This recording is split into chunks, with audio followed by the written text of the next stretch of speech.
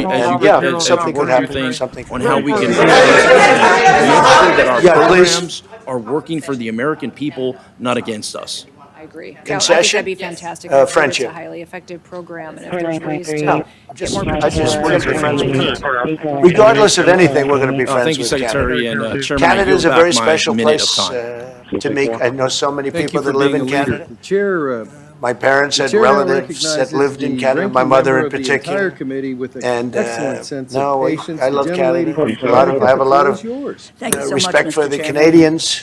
Wayne Gretzky, the great one. Earlier this We year, happen to have a very, very good hockey player right here on the Capitals who I have a lot of respect. He is a big, tough cookie. It's about $200 million the record. paid for by And he's a American great guy. taxpayers, And, I might you know, we add. had the The team ads here, are and I got to supposedly know a about lot border of the players. security.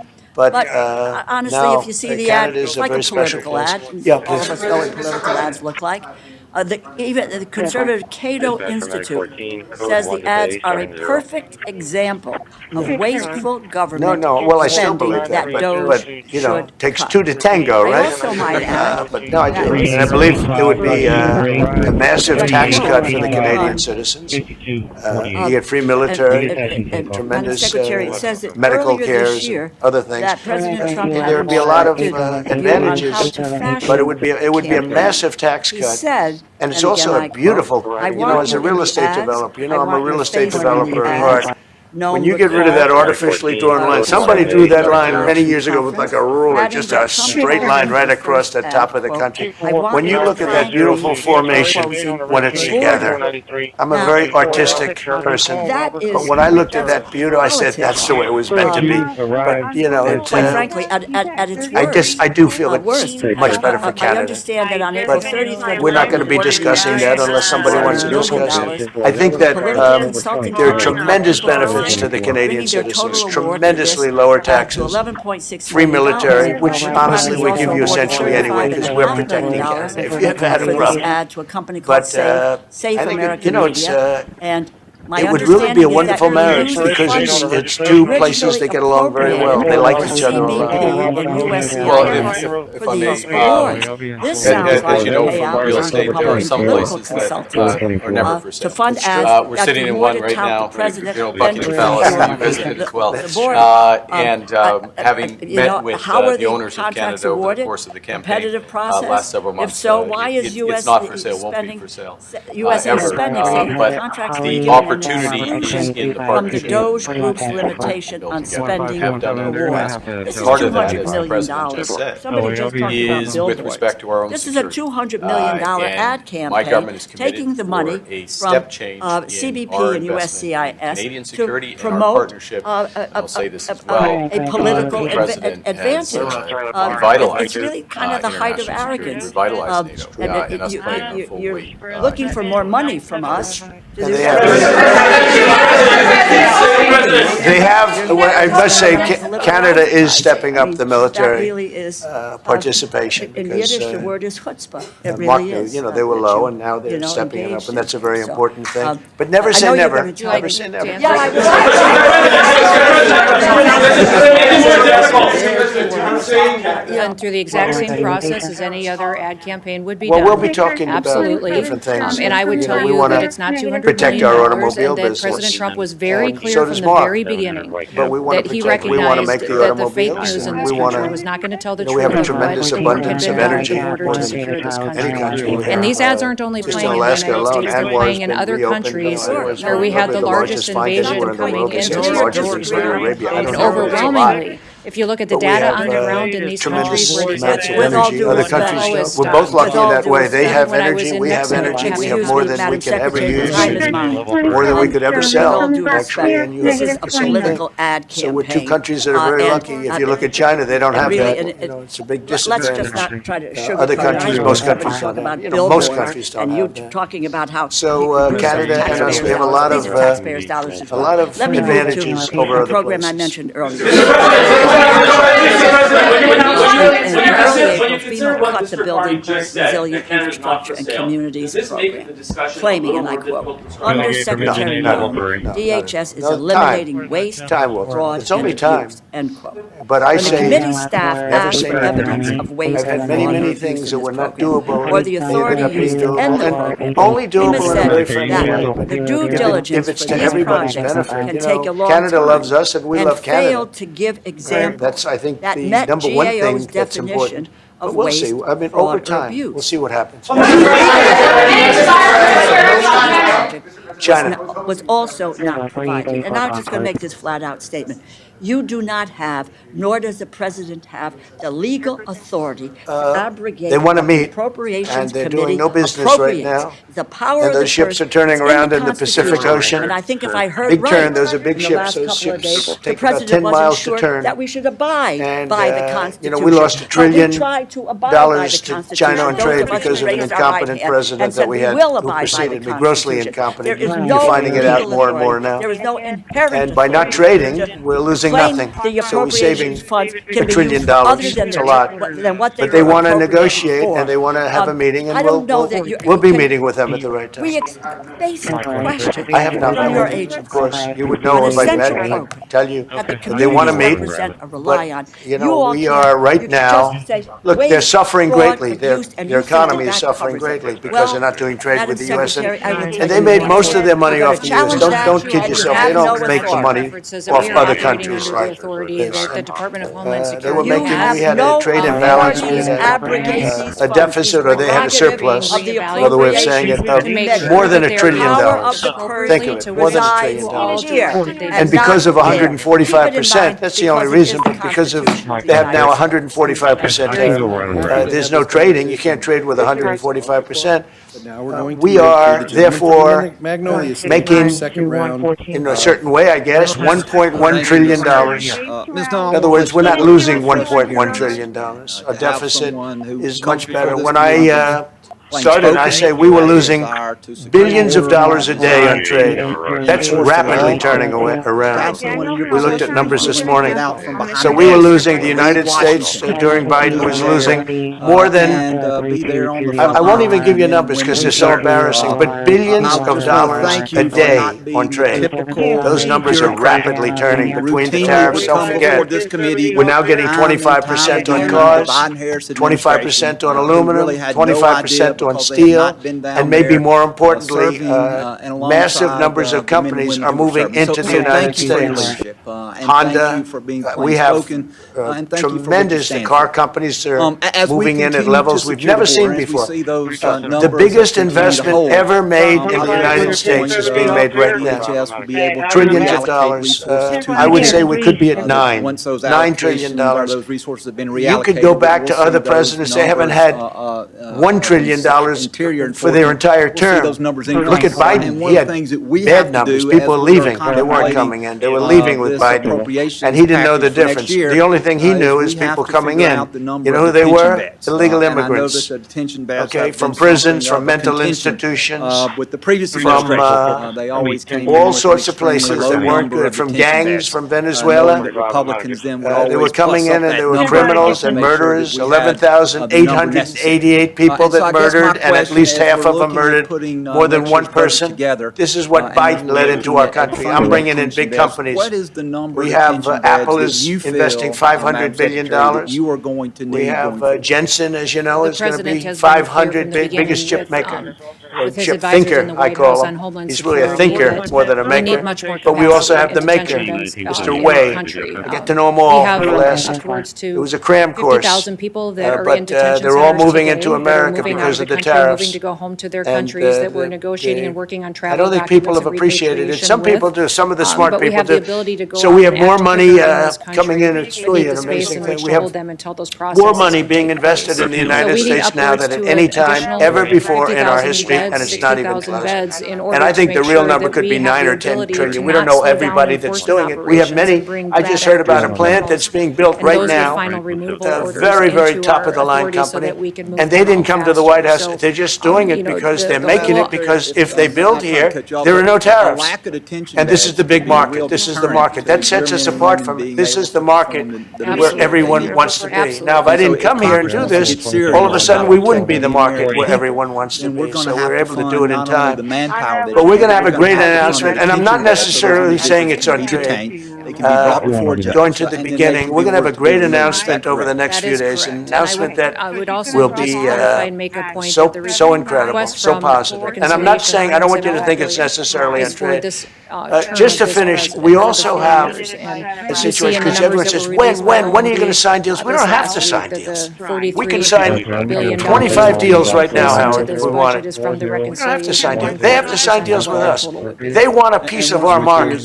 We don't want a piece of their market. We don't care about their market. They want a piece of our market. So we can just sit down, and I'll do this at some point over the next 2 weeks, and I'll sit with Howard and Scott and with our great vice president who has done a really good job. We have some good news to report on a lot of fronts. But JD will be there, and Marco, and we're going to sit down and we're going to put very fair numbers down. And we're going to say, here's what this country, what we want, and congratulations, we have a deal.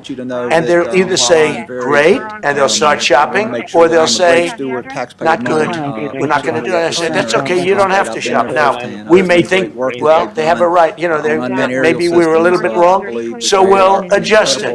And then you people will say, oh, it's so chaotic. No, we're flexible. But we'll sit down and we'll at some point, in some cases, we'll sign some deals. It's much less important than what I'm talking about. For the most part, we're just going to put down a number and say, this is what you're going to pay to shop. And it's going to be a very fair number. It'll be a low number. We're not looking to hurt countries. We want to help countries.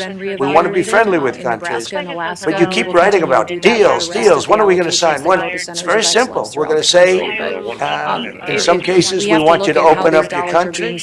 In some cases, we want you to drop your tariffs. I mean, India, as an example, is one of the highest tariffs in the world. We're not going to put up with that. They've agreed already to drop it. They'll drop it to nothing. They've already agreed. They would have never done that for anybody else but me. So we're going to put down some numbers, and we're going to say, our country is open for business, and they're going to come in, and they're going to pay for the privilege of being able to shop in the United States of America. It's very simple. It's very simple. So I wish they'd keep, stop asking, how many deals are you signing this week? Because one day we'll come and we'll give you 100 deals, and they don't have to sign. All they have to do is say, we'll start sending our ships right now to pick up whatever we want, or to bring whatever we want. It's very, very simple. And I think my people haven't made it clear.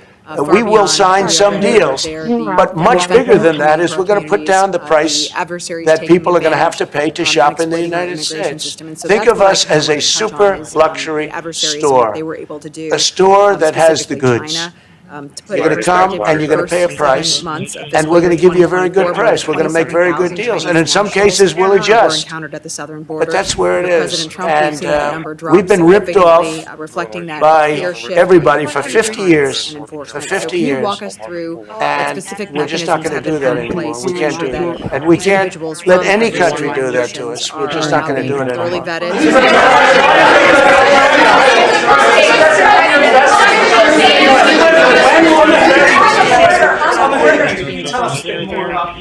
And here illegally. No, it's not a deal. They've said, please don't bomb us anymore, and we're not going to attack your ships. Vetted and their background checks. It doesn't matter where I'm being gone through, and I would say some of the reasons that we've had to evaluate some of the programs that were used under the Biden administration is because countries very good source. No, they don't want to be. They don't want to be bombed anymore. Sort of thought that would happen. Behind you. They weren't sharing all of the criminal background checks of individuals who were in our country illegally. They weren't telling us who they were or what they had done. No, it's fine. It's there. It's good. We use it for certain things. And so that was some of the access. We have the USMCA is a good deal for everybody. We were grateful that they addressed. I won't say this about Mark, but I didn't like his predecessor. I didn't like a person that worked. She was terrible. We do not have that kind of partnership with China. And she really hurt that deal very badly because she tried to take advantage of the deal and she didn't get away with it. And we see needs on the Great Lakes region. So, we had a bad relationship having to do with the fact that we disagreed with the way they viewed the deal. And we ended it. We ended that relationship pretty much. The USMCA is great for all countries. It's good for all countries. vetting we do and have a background negotiation checks and coming criminal up over the background next year or so information sharing to on- adjust it on or folks terminate across it. the world. I'll just say, I'll say a word on USMC. On if I may, Mr. repatriation President. and travel It documents. is a basis They are for a broader having negotiation. discussions on what we Some can things do to about it share are gonna have to information. And I made change. trips to And El part of the way Salvador, you to conducted Colombia, and these to tariffs has Mexico. taken advantage Those of trips were existing made so aspects that of I could get USMCA. those governments So to it's gonna share have to more change. information with us. In fact, Other one elements of the of things that we did while we were there was that's part sign of new what we're agreements with those countries. Biometric information that they collected to give us more thorough travel documents of individuals that were of concern here and had been breaking our laws. And so having those discussions gives us more information to make sure that this country is we safer into don't the do future. much business with Canada from our standpoint. They do a lot of business with us. Broader national We're security at like efforts, 4%, cross-departmentally. and usually those When things we don't think last about very the long. real We have risk here, great it's these things, great international, product, the kind of product we transnational sell, criminal nobody gangs, else the can sell, cartels, state-sponsored including networks. military. Look, we Obviously, make the talked about best Chinese military nationals and equipment the reason the in the PRC world, is not and cooperating Canada and CCP is not cooperating is buys our because military they are equipment, intent which we on appreciate. infiltrating But we our make the country. best So you feel like all military those equipment in the world by relationships are far. really The helping us to missiles, strengthen, the submarines, the intel that everything we have Absolutely. is We've seen really many, many top times notch. where information I that we got rebuilt was our on military computers during that our may have last been term. on a Stupidly, we terrorist gave watch some list, away to Afghanistan, which suspected shouldn't have terrorist happened. watch list, or But someone that was, who is a very dangerous I think it was the part most of a foreign terrorist embarrassing organization. moment in the That history of our information may country. have been shared with us from It another was just country very incompetent because people. of those security But agreements if that we you have in place. look, And the when man that's now countries the head do of our not, Joint Chiefs, he led the attack adhere on ISIS to, for me. sharing That's that the type head of of the Joint information, Chiefs. they don't get the privileges And necessary that Raisin have been Kane, granted to them in the past. he And was we've seen unbelievable. that, And as you know, we with defeated these ISIS. overstays. We've seen that with lack of In information 3 sharing, weeks, that it was perhaps supposed to they take don't get 5 to years. continue in We did programs it in that are 3 under the weeks. purview of the Department of And he Homeland ran the Security, campaign. I said, I like him. because they haven't been But I knew willing him partners before. to I help went, us secure our I went country. to Iraq, and accountability we is back, agreed to a plan, and that was the appreciate that. plan. Thank And you so much, Madam as you know, we did it in yield back. record time. So we have, we have the best, equipment in the world. We have the best, a lot of things. And kind of a marathon but Canada does a lot 12:30, more and business I have with us endured than all we these do with questions Canada. along with Yeah. you. Mr. President. And ask a bunch, but I am going to highlight a couple things since you have a bunch of your staff here.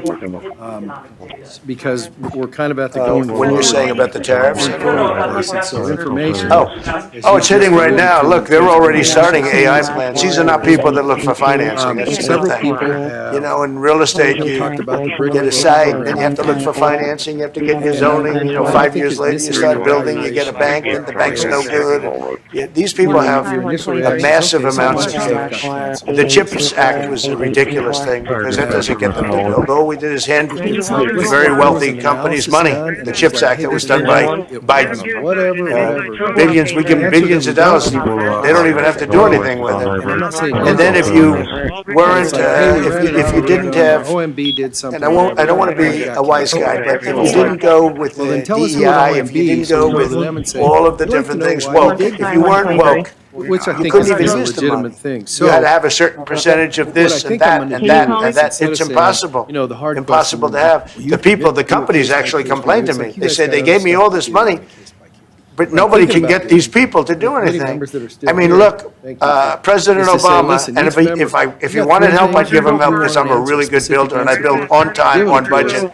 He's building his library in Chicago. It's a disaster. And he said something to the effect, I only want DEI, I only want woke. He wants woke people to build it. Well, he got woke people, and they have massive cost overruns, the job is stopped. I don't know, it's a disaster. And I don't like that happening because I think it's bad for the presidency that a thing like that should happen. He's got a library that's a disaster. And he wanted to be very politically correct, and he didn't use good, hard, tough, mean construction workers that I love, Marco. I love those construction workers. But he didn't want construction workers. He wanted people that never did it before, and he's got a disaster in his hands. And I think somebody got into millions of dollars, many, really many millions of dollars over budget. And I would love to help him with it, or somebody else. I could recommend professionals, but it was not built in a professional manner. By the way, nor was in California a little train going from San Francisco to Los Angeles that's being run by Gavin Newsom. For whoever the the CISA governor of people are, California. whatever. It's like, Did you ever hear of what's the Gavin plan Newsom? for us to He has be got, that train kicking China's is butt or the whatever worst you cost wanna- overrun how you I've wanna ever seen. describe it, and how we're It's still like okay on the totally out of civilian control. So sector then they stuff. said, all right, we won't go into San and that's- Francisco. and We'll by the stop way, that's 25 stuff we miles need short. because And we won't go when it into comes to Los Angeles. markup We'll stop for this 25 committee, miles transmit short. it on to the bigger committee. It's I mean, we need hundreds solid of ground billions for of that dollars sort for of this stuff. stupid ESA, project that should have never been built. And then they realized that it would have been I'll tell you a lot what I've less heard costly so if we far just gave is limousine service back and forth and gave it free. They would have saved hundreds of billions of dollars. They have airplanes that go there for one 1/100th the cost. And they have cars. They have a thing called the highway that goes back and forth. It's not fully utilized. And they got involved with this project. And Gavin, unfortunately, I always liked Gavin. I had a good relationship with him. I just got him a lot of water. I sent in people to open up that water because he refused to do it. And just got him a lot of water. They would have had that water, and if they would have done what I said to do, they wouldn't have had the fires in Los Angeles. Those fires would have been put out very quickly. But if you think about it, and you got to take a look at this. It's the worst cost overrun I've ever seen. I've watched a lot of stupid people build a lot of stupid things, but that's the worst cost overrun I've ever seen. What's happening between San Francisco and Los Angeles. And you ought to ask about that because this government is not going to pay. I told our very great new Secretary of Transportation is doing a good job, Sean Duffy. I said, we're not going to pay for that thing. They are just, it's out of control. This is something that we'll just let you know. You don't have things like this. It's not even conceivable. To say, like listen, 30 this times may over change, budget, but right 30 now, from times. what we know It's for the running the craziest thing outfit for 4 and now months, it's hundreds of, it this was is supposed kind to of be a our simple effort train. from And I think the media should take a look at it. Stafford And I'd love him to run for president on the other side. I'd love to see that, but I don't think he's going to be running because that one project alone, well, that and the fires and a lot of other things pretty much put him out of the race. If it changes, then all it takes is we're going to work on some subtle changes, maybe. I don't even know if we're going to be dealing with U.S. We're dealing more with concepts right now. Look, right now, we're doing trade. We have trade. They're paying a tariff on cars and steel and aluminum. And I think we have a baseline of 10% or something like that for the tariffs. How many more beds you need? We're getting along very well. Right now, going no further, but we have an agreement. We did something with even parts. You want to discuss that, Howard, with respect to Canada, which helps Canada out? That would be necessary on this stuff. We've made an arrangement with the car companies that 15% of their USMCA parts are included, and then 15% of foreign parts from the manufactured suggested retail price are non-tariff to help domestic manufacturing really thrive. The department hopes to be made whole with reconciliation, but in the meantime, you need to live within your means. It's our job as members. A lot of these companies already have factories, and what they have to do is just fill them out. But they're able to build them in the United States, so we gave them a pretty substantial period of time. I think that work begins in earnest today as we begin the 26 process. We will move quickly but not hastily, working with every member to produce a bill that will pass the House and floor as we have done in the last few years. I expect the department to be a good partner in the process, and I ask you for your commitment that communication will be significantly better moving forward. That's not a, what's he mean by that? It's like, we need better This is not necessarily a one-day job. This is over a period of time they have to make that decision. We expect to receive original briefings and reports from DHS on time and any changes in programs and policy. Is not absolutely changes. Second, we are the largest client. To be proactively communicated so that we can work collaboratively and to secure the homeland. We are the largest client in the United States. Here's my we have a tremendous auto sector you. between the two of us, and the changes that made have been helpful. While everybody else, 50% of a car that comes from Canada is American. I'm a That's lot not older like than anywhere you else. so sometimes I react poorly. And to your question, but is there one thing? For the get back questions that members of the subcommittee had today, we ask that you respond in 15 business days. There will be some additional questions members provide in writing. We ask you to respond to those in 30 days, and here's the part is represented by who's sitting around. I'd like to thank you, Madam Secretary, for being here today. Very friendly. Subcommittee stands This is not going to be like We had another little blow up with somebody else. That was a much different. This is a very friendly conversation, but we want to make our own cars. We don't really want cars from Canada. And we put tariffs on cars from Canada, and at a certain point, it won't make economic sense for Canada to build those cars. And we don't want steel from Canada because we're making our own steel, and we're having massive steel plants being built right now as we speak. We really don't want Canadian steel, and we don't want Canadian aluminum and various other things because we want to be able to do it ourselves. And we, because of past thinking of people, we have a tremendous deficit with Canada. They have a surplus with us, and there's no reason for us to be subsidizing Canada. Canada's a place that will have to be able to take care of itself economically.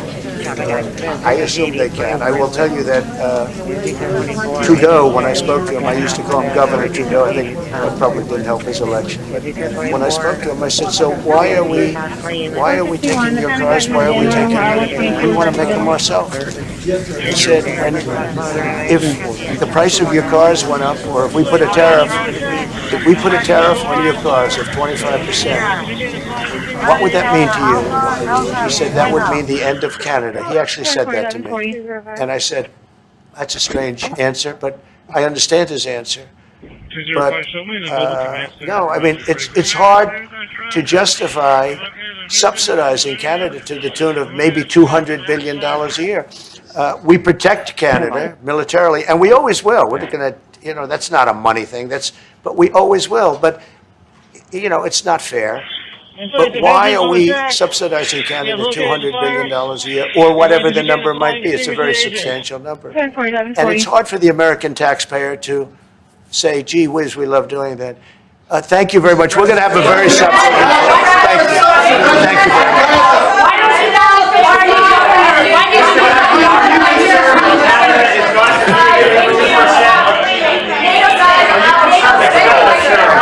Sir, NATO spending? You come out, Canada's NATO spending, headed out, thanks guys.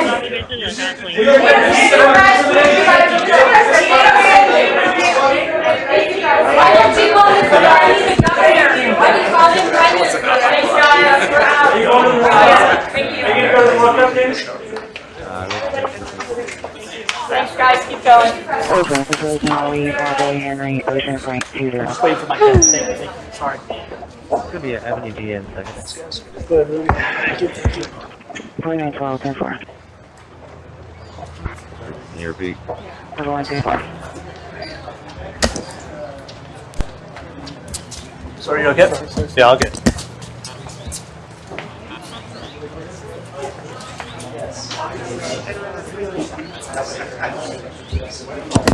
All right. I think that's right.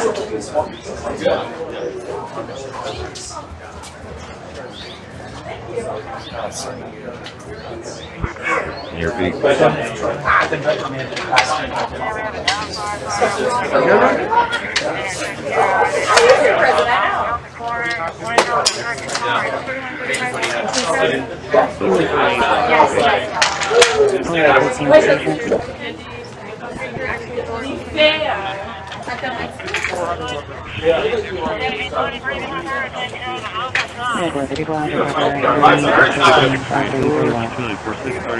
Ocean Drive.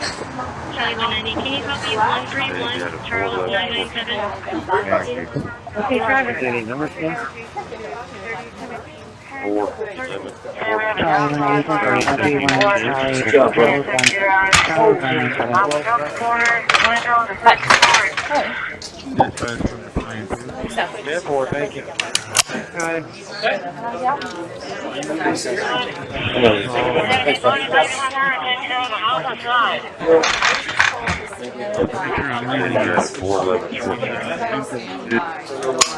Any no issues with the line view? Any numbers again? 411 Short Street. 152. Dispatch from Battalion 2. Therefore, thank you. EMS 1 crew.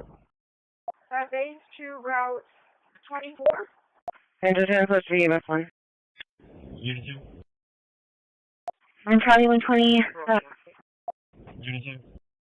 Route 24. It should be on Walter. So I need to call the engine. It should be on Walter. Pretty sure I'm reading Charlie 120, the RP's going to be an engine call from everyone's going to be a red Chevy. I didn't know you were talking about. We just talked up. I'm heading back to our email one for receive. 50, 57, 9922, 5057, Sweetie, en route to the Berkeley to a motor vehicle not in progress. 2813 Elizabeth 2810 Elizabeth contact 1 Charlie Delta Corner. We have a line of CBC. Wait, I'll take you up. 24, go ahead, Charles 204, 27, 5057, 9922. I didn't know you were talking about. 9922, one double. Oklahoma? We just talked up. I'm heading back to 250. Can you go out for the Union League out of progress at Penske Truck Leasing? 5522 Bear. 5522 Bear. Contact Lancer. 4915. 50, 57, 9922, 5057, 9922. We got division of attack. We have located the fire on Charlie Delta Corner. We have a line of CBC agent. Total traffic. 3 Charles 204, 27, 5057, 9922. 50, 57, 9922, one double. Charlie 190, the driver says they have another truck that's coming that's supposed to scrape over everything that spills. 20, right there.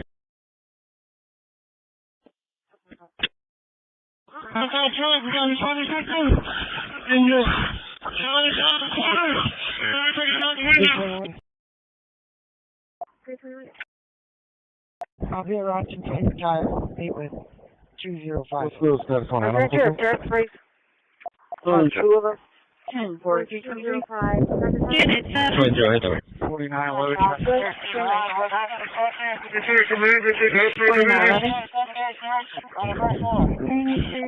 Dolphin, can you send me another unit? Not emergency. Samurai Clipper on William Boy David 3692. 613,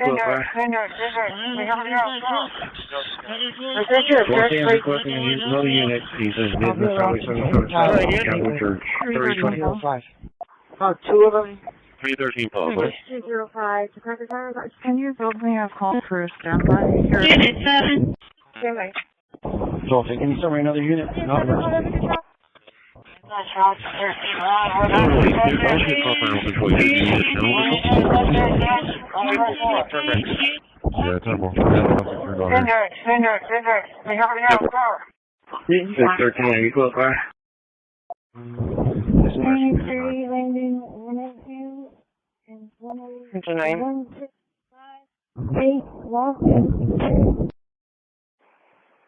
Try again.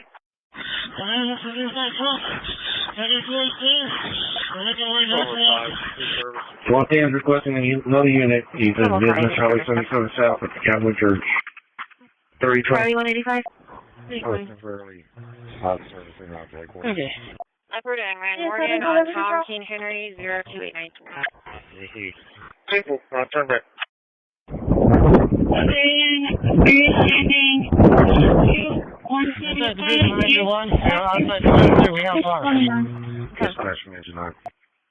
Finishing up to the runway at 7811 Spider-Man. Belinda, Florida. I'll be around 809, I was direct. 8855, 8855. Insurance is confirmed. 1109, good far. 27 Negative 29. Engine 1, you're inside Division of Engine 1. We're outside the structure. We have fire. 629. Go ahead. Right here. I'll be around the cold. 50304660. 50304660. Oldsby. 5502, Castores, David Victor, 67022. David Victor, 67022. 27 Negative 29. 4915 so far. Hey, I'm already here at the yard. I've never got nothing, so I came back to the yard. 49 volt traffic. You never got nothing for what? I told you to take your unit to the shop. Well, two base, can you put me individual? What is it now? Well, I don't know, it says wait for request, and I waited until 11:42, and then I came over here to the, not into the spot. 7649 Adam 66. Oh, okay, está bueno. 1044. But I never got to log in over.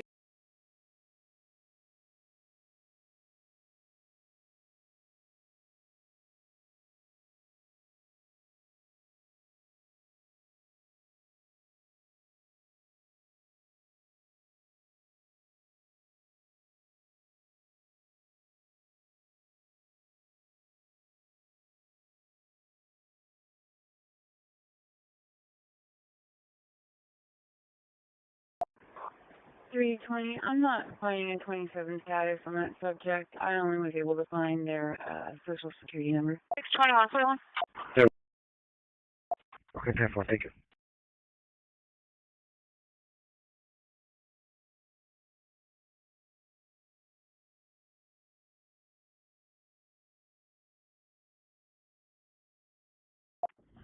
Delta 190, copy plate.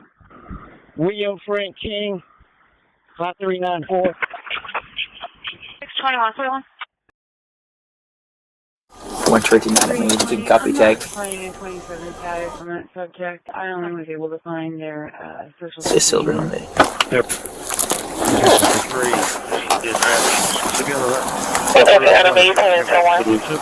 Yeah, yes ma'am, you copy tag. For the little black car, I need your name. Information exchange over there.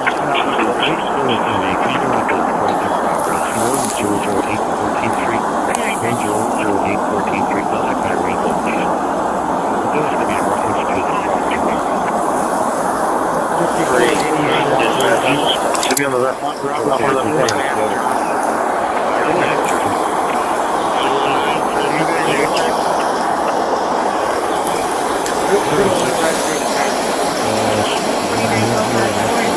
For the little black car, what's your name?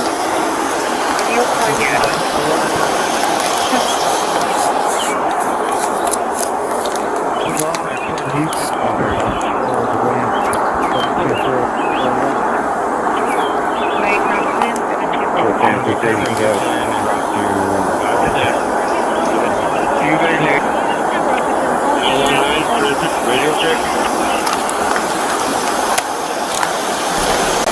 306. We're going to move here in the next couple of minutes. So they appear to be sleeping in the car. Male, female, they all hooked up. Who called this? Cleaning.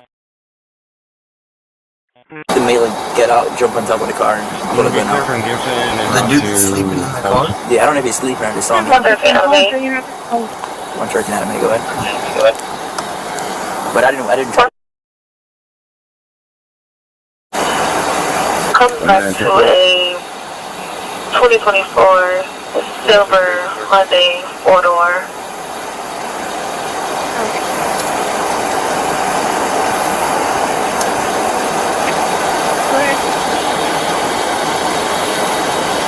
Female drive. What do you want to do with it? I could knock it and see. I can talk to him.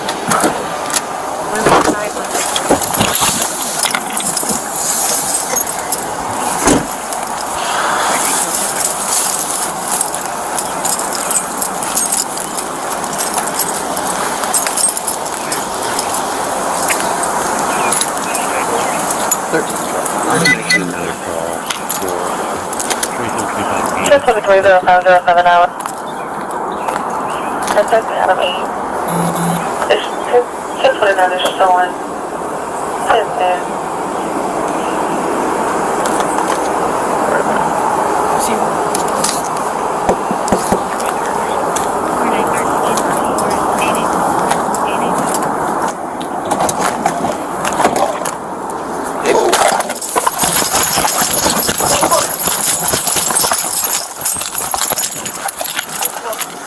What's it gonna?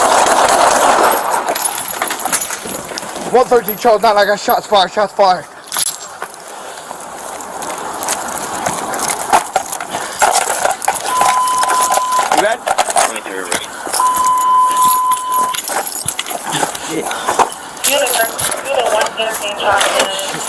has a mayday. Is she alive? Yeah. Ma'am, are you alive? There's 29. There's one person call at the 19 program. Your license canceled. Showing EOA citywide. One supervisor copy. No, get it, secure. Yeah. 113 truck down. I got one down. I need Razzie to respond to my location. Come and step away, car, please.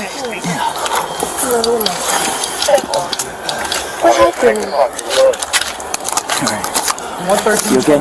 Yeah. We're in the back. Ryan, Sidney, Razzie.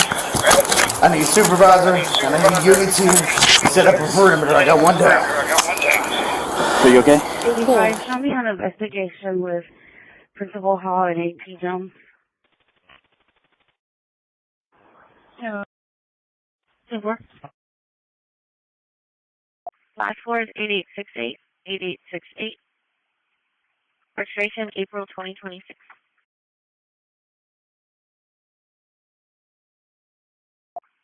April 2026.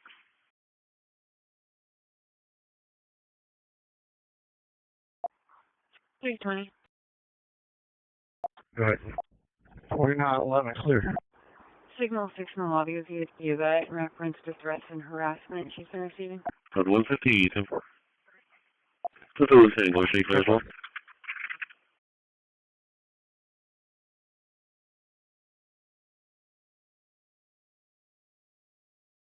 Good.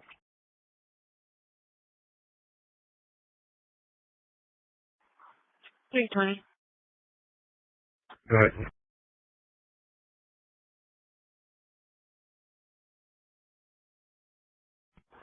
Signal audio via that reference to threats and harassment she's been receiving. 10-4. 117. You show me clear. 10-4. Anything I'm over to dispatch? 10-4. Intro is clear and around to 4326 Lake Apache Drive.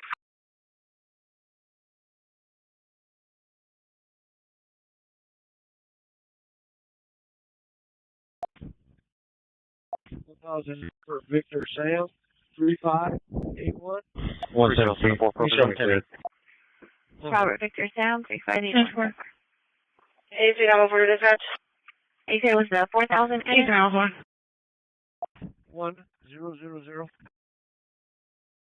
Intro is clear and around to 4326 Lake Apache Drive.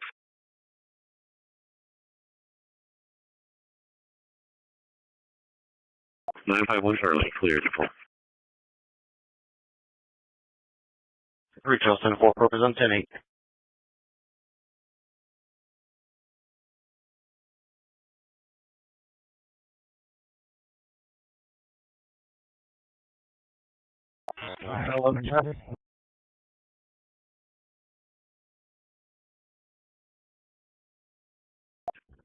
Cimarron at Brianna on Primary 0645.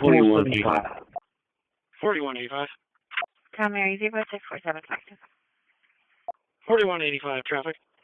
Location.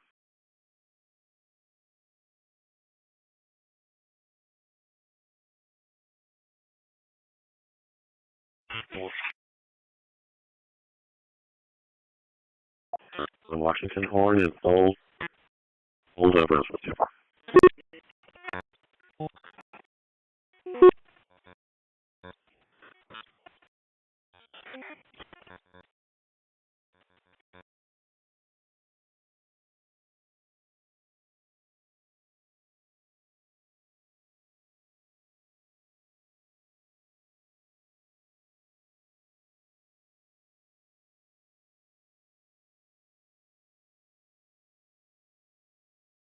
Medic 17, call 6640, Yorktown, ESV 1414, call for Medic 17, call 6640, Yorktown, ESV 1414, for dispatch 158.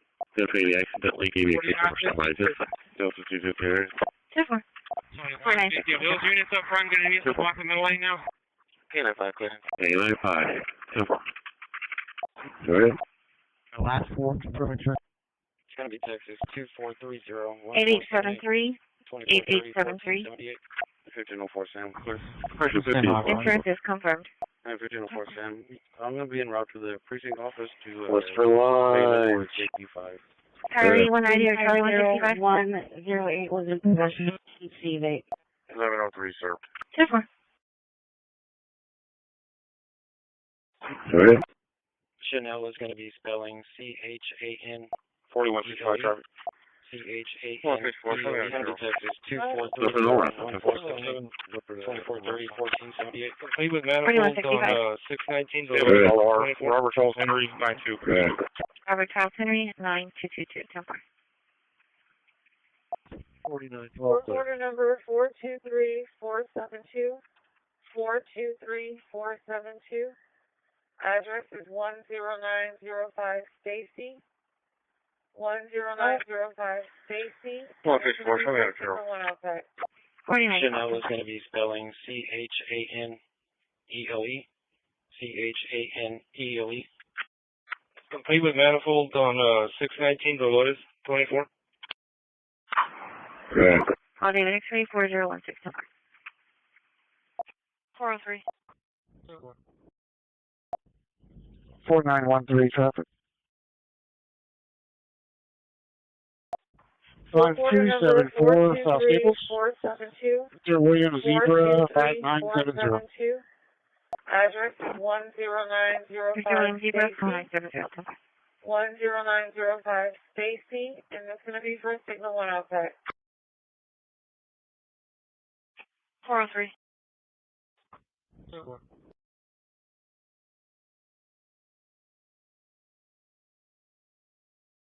$89 for 0 to 0. Yeah, 10-4. 4911. 4911. 8930.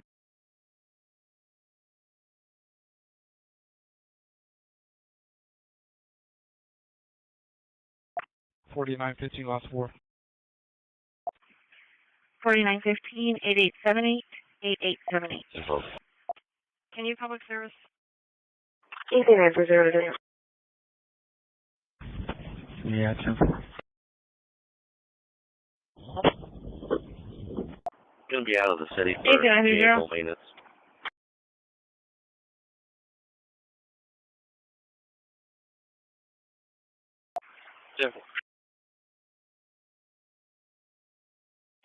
Can you public service?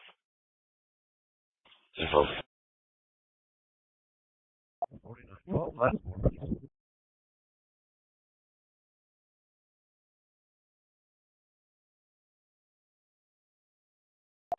3736 Brooks Drive. Going to be out of the city for vehicle maintenance. 3736 Brooks. 10-4. 4911 location.2210.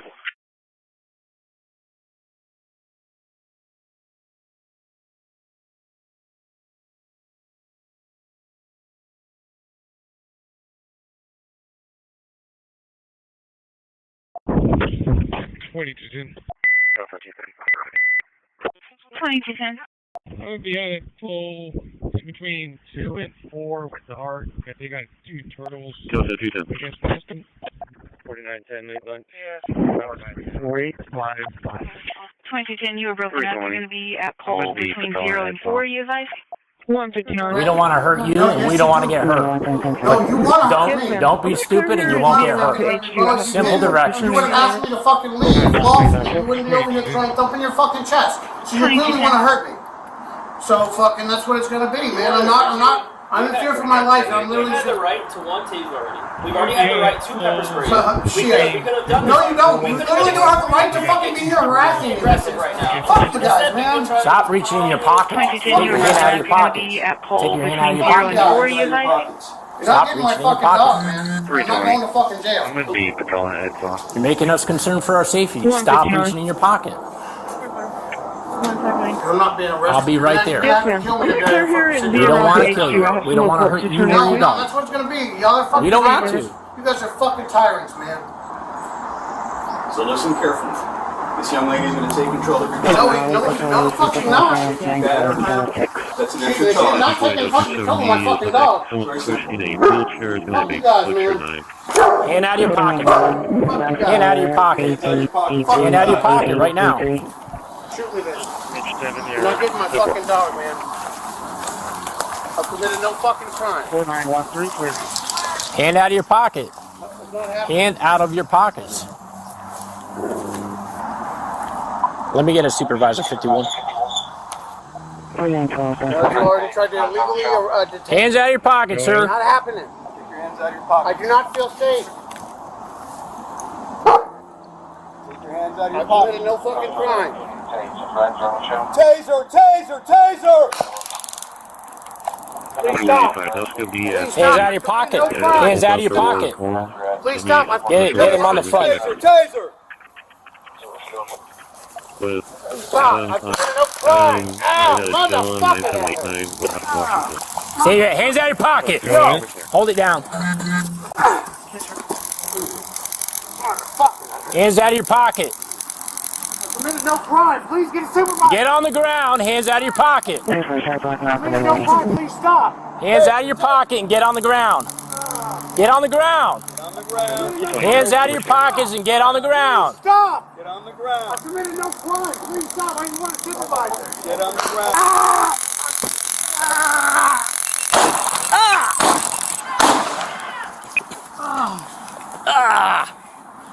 How did I get hit? Something hit me. Get out of the way, Carl.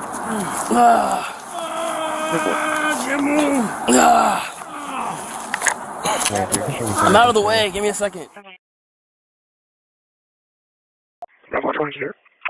Call for engine 10, fireman down, $3 Air Horn, 4202 Air. No 127.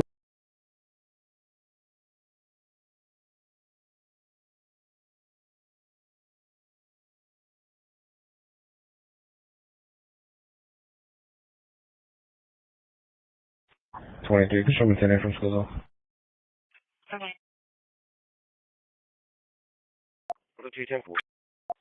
205. I'll be clear from Craker and route to Robstown. Marine, so we're clear from La Quinta and route back to the Inner Harbor. Go ahead.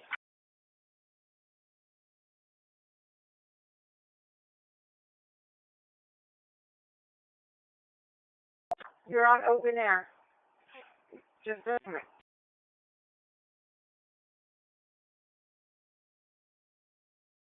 Ocean 3, Edward. 205. I'll be clear from Craker and route to Robstown. Richard Fortune. Edward 106. Canterbury. Go ahead. 145. I'm out of calls. Canterbury calls. 10-4. What happened? You're on open air. Just a minute. I just got out from getting my ID. Okay. 4122. 4120, 10-4.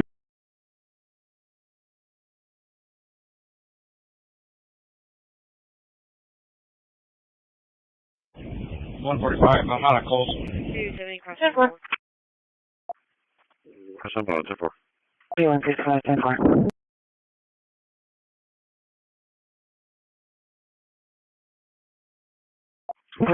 Location. Communications to maintenance. 7,000 Islander Way, Victor Frank Lincoln, 1333. 7,000 Islander Way, Victor Frank Lincoln, 1333. There's a package upstairs. Mike 26. For Mike 3. He's by the. MH10, can you look at that call on Guadalupe, 2622 Guadalupe, event number 8866? Probably 185. Up to reason for. Roger that, on my way.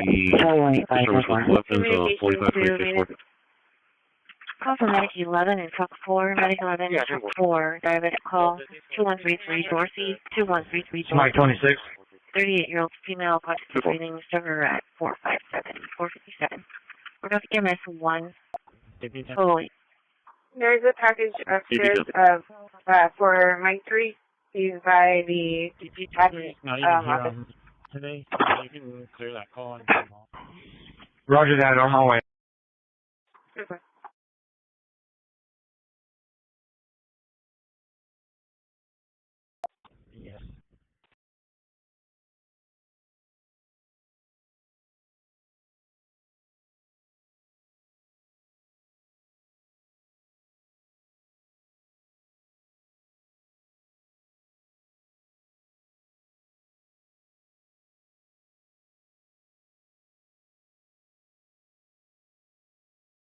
2-4. 3170, I'll be 5-8. 2-4.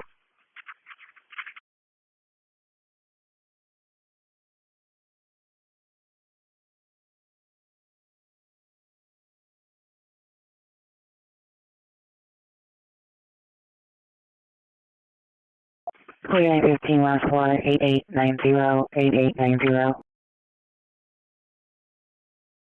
Sorry, 170, copy, please. Clear 170, go ahead. Victor David Boy, 6557. No, wait, what's the status on animal control? Hello, Victor David Boy, 6557. 35 now. Hey, you put me out here on a signal 4 reference PID. Probably. Probably. Square 47, I'll be on my 46. Give me the location one more time. Step out with your hands up.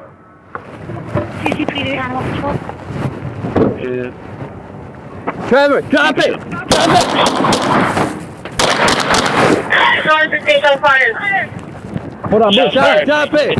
Drop it! Drop it now! Drop the gun now! Drop it! Don't move!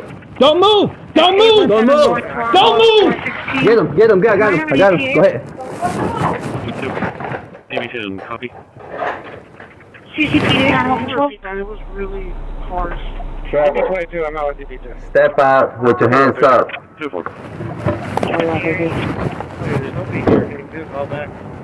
Trevor, drop it! Drop it! Sorry for station fire. Hold on, move, drop it! Drop it! Drop it! Drop it now! Let me see Drop your the hands! gun Step back now! with the gun! Drop it! Don't move! Don't move! Don't move! Don't move! Don't move! Get him! Get him! I got him! I got him! Go ahead. That's 817 North Rockwell 416. Can I have an ETA? Out of Arkansas, 10-4. Can you repeat that? It was really harsh.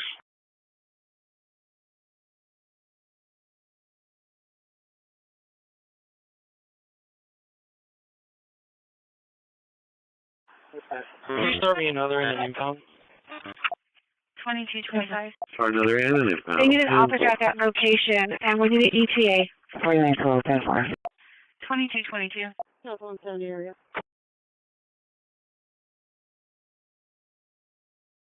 49. 4915, 10-4. Can you explain the call?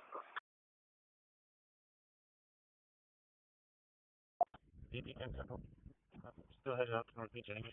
2225. 10-4, stand by on ETA. They need an officer at that location, and we need an ETA. 2222. Can you show me 115? 2-4.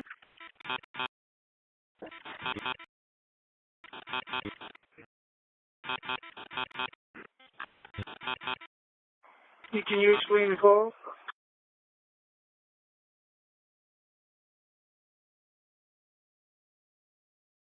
One 135. 10-4, stand by on ETA. 115.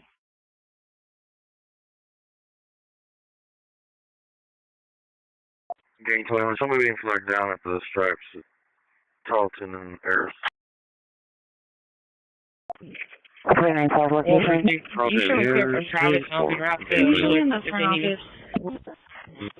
Step out with your hands up. Henry Sam. 1221. Trevor, drop it! Drop it! Sorry for station fire. Hold on, move, drop it! Drop it! Drop it! Drop it now! Drop the gun now! Drop it! For emergency message. Clear frequency. Don't move! Emergency message. Don't move! Don't move! Don't move! Don't move! Get him! Get him! I got him! I got him! Go ahead. You show me clear for Travis, and I'll be right to Miller if they need me.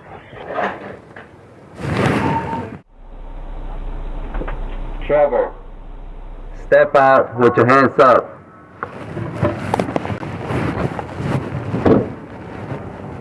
Trevor, drop it! Drop it! Sorry for station fire. Hold on, move, shut it! Drop it! Drop it! Drop it now! Drop the gun now! Drop it! Don't move! Don't move! Don't move! Don't move! Don't move! Get him, I got him. Go ahead.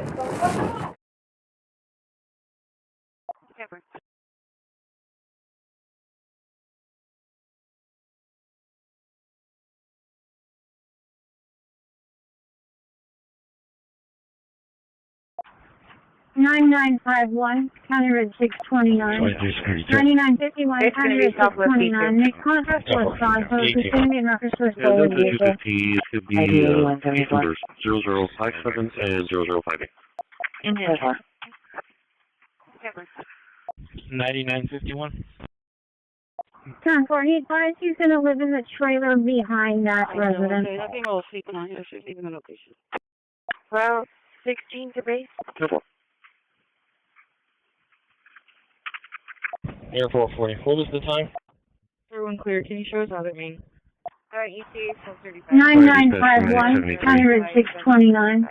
9951, County Road 629. Make contact with Santos, descending in reference to a stolen vehicle. Mary Nora Charles 326. 9951. 10-4, he advised he's going to live in the trailer behind that residence. Well, 433, you can disregard my officer took care of it. Air 440. What is the time? Mary Nora Charles, location. Wait, you're about to call me back. Can you send it back? Because I didn't. I'm just going to drop it off right now. 240 NAS. Fire dispatch from Medic 73. I couldn't find any information on a person named Mei Li ordering Hungary the 900 you want. 8903.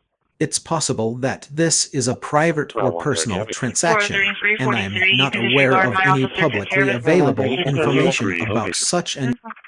I recognize the phrase, "We're united." Elena meddling around is a reference to the popular young adult fantasy romance series by L.J. 2401B, check your radio Smith, and which was later adapted into a television show called The Vampire Diaries.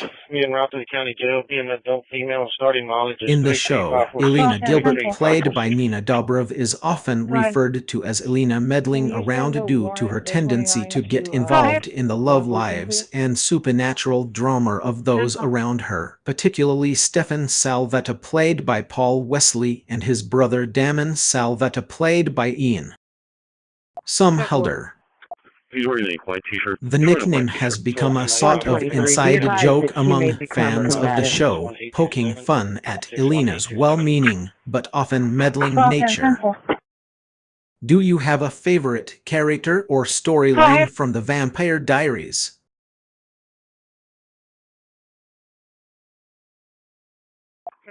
Illinois.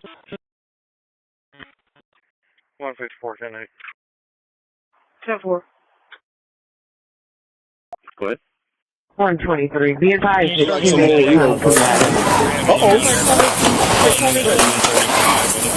That ain't got nothing to do with me, boss. Get down.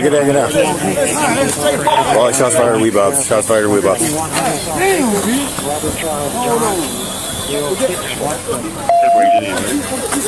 Who's shooting? Drop the gun! Police! Drop the gun! Drop it! Hands on your head! Man! Hands on your head!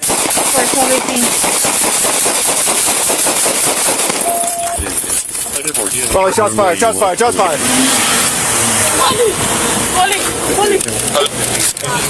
Status, Rockport and Marywood. To the right! At the Weebob. 423, what's your status? He's in the car! He's in the red truck! Hey, hands! Hands! Both hands!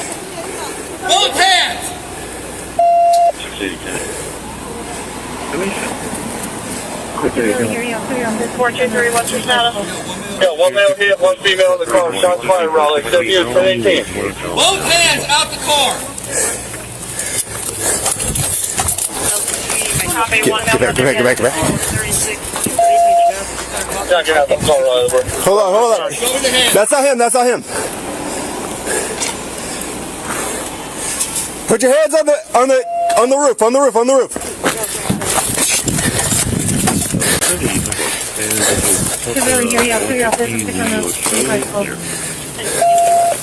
All right. Suspect down to the ground. On the roof. Suspect down. You shot my boyfriend. I know, I'm sorry. You shot my boyfriend. Okay. Can I get him out? Are all officers 10-4? I think I can complete the rhyme for you. Yeah. No one but me is a common phrase, and when completed with won't be that, it becomes a famous line from the song No One But Me by Alicia Keys. As for the second part of your question, I'll try to fill in the blank. Delta 220. The correct completion of the rhyme is no one but me. Won't run an old road new home if I get $100. The reason behind this line is likely due to the idea that with $100, you could afford a new start and a fresh beginning, perhaps move to a new home or starting to The phrase is meant to be optimistic and encouraging, implying that even with limited resources, you can still make a positive change in the world. Am I correct? It's going westbound, eastbound. The Black Sierra. I'm shot. It's just 1050. 22.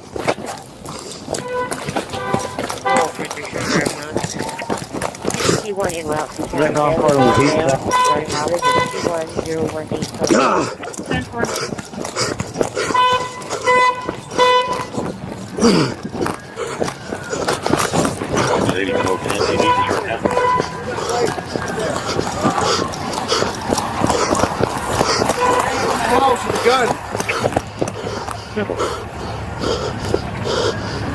Where'd he go? 73 call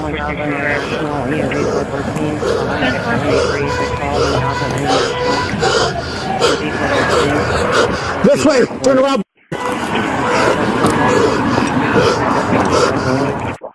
Behind you. Where'd he go? Looks like he jumped the fence.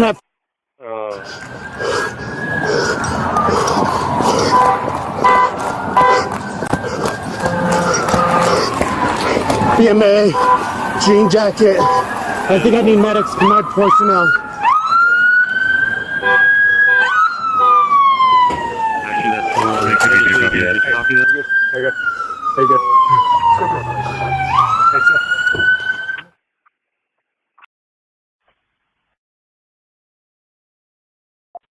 Unit 6.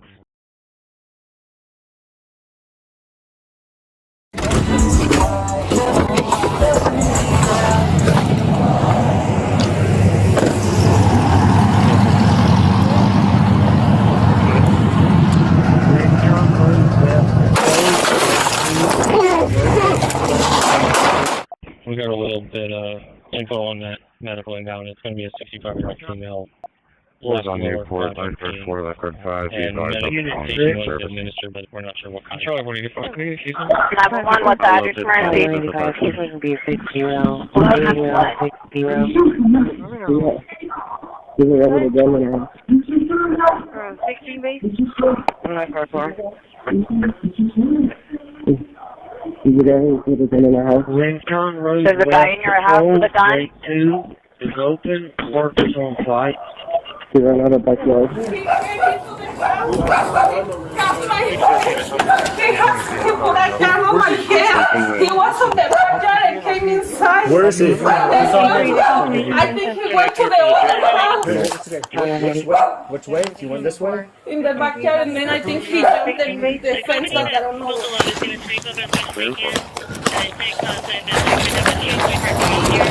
Flight, please! Please cover it! Hey, just cover me just in case the guy might be in there. Police department, cover your head! 40-20 feet, start on another one. Show me your hands! Flight, please! Get your hands up! Stop! That doesn't look like anyone's in there. 123, the confirmation incident. Alright, so we have a critical incident that's going on. It's kind of dangerous right now. Did anyone jump inside your yard, the backyard? Where are you headed to? Okay. What I need you to do, can you go inside your house and shelter in place? Let's get this family out of here. And we need them for detectives so they get more information. Yeah. Well, please.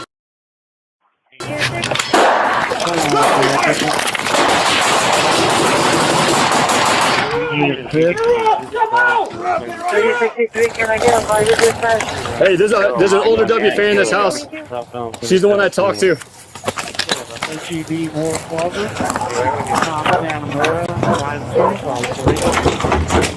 They go back inside?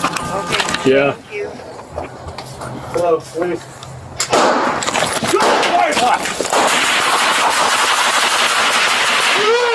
Get her out! Get her out! Get her out! Hey, stand up! Are you hurt? Get her out! Get her out! Get her out! I got you. I got you. I got her. Yeah, I got one hand. You get the other. Get it behind the car. Stay right here, man. Get the fuck out of there! I'm leaving there, but I can't find it. Yeah. It's shut down. The Turn off car 25. 29.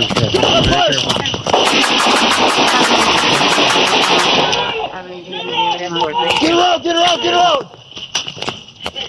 Are you hurt? Where is he? I don't know. He's in back away.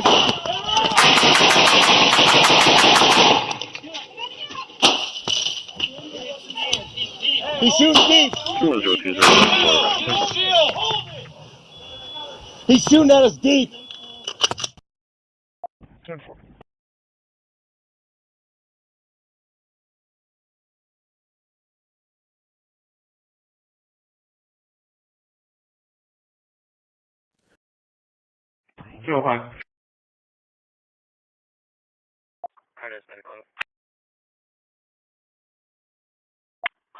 Bees and boys, you. To 235. You are at trespass. Baldwin. 201 South Staples. 201 South Staples. I'll be declining contact. There's a mill in the parking lot. The business arrest when I leave. White mill, around 20. Gray shirt. What's the address of the emergency? Okay, and tell me exactly what happened. At 8:30. Okay, so both in my house and barricades my bathroom. The police are at the street level. Please God, wait down the front door and come in. Okay. He's barricaded in the bathroom? No, I'm in the bathroom. He's on Okay. Does he know you're in there? I don't know, maybe. What's your name? I'm scared to death. 680. Headquarters bed at 833 Bridge Street.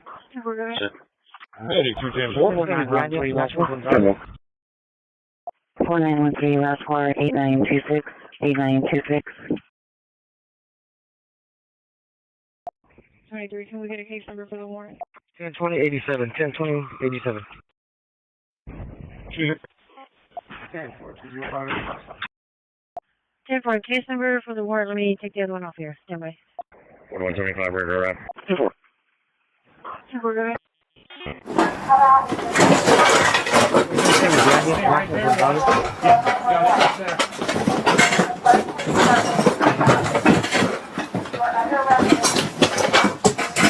We got blood on the fridge. 2087.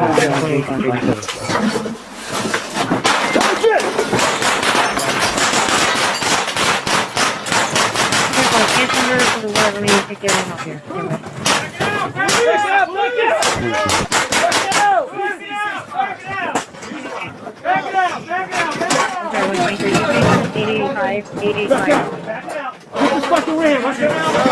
Back it up. I got you. Hey, do it. I got you. Work it out. Work it out. Left corner. Back it out. Watch out.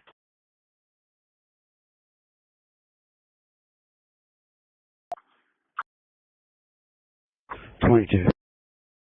240-42. 22. 20.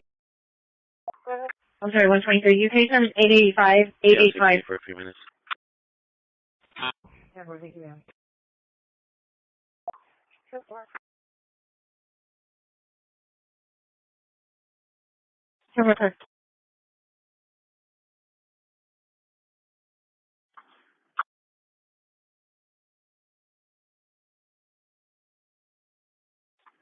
Two 4042.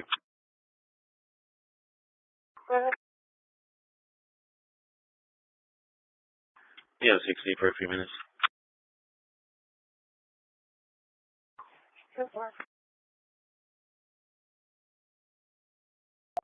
Dispatch from Medic 71 on scene.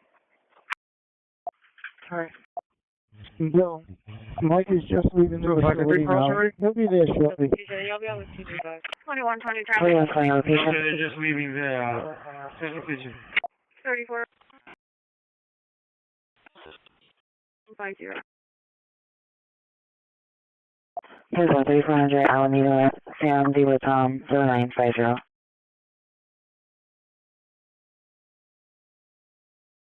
Dispatch from Medic 71 on scene. So if I can take cross already?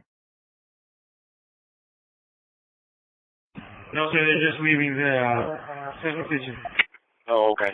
10-4. Did you tell him I was just a little bit past the stop sign? I don't even know that crossroad, so whatever that crossroad is.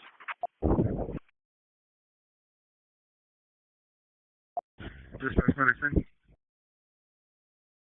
Go ahead. Yeah, so it's coming back, you know, I'd already left Cefe, and then whatever that first, you know, four-way stop sign that we come to, I made it past that, and I'm sitting on the shoulder right there. 4-4. Sorry. Okay, I thought you meant right there. That's nothing. He's got his radio on. He should have heard you. 60423. 604, 10-4. Delta 220, can you get around through the retail vehicle in progress? 3629 Victory. 3629 Victory. Contact time and location. 4-4. Yeah, 10-4, we're at the gate. Waiting. 4-4, no deal. No deal, just ID on.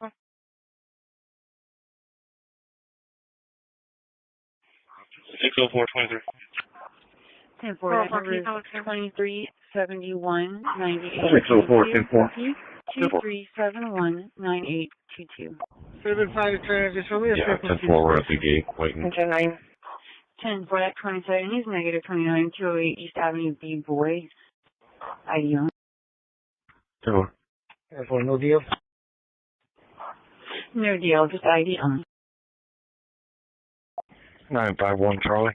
70 copy from South Station. 951 Charlie. Should have been fine to transit. Show me a Circle Street 478. Noise County Courthouse.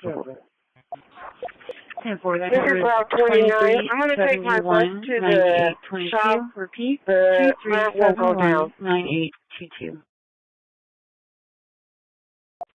Bye-bye.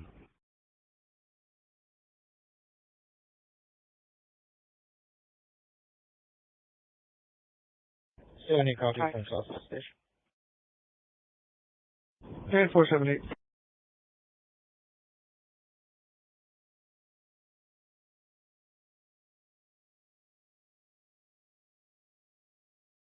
This is Route 29. I'm going to take my bus to the shop. The ramp won't go down. Bye-bye. Medic 11.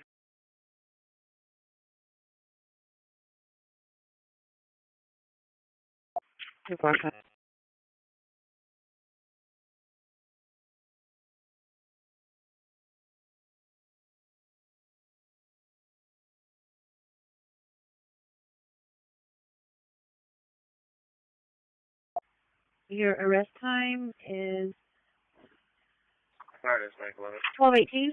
1218. I want to do a patient. Traffic. Old Ridge and Windrose on Tom Henry William 3910.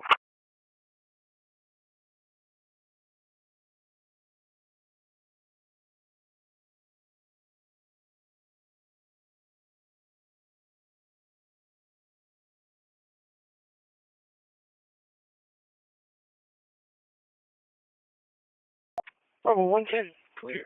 Show me around. Your arrest time 205. is 1218. 1218. And level 120, I'll see you back in a mile. 833 Quetzal, 833 Quetzal. 45, I have our next engine. 22, I got that info I need. Delta 270, can you route an investigation call? Garrison Roosevelt? Garrison Roosevelt, contact at Eaton at the location. 111, 10-4, 120, 205. Just showing you around.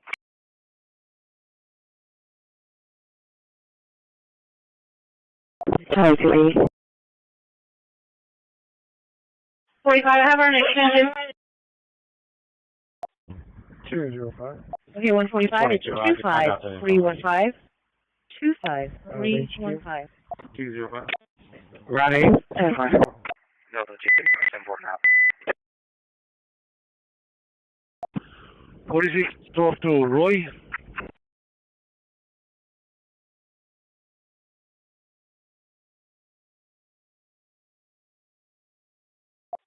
What is it? Talk to Roy? 205.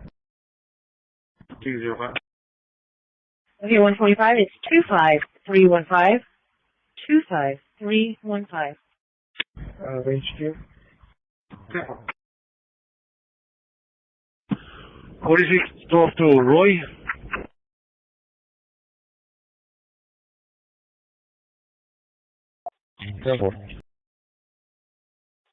What is it? Talk to Roy?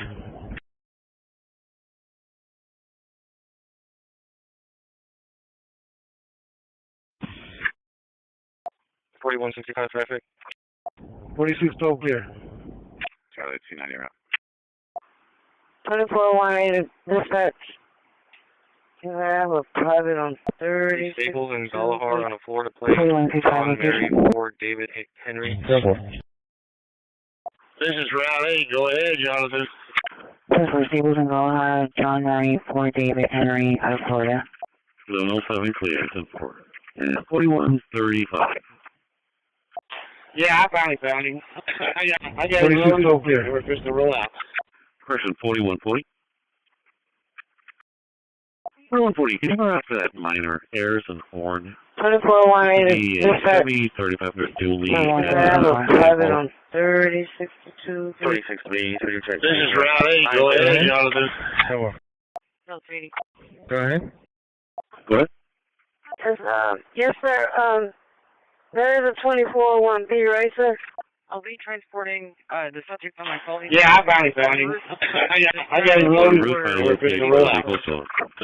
Oh yeah, but she's running behind because of traffic or something. 36B, I haven't given her paperwork yet, so just keep going without it until she gets there, if you don't mind. 4140, we will check there. 135, we'll take that minor. 1080. 4120, 10-4. That's 130, I'm clear.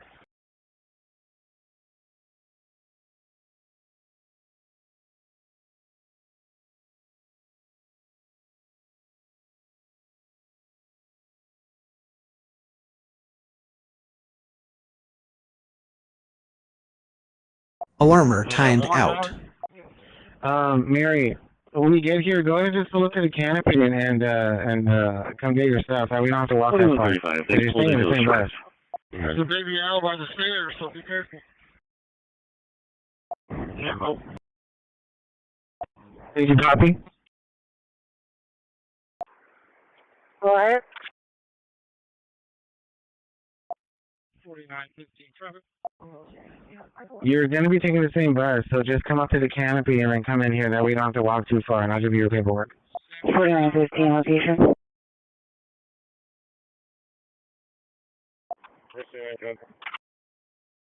It's difficult to make a general statement about what. It seems like you started to ask a question, but it got cut off. Could you please complete your question?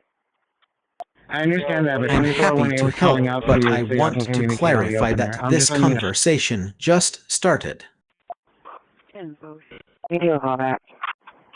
We haven't done anything yet, so there's nothing specific for me to reflect on. However, I'd be happy to chat with you and discuss. I think I can help you out. Sir, one of the drivers is It seems like you're trying to ask a question, but the words are a bit jumbled.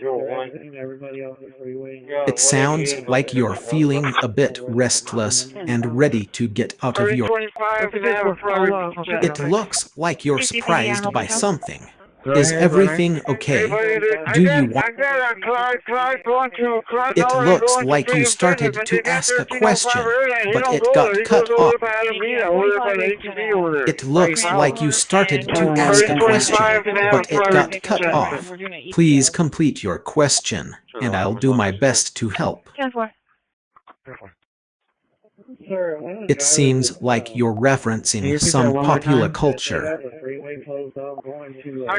Shaman likely refers to the popular novel and film series by New Zealand author Wheaty Aimera, but I could not find any connection with that name being in a movie or book by the title of Caprio. However, there is a 2012 movie titled Cat and Kitten starring Chris Evans. We're doing an EPO. 10-4.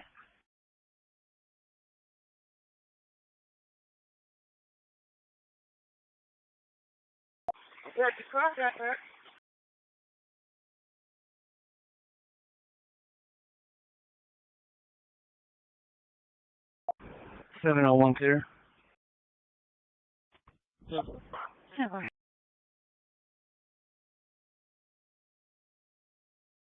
Number 110, I'll be realizing Unit 3. Unit 3. Okay, we'll let them advise. If they need us, we'll go with it. 11 so. It seems like you're referencing the song Little by Little or maybe by memory, but I couldn't find a perfect match. 701 clear.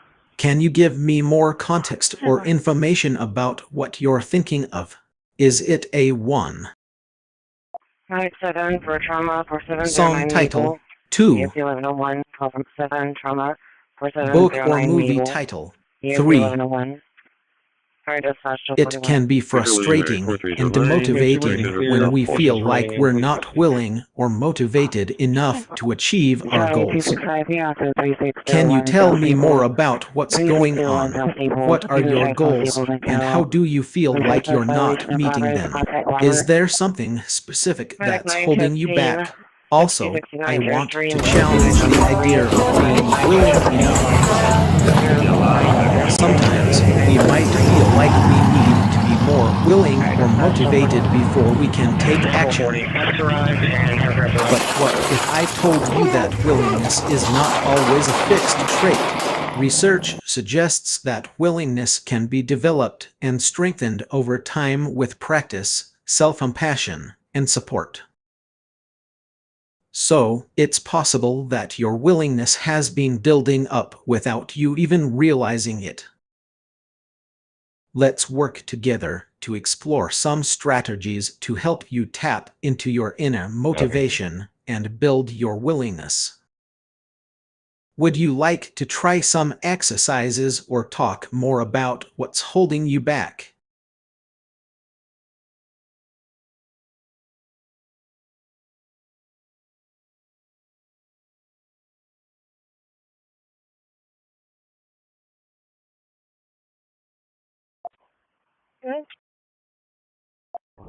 EAD parking lot, EAD interior, exterior doors are locked.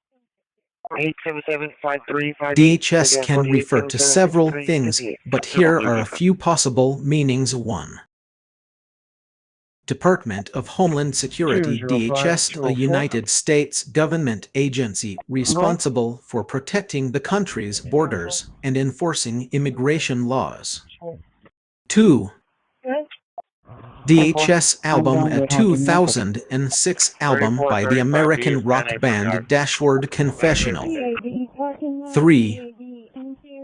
DHS radio station, a radio station broadcasting in Dhaka, Bangladesh. If you could provide more context or clarify which DHS you are referring to, I'd be happy to try and assist you further.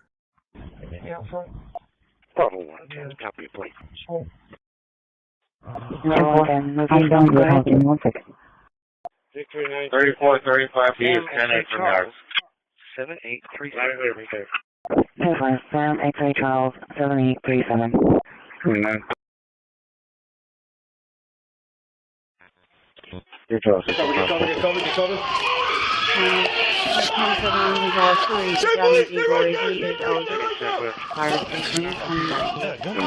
Clear. 4915 last for 8948, 8948. Get cover. 29. Stay police, stay right there! He's got... Watch the crossfire! Crossfire! Drop the gun! Stay away from the gun! Stay away! Stay down! Be careful. No one can go far. 4910, show me out of the building, fine. Do not move! 4910, go far. Thank you.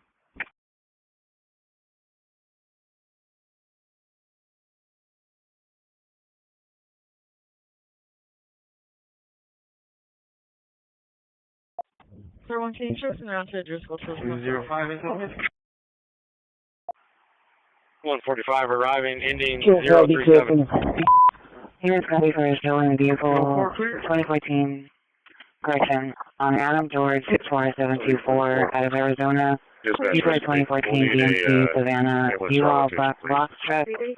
Stolen from 4422 River Road for Charlie 120. Indicated 3 at 1246. 10-4, 1246. Sir, one change trips around to Driscoll. Get cover. 23. The American 145 arriving, ending 037. This is 10-4, yeah, they can just 1246. attach the correct name and the subject. Dispatch recipe. We'll need a ambulance Charlotte 53. Get cover. No patient found. Clear from Stay the police, stay right there! We'll take that from 81 for 114. He's got... 145, 114. Give them the name. Watch the crossfire! 119 of 90. Good. Randy Gonzalez. Drop the gun! 119 of 90. Stay away from the gun! Stay away! Stay down! 23. The American location. Let your admin know that they This can... is they can just attach the correct name and the subject. 145, 114. No patient found. You can clear from this call. No PD needed. We'll take that from 81. Go for 114. River 111, 10-4. 14, let your admin know that they can make that call for this student now. So if they can, we can give them the name of Randy Gonzalez. 119 of 90. Randy Gonzalez. 119 of 90. We're on 130. Location. They're giving us some other name. 14, 53 is Getty. Unit 3, around 42, 53 is Getty, 2-4. 320. I'm going to be calling there. Yeah, those are the 2-4. Dude, that was a Bravo unit on this top room? 2-4, she may have been busy on 3. 6298.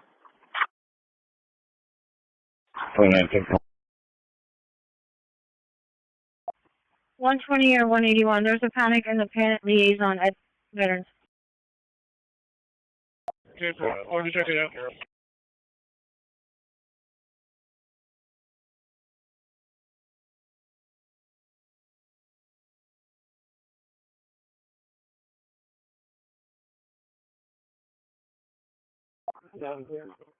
Alright, Temple. C Charlie 2502646.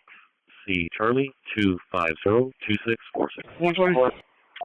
120 or 181. There's a panic in the panic liaison at Veterans. 3200. I'll check it out. Panic button was accidental. Victor Robert 8325. Charlie 230, 10-4. 10-4. Victor Robert 8325 3200 block south 424. Charlie 270, 10-4. Alright, Temple. 4. Charlie, can I be 10-4? 120.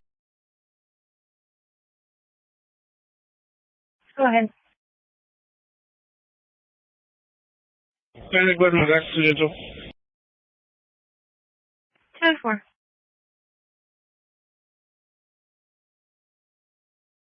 Okay, 4911, last 4, 8964, 8964.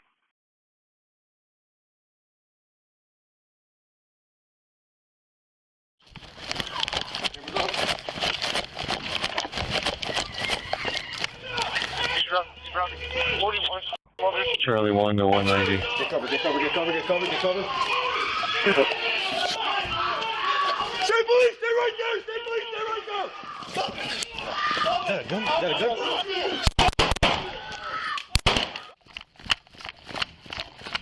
7-5 to transit. 41. Get cover, get cover, get cover, get cover, get cover. Stay police, stay right there, stay police, stay right there. He's got. Watch the crossfire! Hey, crossfire, crossfire! Drop the gun! Stay away from the gun! Stay away, stay down! 140, looking. 17 to airline. 7-5 to transit. 29, access southbound, past 52, Lincoln Mary. Lincoln Mary, 3741, 69, access right by Carol 52, 10-4.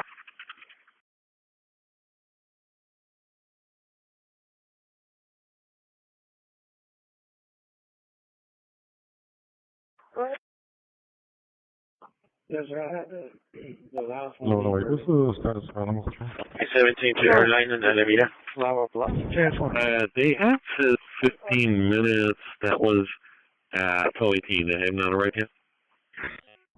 4110. If it's clear for a 7, show me on my resume. 1215, Flower Bluff.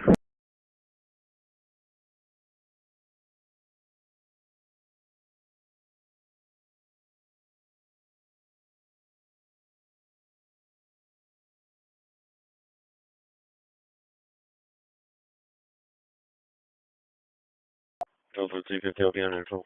Good. Shows are fine in the squad. You show ladder to service. 10-4. 11 on 7, 7.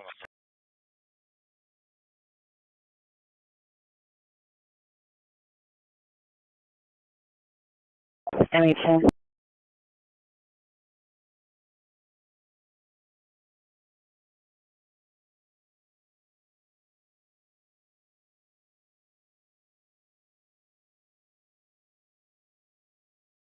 Look at you, check. MH10's Shows water. are fine in the squad. You show ladder to service. 302, clearing SC, high school. MH10 on patrol 1 or 2? Several. Delta 2. He went to patrol 3. Okay, so he's cleared from Guadalupe. Can we confirm that so we can close that out? 4150. Time for check-in. I'll be like 46 on 7.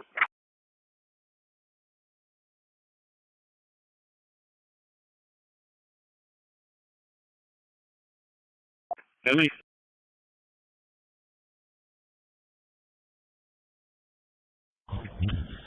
.302, clearing SC, air out to high school. Several.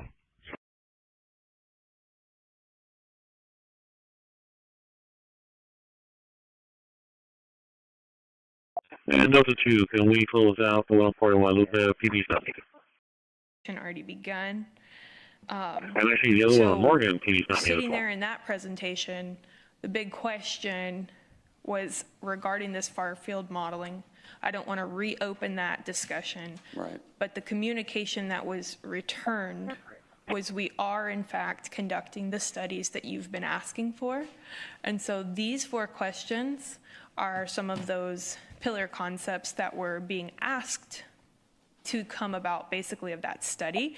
And the general gist was we're already doing that in the plan.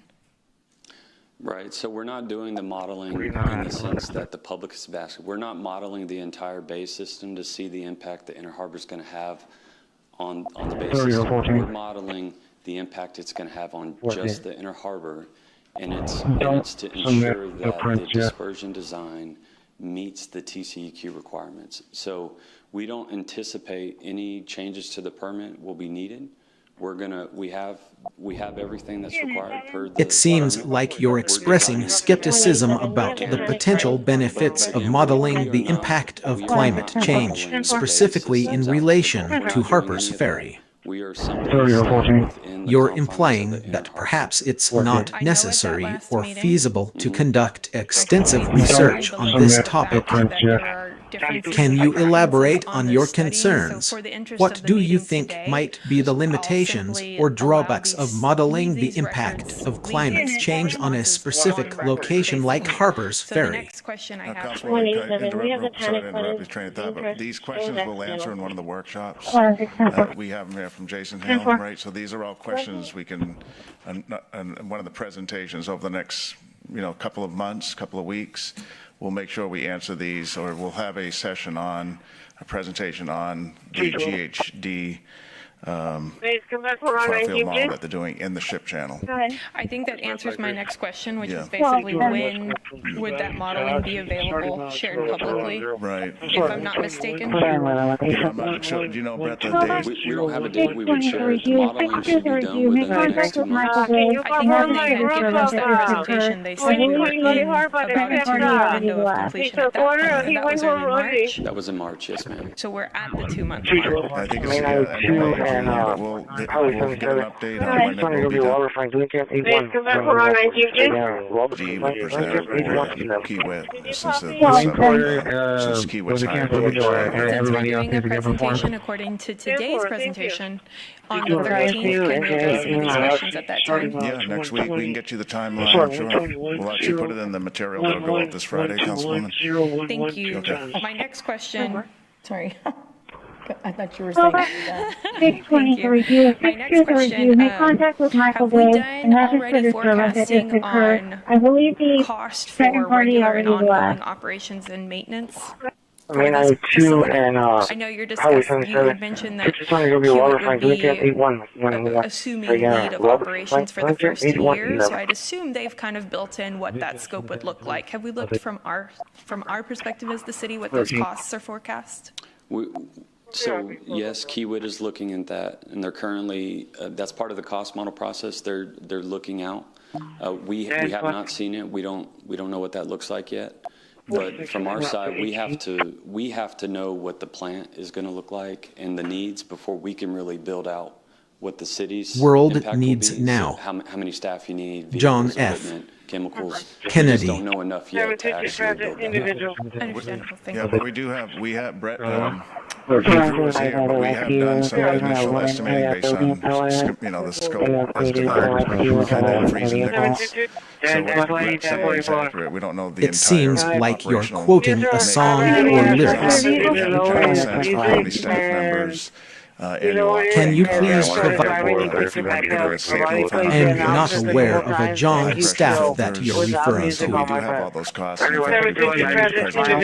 Could you please provide more context or information about what the John? I think I can decipher what's being said here. New information, maybe glance over, make sure it's It seems accurate. like you're using a bit of sarcasm and humor to express that it might be too late or not worth continuing the conversation, given some past interactions or misunderstandings. If that's correct, I'd like to start fresh and see if we can have a new conversation from scratch. How about we begin with a clean slate? What's on your mind today? I appreciate that. My next two questions are kind of similar, or at least they're in the same train of thought. No secret, I tend to be more on the monetary, fiscally conservative side. So when I see this drawing, I see the glass, the steel cantilevers. To me, this is hypothetically a water treatment plant. I love our staff. I'll be the first to say that and support them. But I'm curious you know, if there's a metric in here or there's options in here. I know we certainly, if we're putting something forward, we want it to be shiny and chrome and gorgeous. But on the back end, I need something to assure me that there's a little bit more perhaps cost responsible options that we're giving sincere look at. Things like, you know, we're bringing this individual down to do a presentation on June 17th. Are we fronting that bill for a presentation that we are now doing a discussion on twice a month, those types of things? Yeah, so regarding, really, you could talk about any part. So the building, the process equipment, how we're laying the land out. We're in the early phases. As we start to get the cost on the overall project, we're going to have to start having those type of discussions. Can we really afford to have a facility that looks like that? Can we really afford to do this that way? And we're going to have to figure out what we can pull back on to save money. Is it, Peter, this is something that is already at sheer essentials an incredibly high cost. Right. So I would hope that our united front to our vendors is we would like this to be as economical as possible. It is, and that picture, so there's about, let me see, there's about 5 or 6 buildings on the campus. There's only one that would look like this, and we may not even be able to do it. The price is probably going to come in too high. Philip Ramirez with Ramirez Architects is giving us a range of look. This is what they're saying they'd like, but the goal was that because there are still some homes in the Hillcrest neighborhood, the goal was to put something that's attractive in the front, and then everything behind this building, or really away from the view of the homes that are there, would not look like this. And you can't really see them as well. So the goal was to somewhat shield or shroud the more austere, and you'll see when we bring you those renditions. But this is one of only this is the only one building that looks like this, and what you see is an education center, which we may not even be able to Could you afford in the end. please provide more information or clarify your question? And other visitors could go to understand how this water is being made. We may not be able to do that. It would have an operating and construction expense. And then behind it's the staff administration building that would be basically a cinder, just a real plain building. But as Brett said, this is early, and so this is why we're here, so we can hear comments from the council. There's numerous groups that have ideas of what the building should look like. The message to leave the council is that the goal is to somehow have something that gives some type of a buffer between what the resident could see and then the processing buildings. That'll be pretty tilt wall. I can help you with that. Construction. Mm-hmm. It seems like you're trying to express a thought or idea, but it's a bit jumbled and unclear. Are all weather, and so you don't need a building. Here's a possible rephrased version. I'm not sure what reimpose means, but I think you're saying that some Americans are resistant to change. This is my priority. The word zealot refers to someone who is extremely enthusiastic or dedicated to their cause, which might be fitting in this context. And so you'll see it. We'll have some additions. However, it's unclear what specific issue or topic you're referring to. And we're telling you now, we probably won't have it. If you could provide more context or clarify your thoughts, I'd be happy to help you express them more clearly. Perhaps, communicating that's just the front and talking about an education campus. I realize we're doing a desal facility in this discussion, but we wouldn't put an education campus at a wastewater treatment plant. We do also, as Councilman Burr said, students do tour our wastewater treatment facilities, and at our own Stevens, we have a minimal type of setup where if somebody wants to see the production of the water. It's not I don't think it was a directive of the council, but the thought was that having a place where students can go. When we went to Carlsbad, California, they have somewhat of a demonstration. And it confirmed senior officials of your administration. This slate includes a significant number of new U.S. attorneys. Those will be the top prosecutors in judicial districts around the country, will prosecute crime and help advance your and timeline and quality of product. That's my point. Putting the cost at the forefront there. Right. I'm a huge Okay, advocate for that's a lot of people, and they're very good continue to people. fight for our OSO I learning hope. reserve in any way we can Who add knows? learning But I hope elements. so. But that's my concern, and I guess I'm looking They're for actually in this code 3 with an presentation. 83-year-old male. And then lastly, sir, we have another proclamation. This week is National Hurricane Preparedness Week. This is an issue that's particularly important, obviously, to your home state of Florida. This is just a proclamation recognizing National Hurricane Preparedness Week 2025. No shocks were given. Currently, we're assisting with ventilation. We have a blood pressure of 154 over 82. 124 on the 12 lead, 8 with 8 flutter. SQ2 can give it an 80. We have strong radio pulses. We do have an IO established. Okay, thank We you should very be much. there in about 2 minutes. I want to thank you. So we're going to be having some conferences next week. I'll also be going to Saudi Arabia and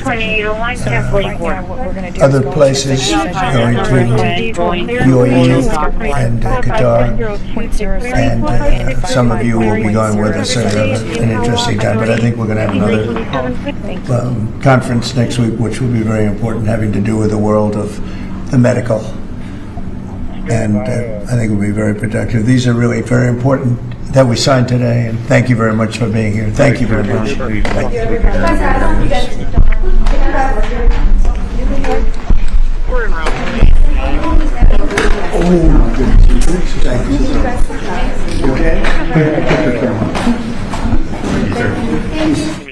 All right. Can you show me with one female 95? Doing out there after JJC, starting miles 180. Doing out there after JJC, starting miles 180. Doing out there after JJC, starting miles 180. Doing out 760 129. 1306. We're en route to Maine to tag on reference to our call. Show me Clear Creek side en route to Taffy. Okay. 10-4. 10-3. Can you show me with one female 95? Doing out there after JJC, starting miles 180. Go ahead. It's going to be 87760, 87760. 1306.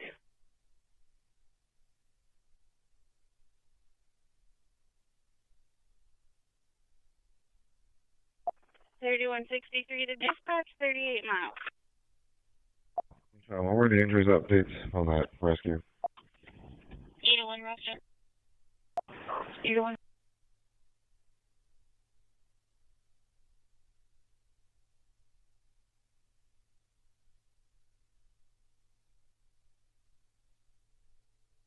$2,900 North Shoreline. 320, for me, another one. 3163 to dispatch, 38 miles. Copy for stolen clear information, license plate 524879 Mary, 52479 Mary. A trailer recovered at the impound lot. Today's date of 30-9462, Patrol 3, 1306. 23, go ahead. 320, just note down, I can't alert it. Dispatch from 814, riding the 2900 North Shoreline. 320, for me, another one. Go ahead.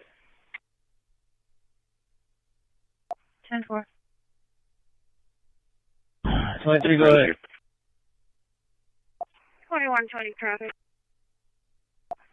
4120. Show me out at Barnes. 3400 Alameda. Battalion 2 for Engine 8. Boy Frank. 320, just note down, I can't alert it. Go ahead. Dispatch from 814, riding the area 1.7.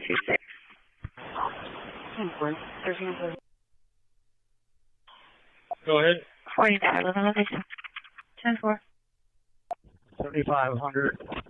Ever are on Victor Lincoln Young 7955. 27. Show me out at Barnes.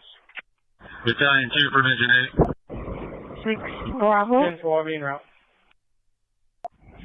Go ahead. Barnes, 10-4. Clear. 3280.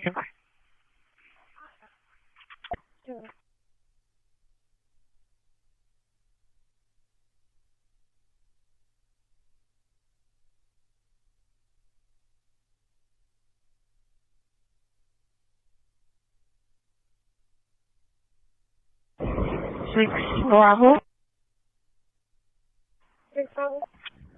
I'm clear of Weber Road. I'll be remaining out of service. I was calling up the jail. We're not seeing anyone. We're going to go ahead and clear up. Bravo 140, 10-4. 4-4. Christi.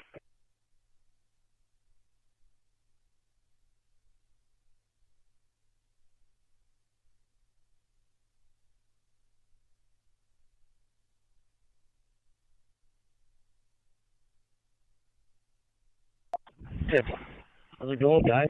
As a constable, asking for an ETA for 817 North Cronswell. I'm clear of Weber Road. I'll be remaining out of service. We're not able to last for. We're not seeing anyone. We're going to go ahead and clear up. Insurance is confirmed. 4-4. Christi. 6, clearing Lucha. Fire dispatch 97. Hey, Seattle Police! Charlie 280, were you back in service? How's it going, guys? We'll be back in service, please. As a constable, asking for an ETA for 817 North Cronswell. Stop! Under arrest! You are under arrest! How can I? Now! Fire dispatch 97. 17 no pepper here. Show me around the lane today. 10-4. 7617 John 78. 7617 John 78. Charlie 280. 10-4 now. Dispatch, that was accidental. 49, clear. 3911, clear. 10-4. Delta 235, clear. Delta 270, did you mean to call it ears at horn? You can write these over to dispatch.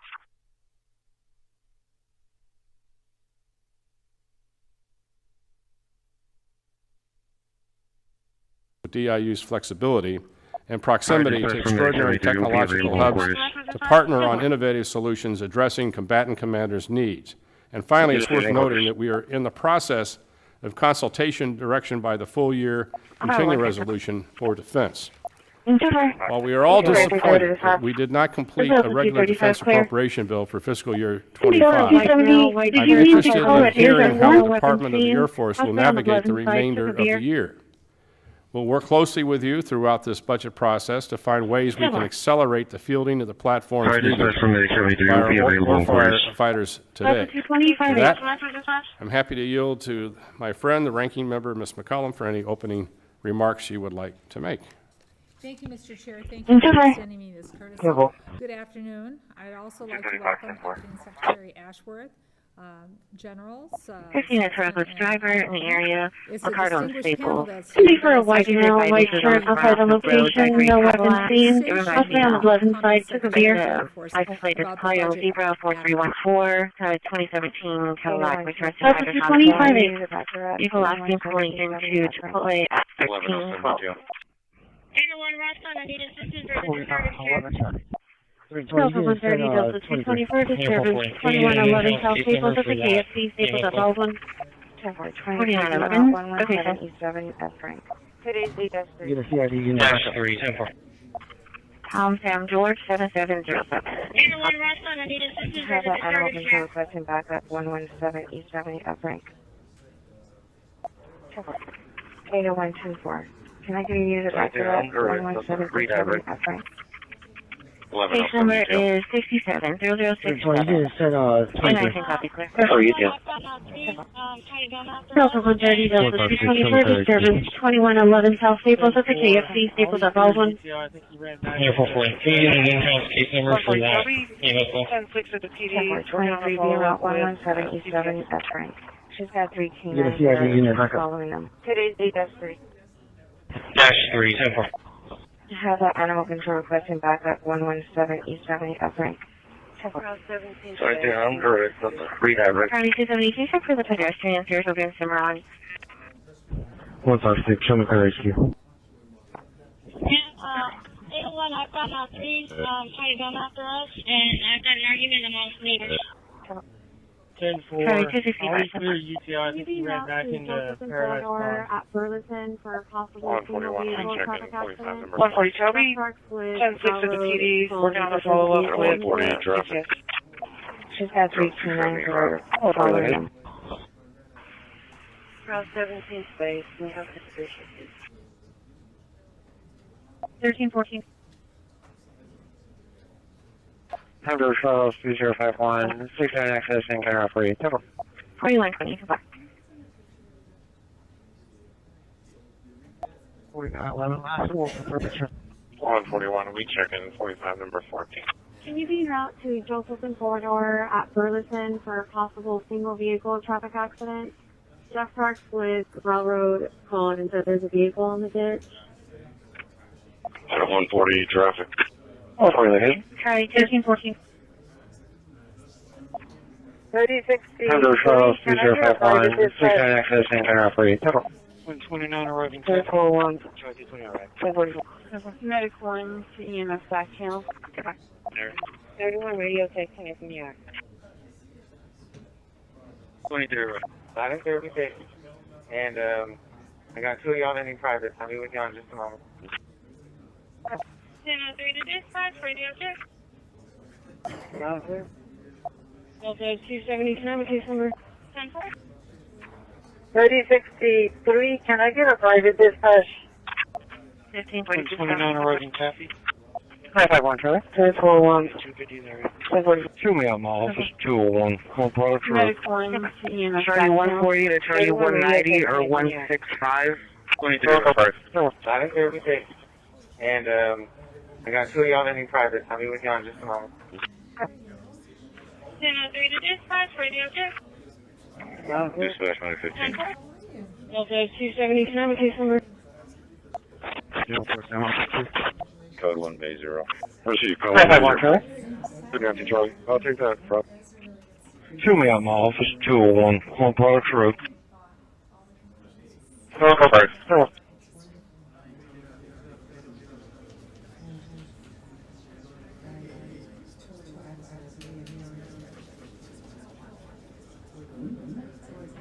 Dispatch 915. Route 17, can you go ahead and Code perform 1 my Bay pickup, 0. please? Thank you. 4922, show me out at Main. Got you, Charlie. I'll take that, bro. 4922 out at Main. I'll be in Rockford. 4911. 4911, goodbye. Never. 214. Can you show me back at the time? 30 to face radio check. 951 Charlie. What are you calling, sir? 132, checking the high school. Silent every day.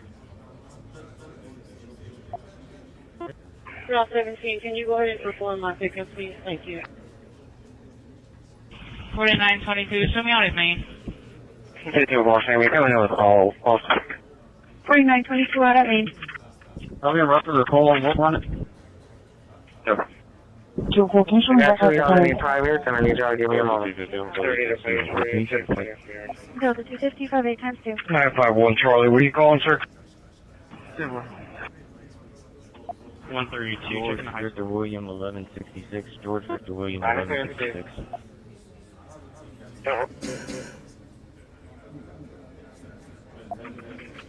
Charlie 120, female custody, 13, 3040 back in New York. 69, 0069. 4135. 703. Can you check 120? I got 2 of y'all that need private, and I need y'all to give me a moment. Delta D51 5 times 2. Delta 255, 8 times 2.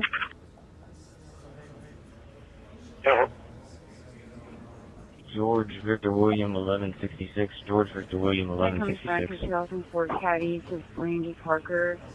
How can I assist you today? 4135. 3040 back in New York.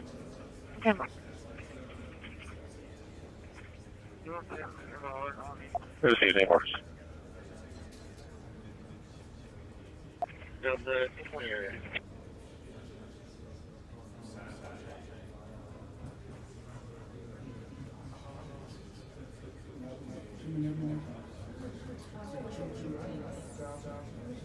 Good night. 431. 4121. That comes back to 2004 Patty, Lindsay Parker, 1696 FM892 out of spaceship confirmed and negative. I don't have any context about what when you're thinking of, but I can try to help if you give me a hint. Are you talking about a specific birthday or anniversary? Yes, ma'am. On my bus, I put my route in there, but it says not in service still.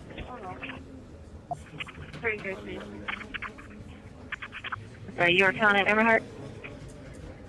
Can you perform on that pickup, please? Thank you. Yeah, 4. Over.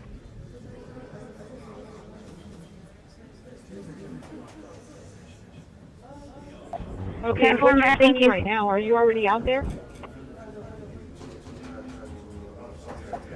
Charlie 230 so far. Yes, ma'am. I'm here at the South Station. You might want to get with dispatch to see if they could log you in. If RTA can log you in, because I'm on a route right now. Charlie 230 clear. 10-4, thank you. My phone's on do not disturb. 10-4.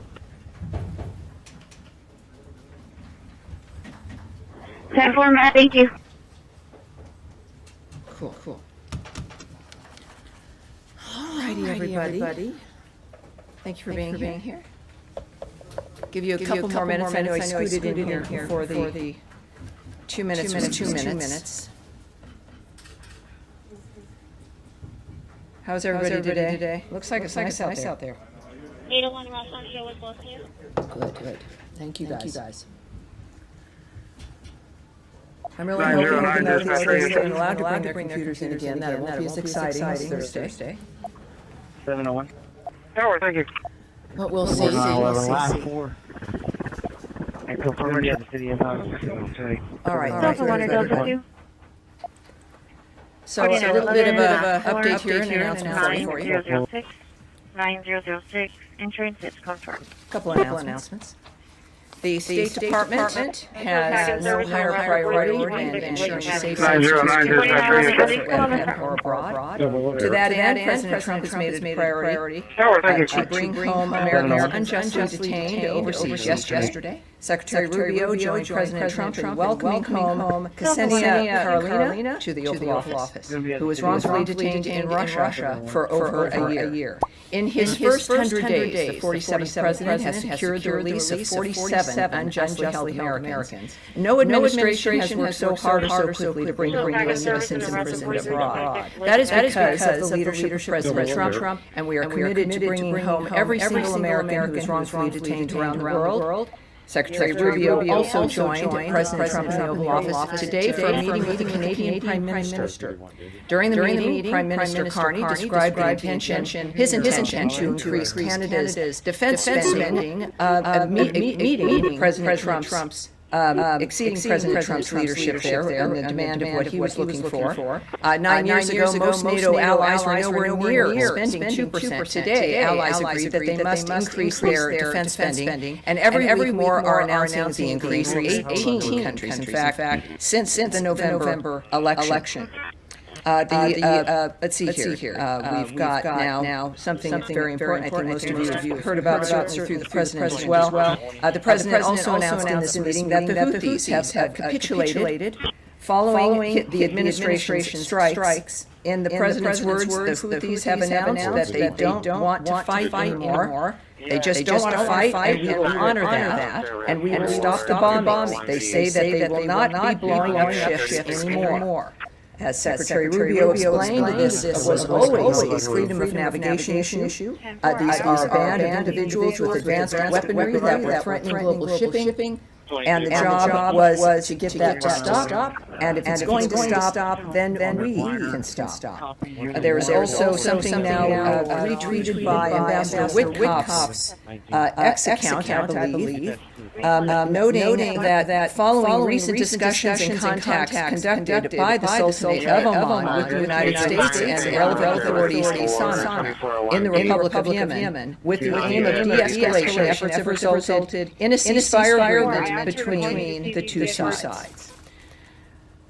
So that's always a good thing. Now, in another important announcement, Secretary Rubio has decided to merge the responsibilities of the Office of the Palestinian Affairs Office fully into other sections of the United States Embassy in Jerusalem. This decision will restore the first Trump framework of a unified U.S. diplomatic mission in Israel's capital that reports to the U.S. ambassador to Israel. Ambassador Huckabee will take the steps necessary to implement the merger over the coming weeks. The United States remains committed to its historic relationship with Israel, bolstering Israel's security and securing peace to create a better life for the entire region. And now I will take your questions. Definitely.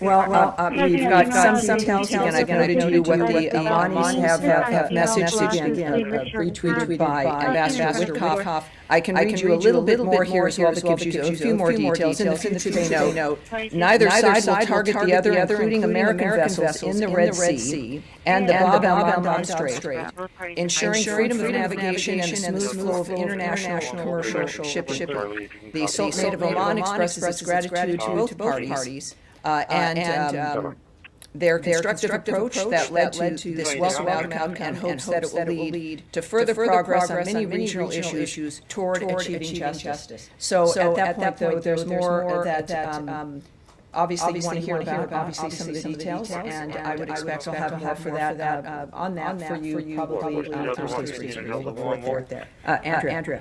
Confirmation 13, squad 15. Sure, of course. 13, squad 15. Does this ceasefire also stand to the Houthis not attacking Israel, and Israel not attacking the Houthis as they have just today in retaliation for the attack on the Houthis? Well, just looking at the President's remarks, looking at this particular message from the Omanis, this is about the Red Sea, the attacking of ships, and the nature of the action that the United States had taken, making it very clear at the time that this was not going to be a pinprick operation, that we were going to continue this operation until the Houthis stopped attacking shipping in that framework. That is what I've seen here, and that's all I can remark on.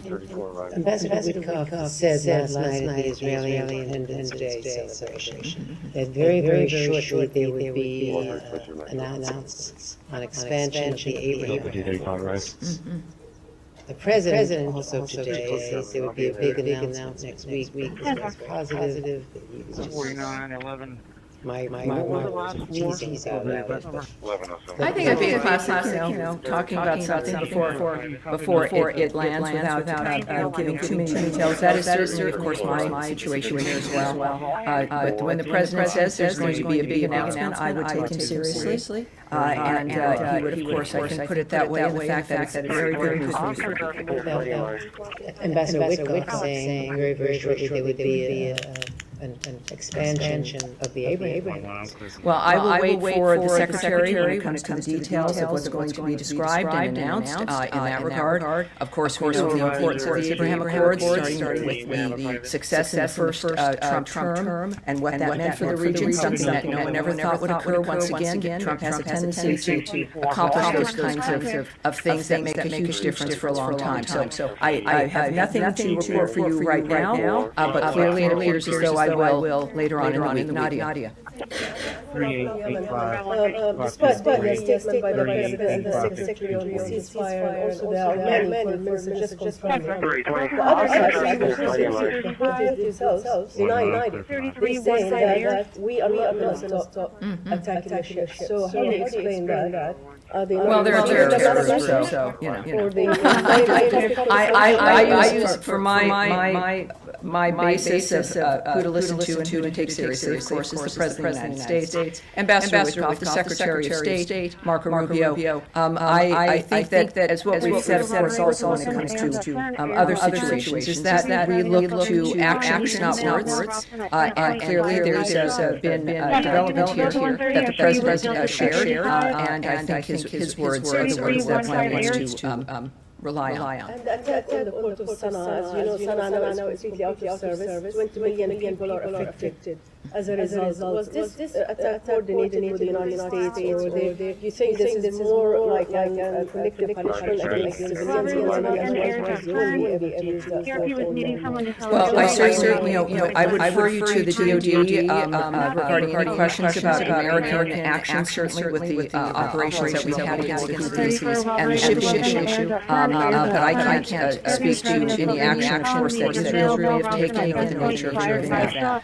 But in regard to the rest of this, President Trump categorized this as some very good news. That the Houthis announced again they don't want to fight anymore, and that we will honor that and stop the bombing. He said they have capitulated, and again, we had a very specific framework there, but again, I'd refer you to the DoD in regard to that. Matt Lee, interested in the subject someone to sell jewelry, they robbed them with a gunshot 5 times. Don't really understand. Oh, correction. No injuries. The Houthis have only agreed to stop attacking Americans, and you guys have only agreed to stop attacking Houthi targets. That does not really fall in line with what Secretary Rubio said.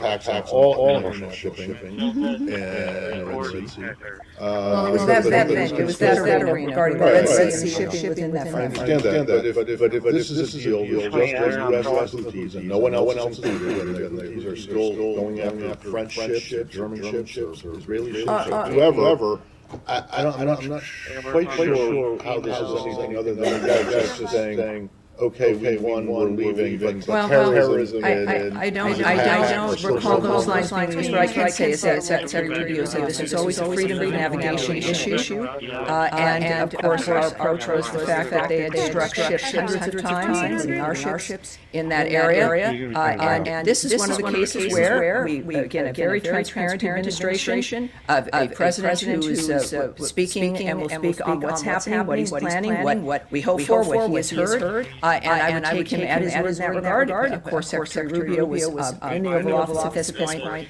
I would encourage all of us, and I'm looking forward to it too, to getting more details on the nature of how it manifested. That always, of course, interests us. We have a sense here with what Ambassador Witkoff tweeted, that Amman, of course, was involved, and that there's an understanding that this is moving forward. So we will no doubt have more information, and I think we'll have our answers when we do. Yes, ma'am. When this moves away from the Middle East, can you just summarize the reaction to the church?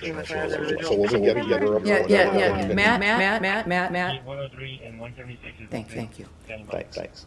Julie. Off topic, if I may. Of course. Sure. Question on China. We're going to be voted in the House tomorrow. Remember, we're going to have to kind of decide if they want to support Republican efforts to push back against Chinese Communist Party influence in U.S. academia.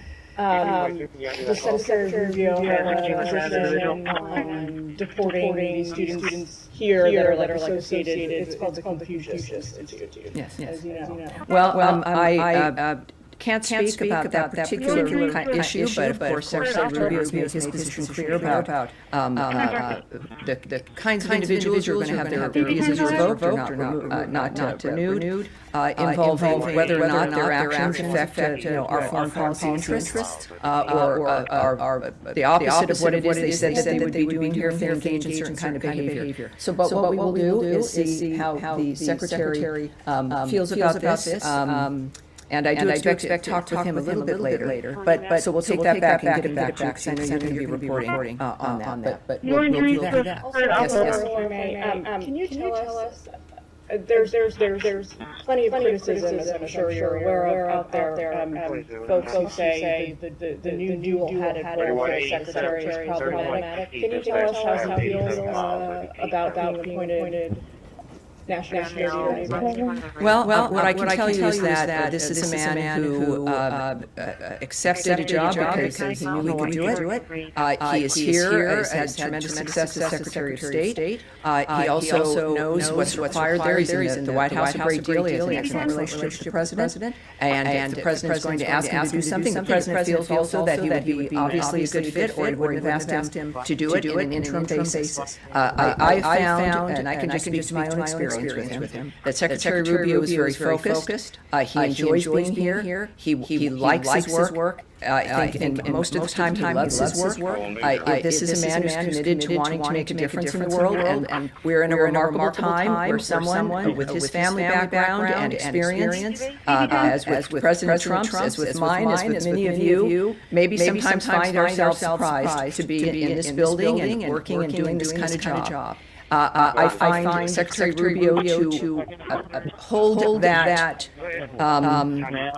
honesty about the reality of our situation really close to his heart, and I see that in his work and how he responds to people and what his goals are. So I think it's fair to say that he enjoys what he's doing, that he's grateful for the opportunities, and he's going to be with everyone talking about, the last person who held this was Kissinger. I think what we're looking at is a new age in the 21st century, and Marco Rubio is going to, I think, have a tremendous impact. Yes. Going back to the Middle East on this deal with the Houthis, were the Israelis informed prior to the president's announcement in the Oval Office that this understanding had been reached? I can't speak to that at this point. And then on this foundation that was teased this weekend about delivering aid to Gaza, the UN and aid community have unanimously rejected this. They say that it goes against humanitarian principles of objectivity. Is the U.S. going to take that criticism into account as it tries to word on this, or is it a done deal we should expect? Well, first of all, I'm not going to get ahead of what will be a very important announcement for those who know, speaking about the issue of getting aid into Gaza. That information will, I think, be forthcoming, certainly in a few days. So I'm not going to get ahead of the nature of what complaints might be or who is unhappy, but I have a feeling that I'll have plenty to say, as will many others, when this is formally announced, and it will be very, very good because we're looking forward to that. Yes, sir. I have two questions. My first just on the announcement you made about the Palestinian forces, urgent to Can you just please explain what the mindset was? Given that a few weeks ago also the Parliament emanated a position on security coordinating West. So is it part of minimizing contact with Palestinian Authority, Palestinian people, or this structure? Well, this is something actually that had been established in Trump's first term. So this is not a new decision, it's not a new idea. It in fact restores his first term framework of a unified U.S. diplomatic mission in Israel's capital that reports to the ambassador to Israel. So this is something that was reversed by the previous administration that had already been established. Ambassador Huckabee, of course, is in charge, will be taking steps to do this. But it also is not a reflection on any outreach or commitment to outreach to the people of the West Bank or to Gaza. It really is actually very similar to what's happening here with the bureaus, with our reorganization. It is making sure that the issues that are important all working together, right, are not segmented out. So that the interests of the embassy, very much like the interests of our foreign aid and other actions, can work together in the Bureau as one entity. And that was the intention of that. And again, it was established in the first term. And now this is just being restored effectively to reflect the President's vision. My second question is, the Egyptian sources in Egypt said that they received the U.S. proposal for a ceasefire in Gaza. This happened a few minutes before the President himself announced that there will be good news. Can you confirm that you delivered to the mediators any? No, I can't. Yeah, I can't speak to what sources might say or to speculate or what might or might not still be negotiated. What I do like is the fact that there are a few things that might be big good news coming. Now, won't that be? So this is something that, what is this? So it's Tuesday, so we have a few days left to go. But there is good news. I think, just like today with the news of the Houthis, that there's good news and that the work can reap dividends, as we've seen in the past with President Trump's intentions in his work. So I'm sorry, I can't answer that specifically. Yes, sir. The waiver that allowed Iraq to import electricity from Iran, but Iran continues to import electricity to Iraq. What is your comment on this? Well, as part of the maximum pressure campaign, the waiver for Iraq to import Iranian electricity was not renewed last month, March 2025. The government of Iraq is taking steps to secure alternate sources of electricity, including through expanding gas capture and increasing imports from other neighboring countries. Some of these efforts are directly benefiting U.S. companies, including the recent signing of memorandums of understanding with UGT Renewables and GE Vernova, and of course we continue to support all of the efforts, all of the Iraqis' efforts to end their energy reliance on Iran. Yes, U.S. Special Envoy for Africa suggested yesterday that the DRC and Rwanda have submitted draft proposals ahead of the peace plan. And parallel to that, Rwanda's foreign minister today actually told AFP that they had a meeting about calendar, that they would be meeting the foreign ministers end of May, mid-May in Washington, and then a final, hopefully, peace agreement in June in Washington. Can you confirm any of that? Well, what I confirm is this, of course, the important historic meeting that Secretary Rubio established that happened on April 25th with the foreign ministers of the DRC and Rwanda occurred, of course, and at this meeting, both sides committed to reaching a resolution. This is a decades-old conflict, and they signed a declaration of principles. The date involved in that was May 2nd, which was a date for them to make additional outlines of what it was they were going to do to reach that principle and that goal of ending that conflict. So that was outlined in the Declaration of Principles. Both of them, in fact, by that date, submitted the inputs, their ideas for a draft peace agreement and a roadmap for peace. It's when we think about the remarkable establishment of this, some conflicts that are so old or not as looked at as much as others that are in the world. We are working on all of them, and this was a tremendous achievement. So both did meet that deadline. We welcome, of course, those details and recognize this is an important step toward fulfilling the commitments made in that Declaration of Principles. And we are going to build on the momentum and continue to work with African Union partners and both of the parties to get to an agreement that delivers a durable peace, economic prosperity, and stability in the region. Senior Advisor Boulos's meetings in Doha last week, in fact, were a further step toward that goal, and that's all I can report. But it's more good news. What do we know? Yes, sir. Great. The president has been discussing his estimates with foreign leaders. We heard from the White House over the weekend about the COVID. Iran, we heard him saying it today with Canadian Prime Minister. Have you cannot walk us through the White House discussion? Let me ask you this. Doesn't you guys are staying very much as key mediators, continental mediators, and that following talks and right now news? Well, first I can tell you, of course, there were some erroneous reports, fake reports about the nature of where we stand. I made a number of comments in the midst of those reports, debunking them. The fact is that Ukraine, of course, we've been its largest supporter. We remain its largest supporter. We remain within our posture of being mediators within this framework. But as I think I said to you last Tuesday, a week ago, was that we do recognize, and everyone has to, that both parties must come up with their proposals for an enduring peace. That we are looking for that progress, and that is because we have a time, in our minds, the President has noted that this can't go on forever, as has the Secretary. And so the framework of if we were to withdraw as a mediator would come if we don't see progress from the parties.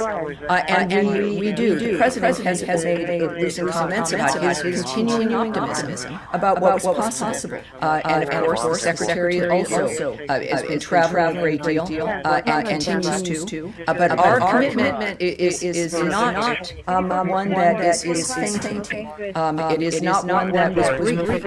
This is a commitment that, well, styles might change on occasion, or the nature of the strategies might change, but our commitment remains the same.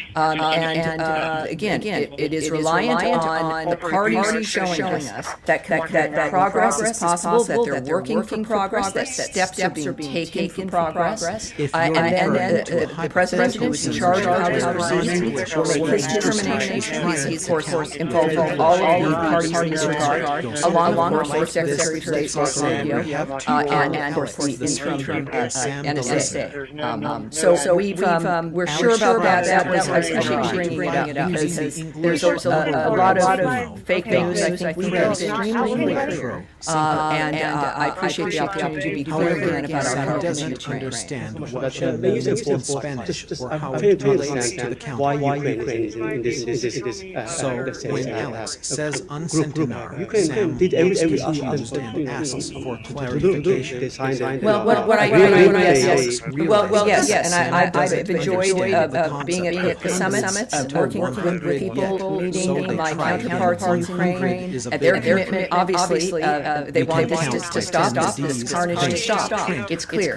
But I'm not in every room and with every conversation. What I convey to you in my role is what the Secretary of State has said and what the President has noted, is that the parties must come together with concrete efforts and acknowledgements and ideas and strategies to end the conflict. So when that is something I convey to you, I can't, I'm not going to speak for Ukrainians, certainly not for the Russians, but that's both parties within the framework of the conversations that the negotiators and diplomats are having must participate in that framework. Yes, Sam ma'am. starts to understand the concept of counting by hundreds.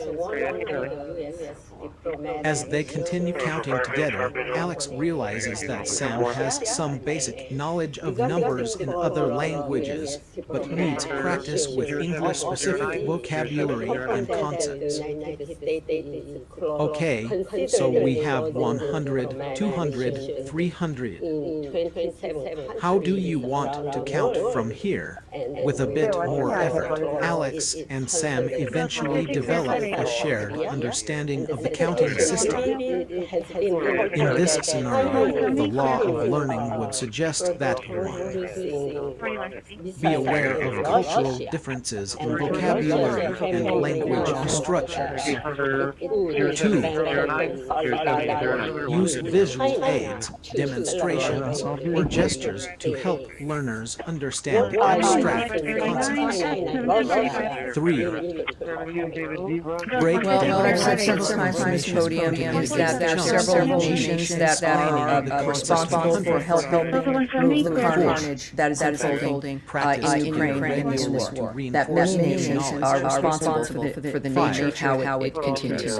And I've stated that several times, the State Department has as well. And so I believe that regarding our missions and our consulates, I have nothing to report for you at this point regarding the nature of what will be transpiring, but I will ask if we can take another look at perhaps if there are announcements or any updates on that particular dynamic, we'll get back to you, certainly.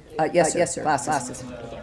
Yes, there will be 24 elevator one's good to go. members was there, including the US. That meeting was on the Pakistani delegation, and all the members Sending Alex 39 at 1745. only way to resolve Pakistani tensions is to resolve the Kashmir issue. And I'm sorry, to do what? the Kashmir issue. The Kashmir issue, yes, of course. Resolved like UN Security Council resolution, which quite a lot of like many decades ago, the US also agreed. So just wondering if they want to say something on that resolution. Well, what you know, there's as we know, this is a dynamic, serious issue.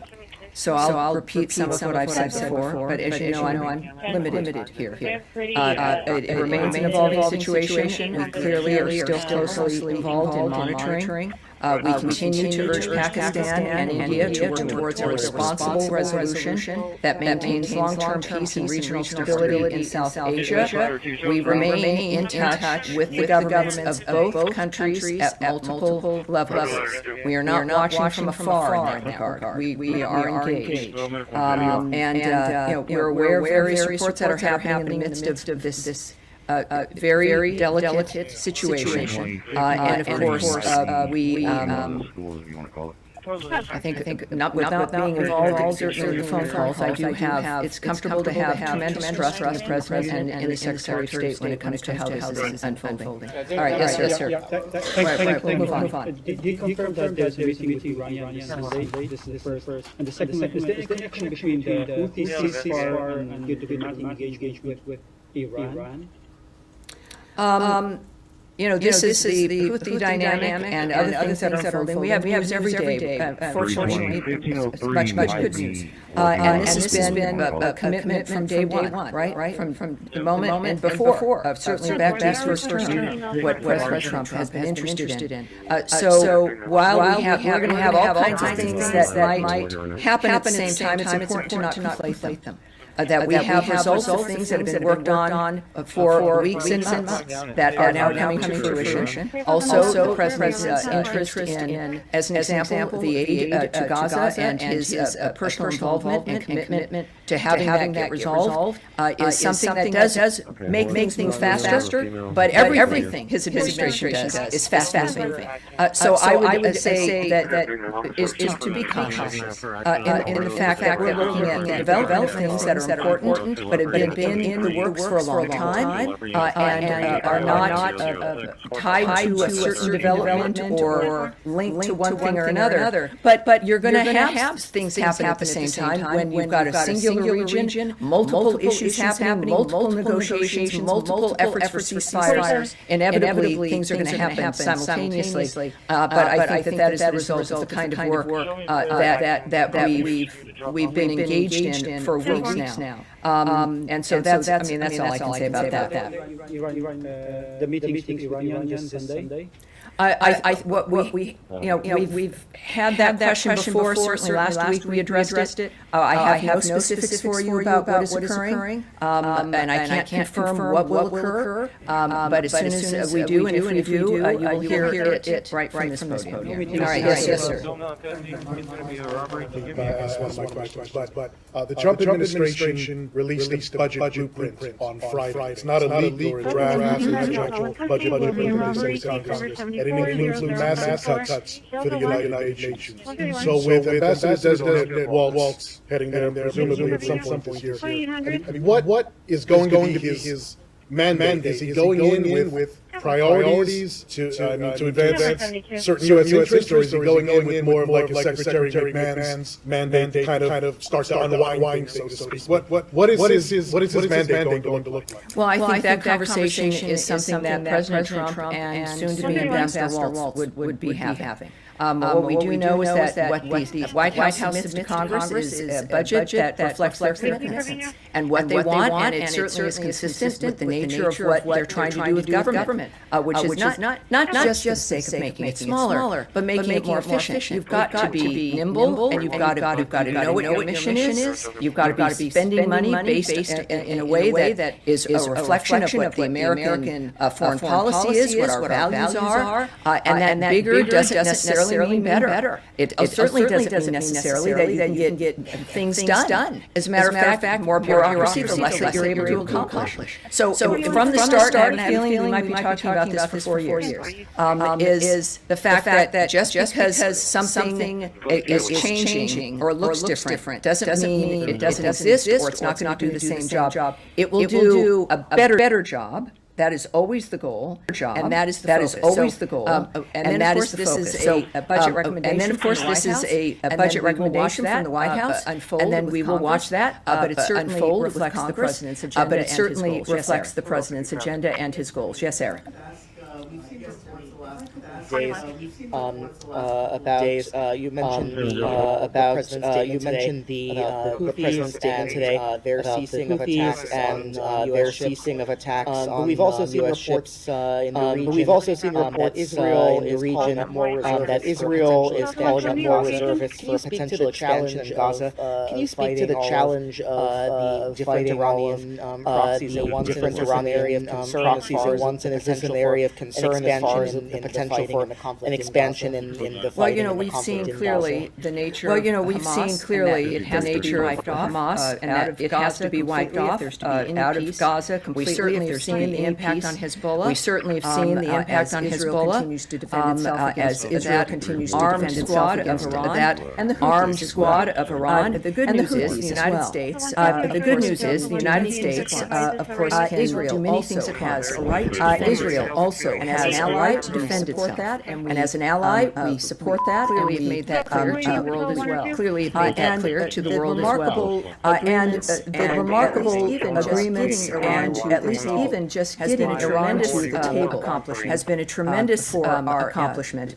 Ambassadors for President Trump's ambassadors for President Trump's foreign policy. It's not what one would want. It's not what one would want. President Trump came into a world. President Trump came into a world that was left behind in a condition that required immediate in a condition that required immediate intervention. And that is what he has done. And that is what the American people expected. He is acting on that expectation. Again. A lot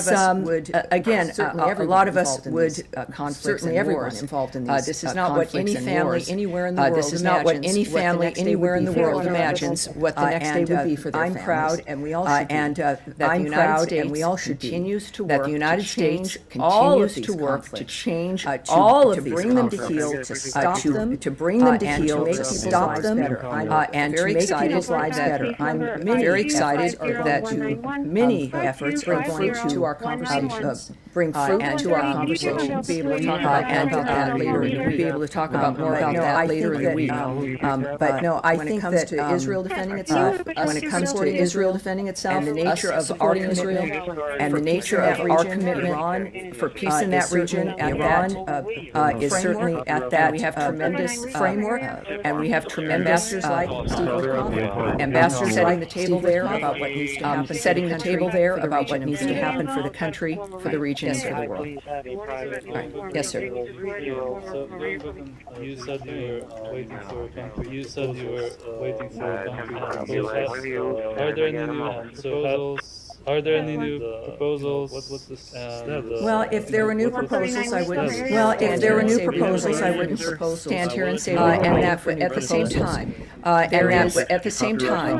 there is a lot in the beginning of my. It is a lot. I used a lot in the beginning of my briefing, right? So it doesn't happen only right. So it doesn't happen only when I'm briefing. At certain times of the day or when I'm conversations. These are efforts and conversations that I have to say are really 24/7. Right? There's action making in each part of the world, making a difference here, and finding a common ground. As noted on Secretary Rubio has noted on in some ways, getting them to the table. In some ways, getting them to the table. Then you have to discuss. You want the ceasefire. Then you have to discuss. You want the ceasefire. You want the slaughter to stop. Then it comes down to how do you get two parties like this to agree to stop, in a durable way, in a long-term way. That's the difficult part. We have not even, we've got to get to that ceasefire part. But the conversations, that's why there's been this dynamic of we've got to see progress in order for us to understand the process and how our process and how our posture in that will continue. And that becomes the question. Because you asked me in a different way. No. All right, go give it a shot. With regards to the negotiation, but also broader, do you still support the principle of territorial integrity and not changing? That's a much easier, much different question. Obviously, I'm not. Now, if we were at a seminar somewhere at my alma mater at USC, I would love to have that conversation with you, but I won't here today. Matt, so you wanted me to follow up on the German elections, is that right? The election of the chancellor. Yeah. If you have something. Yeah, yes. So we congratulate Friedrich Merz on his election as chancellor in Germany. We will continue to work with Germany.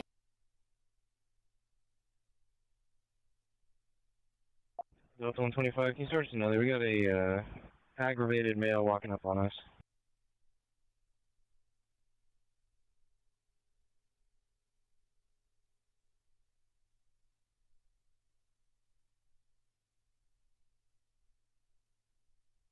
Call 304 Medical 11. 304 Medical 11 for transport call. 5617 Timothy. 5617 Subrogate at the house is access center. Who's now 1412? Phone call from the MS1 at 1330. Denver, stay with Annapolis. DB 22. So yeah, what location? Yeah. Dispatch ready 14. Parking control 7 to dispatch. Okay, 2, I'm out here with 125, but keep 270 coming. This guy was yelling at me.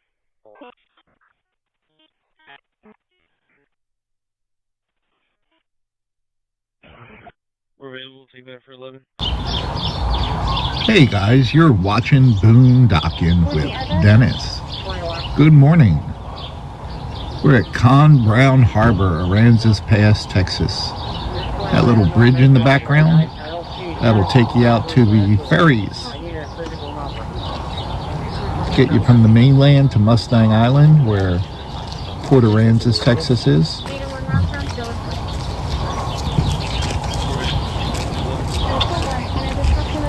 It looks like people are going out on a pier at the fish cleaning stand.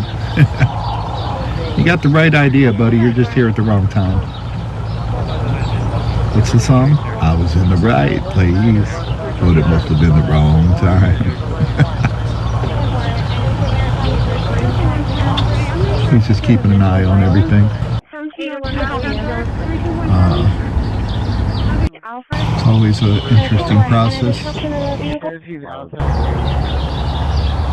I'm just curious if they're fishing or hunting. Pretty cool. Back to the truck, find a parking space, back on the boat, and you're out of here.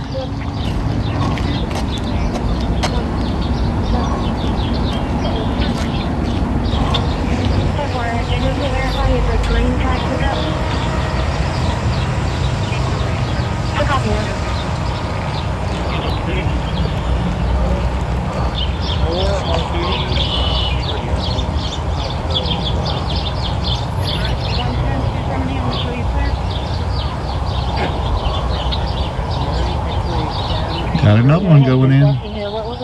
It's rush hour here at the boat ramp. Well, it must be rush hour because here comes another one. You gotta have a lot of money to live on this channel. You know why people that live on this channel are so rich? Because it has banks on both sides. It's got banks on both sides.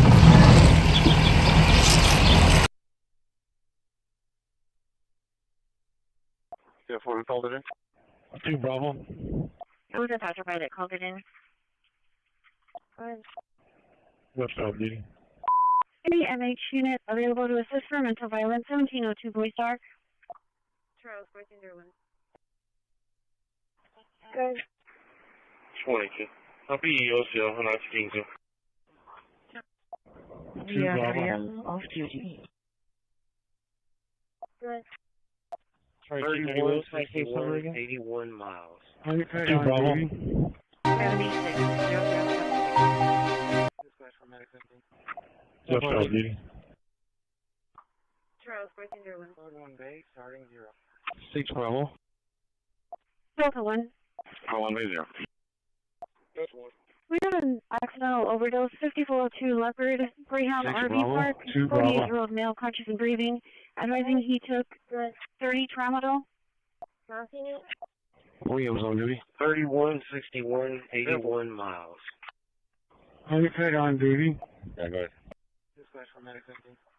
Hey, where's your location at? 6 Bravo. 1 Bay, starting 0.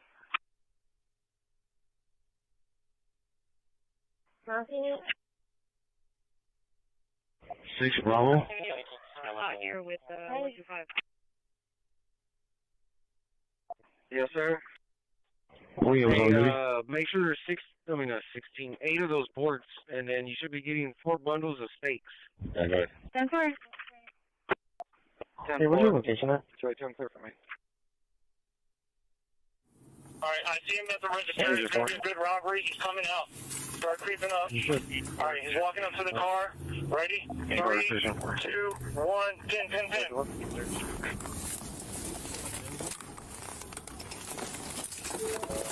Transfer. Delta 125.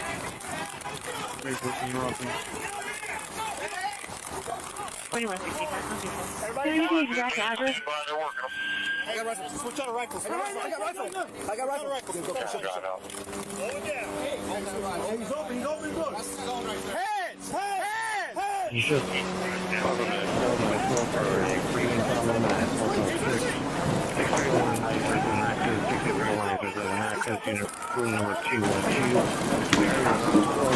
Get up here.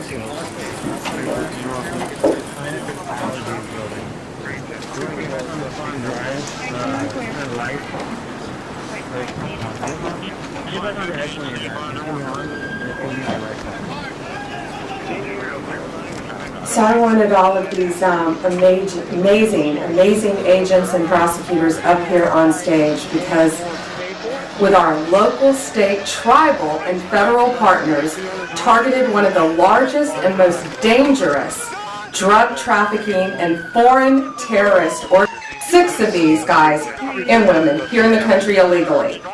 All of you here, we're state, no negotiation, extreme. And let me reiterate what obstacles to make sure that today. These individuals are just drug trafficking before, but if you all want to see this, it really puts it in.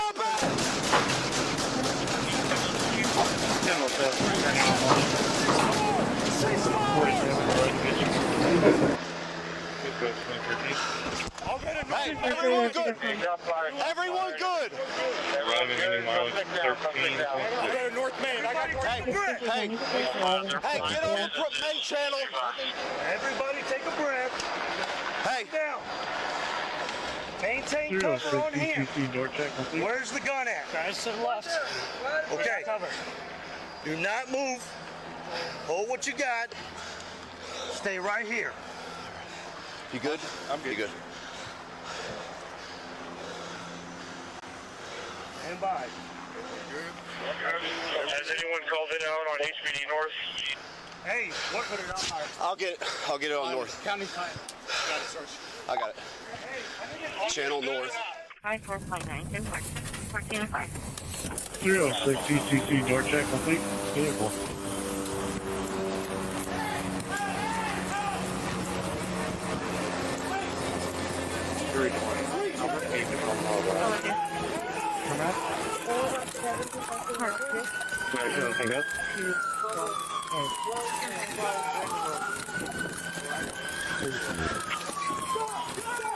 Stop!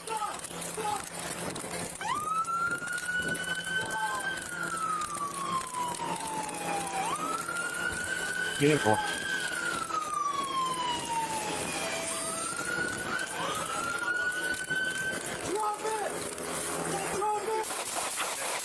Come out.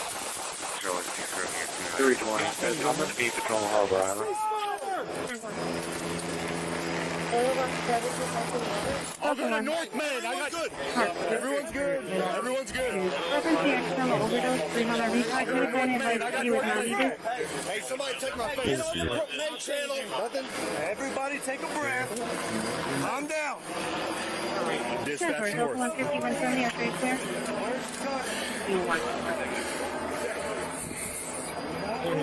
Patrol, dispatch North.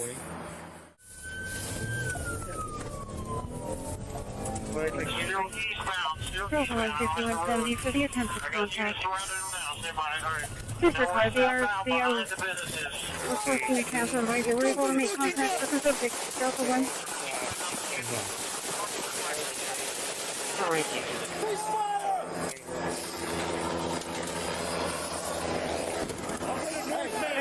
had any contact with his dad for 2 days. What was able to make contact with us in the council? Hey, I got hit in the face. Am I bleeding? Hey, somebody check my face. I don't see anything. Nothing? Everybody take a breath. Calm down. Maintain cover on here. Where's the gun at? Right there. Okay. Yeah, working on it. Do not move. Hold what you got. Stay right here. You good? I'm good.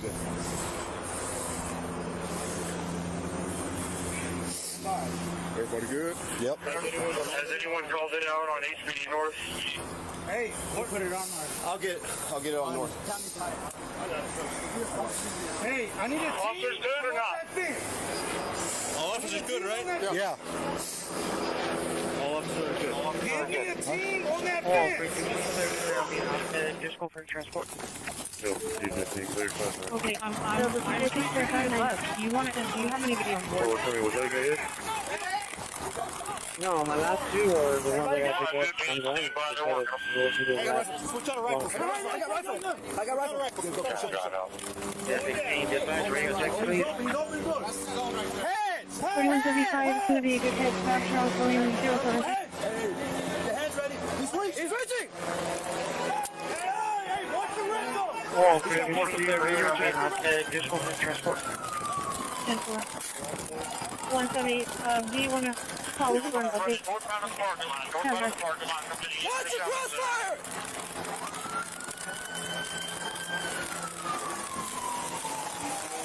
Still eastbound. F-16 dispatch, radio check, please. I got units surrounding them now. Stand by. All right. Now we're southbound behind the businesses.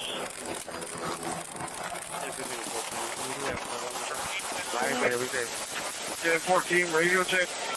They did advise on route at 1349. 21, boy. 178, do you want to call us for an update? Everyone's good. Suspect down. And Charles William 04, I'm sorry. They're behind the businesses. Stand by. Maintain cover on here. Where's the gun at? Right there. Right there. Not move. Hold what you got. Stay right here. 167. Negative on it. 21, boy. Stand by. 811. Has anyone called it out on HPD North? Hey, that's a bad spot. If we approach, we're going to be out. Hey, Officers good or not? I need a team on that fence. Okay. Team on that fence. Hey, secure the...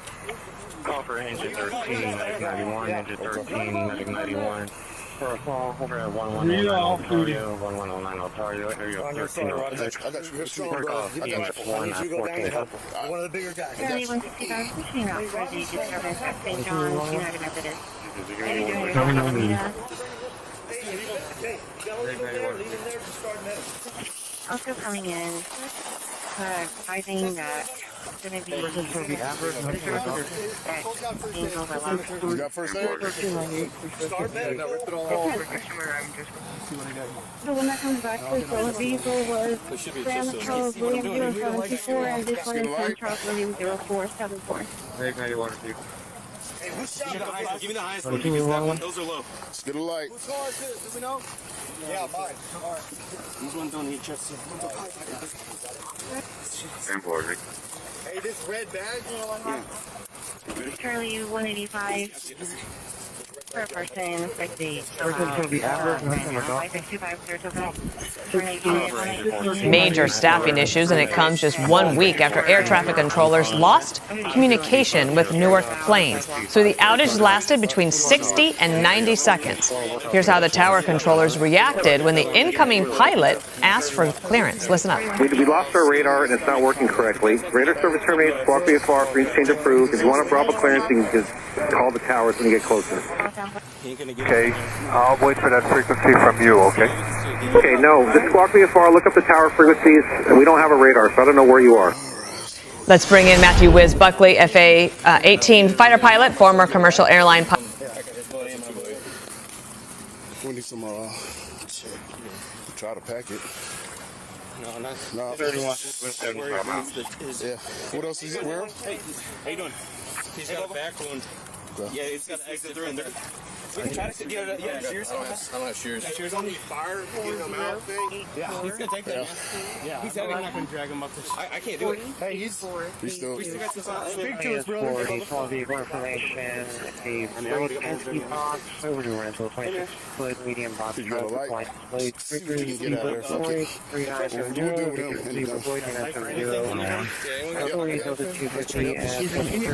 As well as a 2001 Ford Taurus, green color, from 2939 Sunrise Avenue West.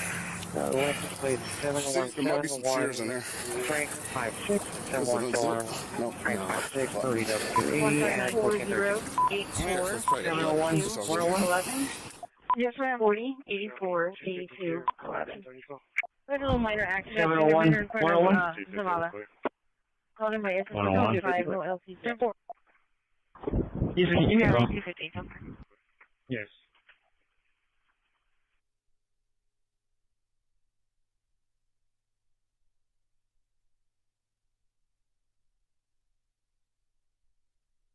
$159. Yes, ma'am.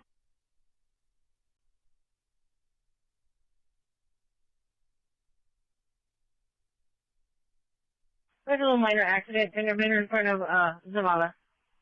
Called in by SSO 25, no LCs yet. 4. 170. I'm going to show secure lifted. LC at me.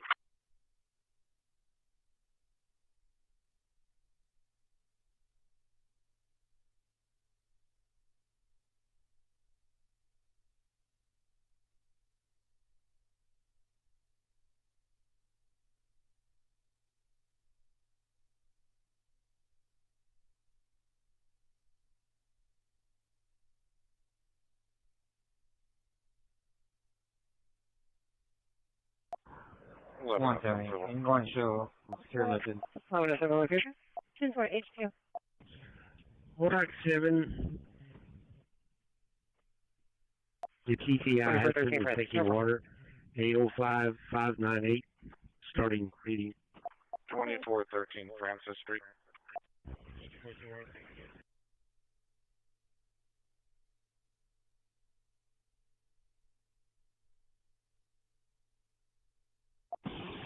Red, come in. Red. Dispatch from 300, what's that address?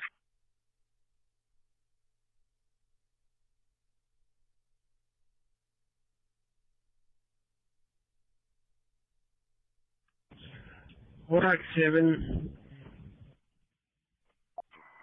The TTI has been taking water.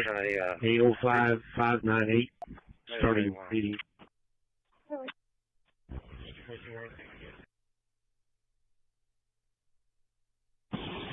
Red, come in. Red. Dispatch from 300, what's that address? Individual, please, 291. 251. Bravo 2, if that's the only notes, we can have my next advice. Okay, can you repeat that one more time? Very well. Thank you, sir. Just confirming on your side, Charlie, Call for Medic 1 has been 5. Medic 1 has been 5. Our top of the call 3633 Sylvie, 3633 Sylvie, area 9010. Work off EMS 1 at 1415. Dispatch, individual, please, 291. Crazy minute 67. 10-4. Seconds 1. Okay, can you repeat that one more time? Plaza, in front of the ATP. Squad 1 around circle service. 159, I'm sorry, I didn't advise. I'm headed that way. Yeah, can you cancel? 14, the supervisor, where do you want me? 14. Okay, you need the shop, I'm coming up. Crazy minute 67. Hazard RCC, we're taking squad. 10-4. I'll check it out. 123. 24. Chevy clear around to to pick up a package. 10-4. 159, I'm sorry, I didn't advise. I'm headed that way. Yeah, can you cancel? Thanks for asking driver information. 286 northbound in Agnes. 286 northbound.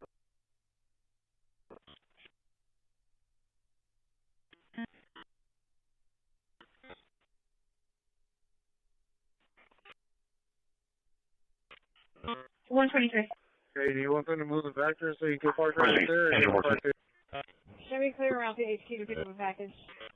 2-4. She's coming on this side of town. Hey, Mike, is Low Boys ready? Yes, sir. I just got it at the shop right now. DB22? Right. Yeah, go ahead. If she needs to get her machine moved, go ahead and go over there. And just get it moved. Michael. UTF, did you have traffic? That was my plan, Happy. Go for DB22. Hello? DB22, this is heading off for is that UTF. upper? Squad 4, can you send that information to MDT? Okay, then. 12 wait, so. Totally.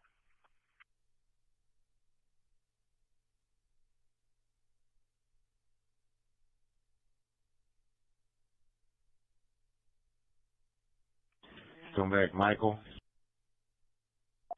Charlie 120 area. Hello? Squad 4, can you send that information to MDT? 4R, is that upper? The airline on wall, Tom Frank X-ray 2178. 320 North Coast. 10-4-3. Tom Frank X-ray 2178. Over.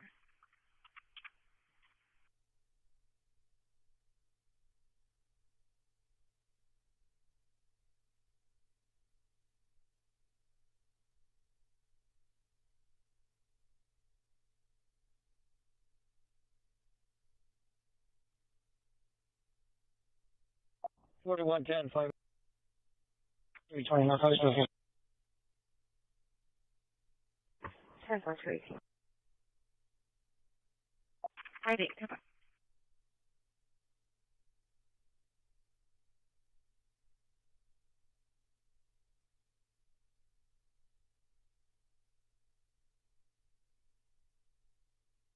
Hello.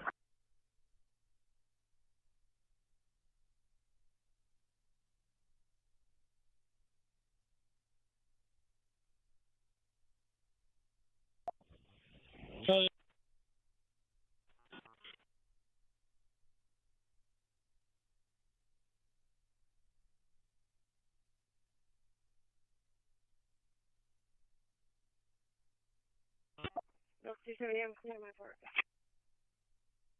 Hello.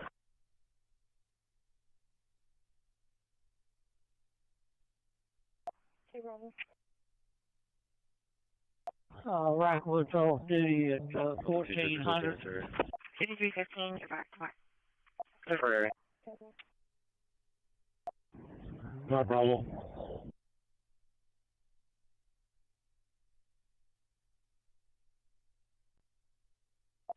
707, you think?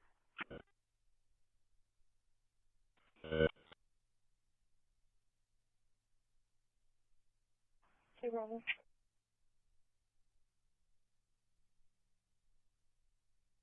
Right, we'll talk duty at 1400.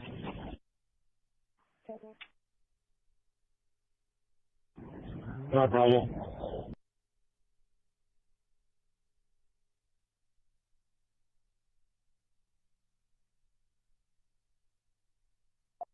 Charlie 120, can I get info?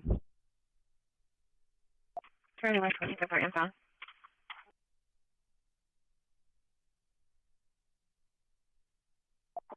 That's 20, come back up, 624.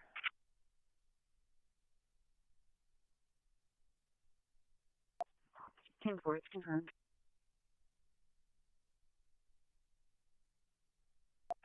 Send me record system.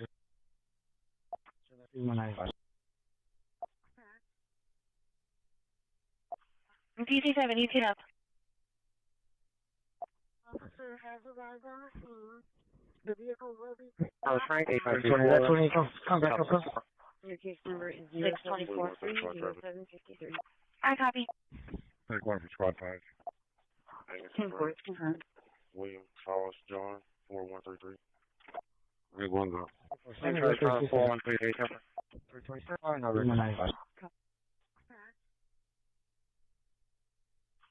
PC7, you get up. Dispatch Medic 91 is going to be transporting code 1 to spawn south. I guess pressure 10-4. Thank you. Proceed, code 150. The vehicle will be picked up and headed out. I copy. Take one for squad. 2185, 10-4. Sorry, 270, 2290. 327, no record.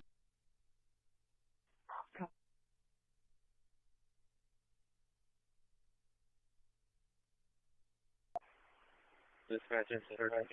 So, Danger 13, good. Dispatch Medic 91 is going to be transporting code 1 to spawn south. 10-4. Thank you. Proceed, code 150. Sorry, 265, 10-4.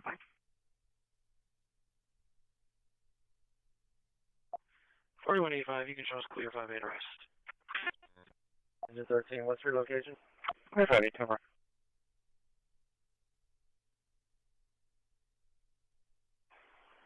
Dispatch Incident 13.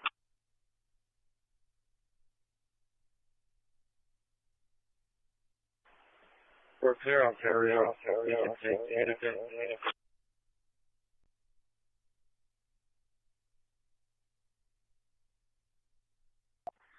4150, I'm sure. Supposed to say what to the... They're calling me up to the president. What's your location? On the 1 WHC. 1022, dispatch.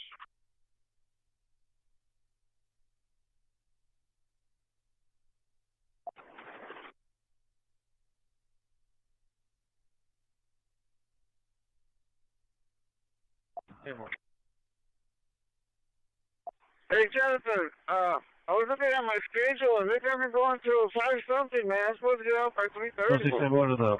They're calling me up to the principal's office. Hold on, the 1 WHC. Okay, down the dragon. What did I say? 160. Somebody out of 5529, Saratoga, Illinois. I see what you're talking about. It says you'd be back in the yard by 4:39. He was doing that to somebody else too. We're working on it. On camera 2569. Can you repeat? Camera 2569. I'm still trying to get you an address. It's going to be a disturbance. 1804, dispatch. 2-4.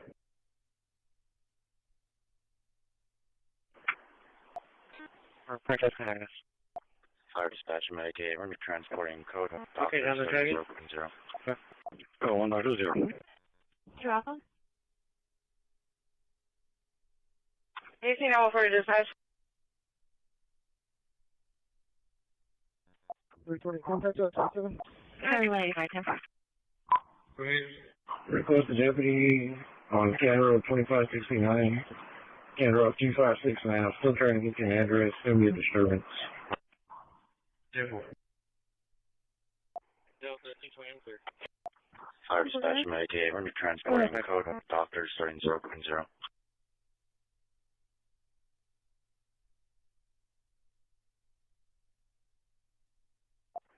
The airline vineyard. Sound like an X-ray 2232. Sound like an X-ray 2232. 204. 2-4. Somebody be heading out to the bag there on the...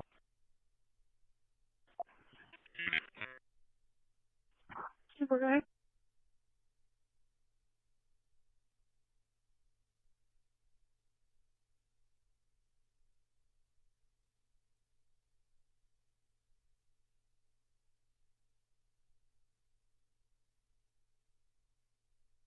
Two, four. 2-4. 106, okay. Let's see if you want to tell them. Somebody be heading out to the bag there on the... 123. 6320, 123. 6320, yep. 10-4. Is anybody going out yet? 320. 320.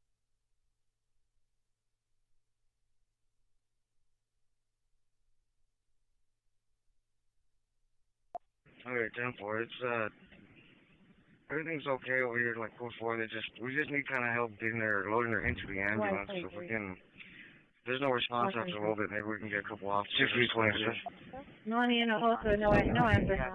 6320, yep. How's the push again out there? 10-4. Thank you. 320. Is there How these surveillance tools are used. I've talked about phone surveillance quite frequently, but seldom do we get direct evidence of how these surveillance tools are used. But today, that's going to change. I'm going to show you a particular surveillance software called Fog Reveal, which is used by law enforcement and is based on location data captured from your phones. The particular technique used for surveillance is called geofencing, and you will actually see what that means in reality. And it is really like drawing a fence. Now, what's different about this video is that I actually have the user manual. I've tried to access their web portal called fogreveal.com, but obviously they have security tools that prevent access. However, we can at least surmise what they're able to do. Next, we will discuss how they actually get this data. Who are the potential sources and how do those sources obtain your phone locations? The location data is pretty extensive for certain people. According to Fog Data Science, the owner of this software, they have billions of data points for 250 million devices. And this is just one surveillance tool. And you should think carefully here. Although I'm revealing a tool used by law enforcement, you will find that these same data sets have been used by private companies and individuals. Are you interested in fog and how this is used? Do you want to also learn how not to be in this location database? Stay right there.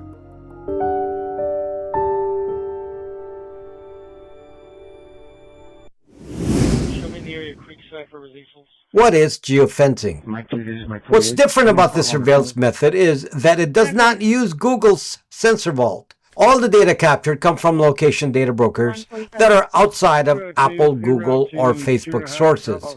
Google, of course, has its own geofencing tool, and it is frequently used by law enforcement and was key to the trial evidence for the J6 rioters in the Capitol in 2021.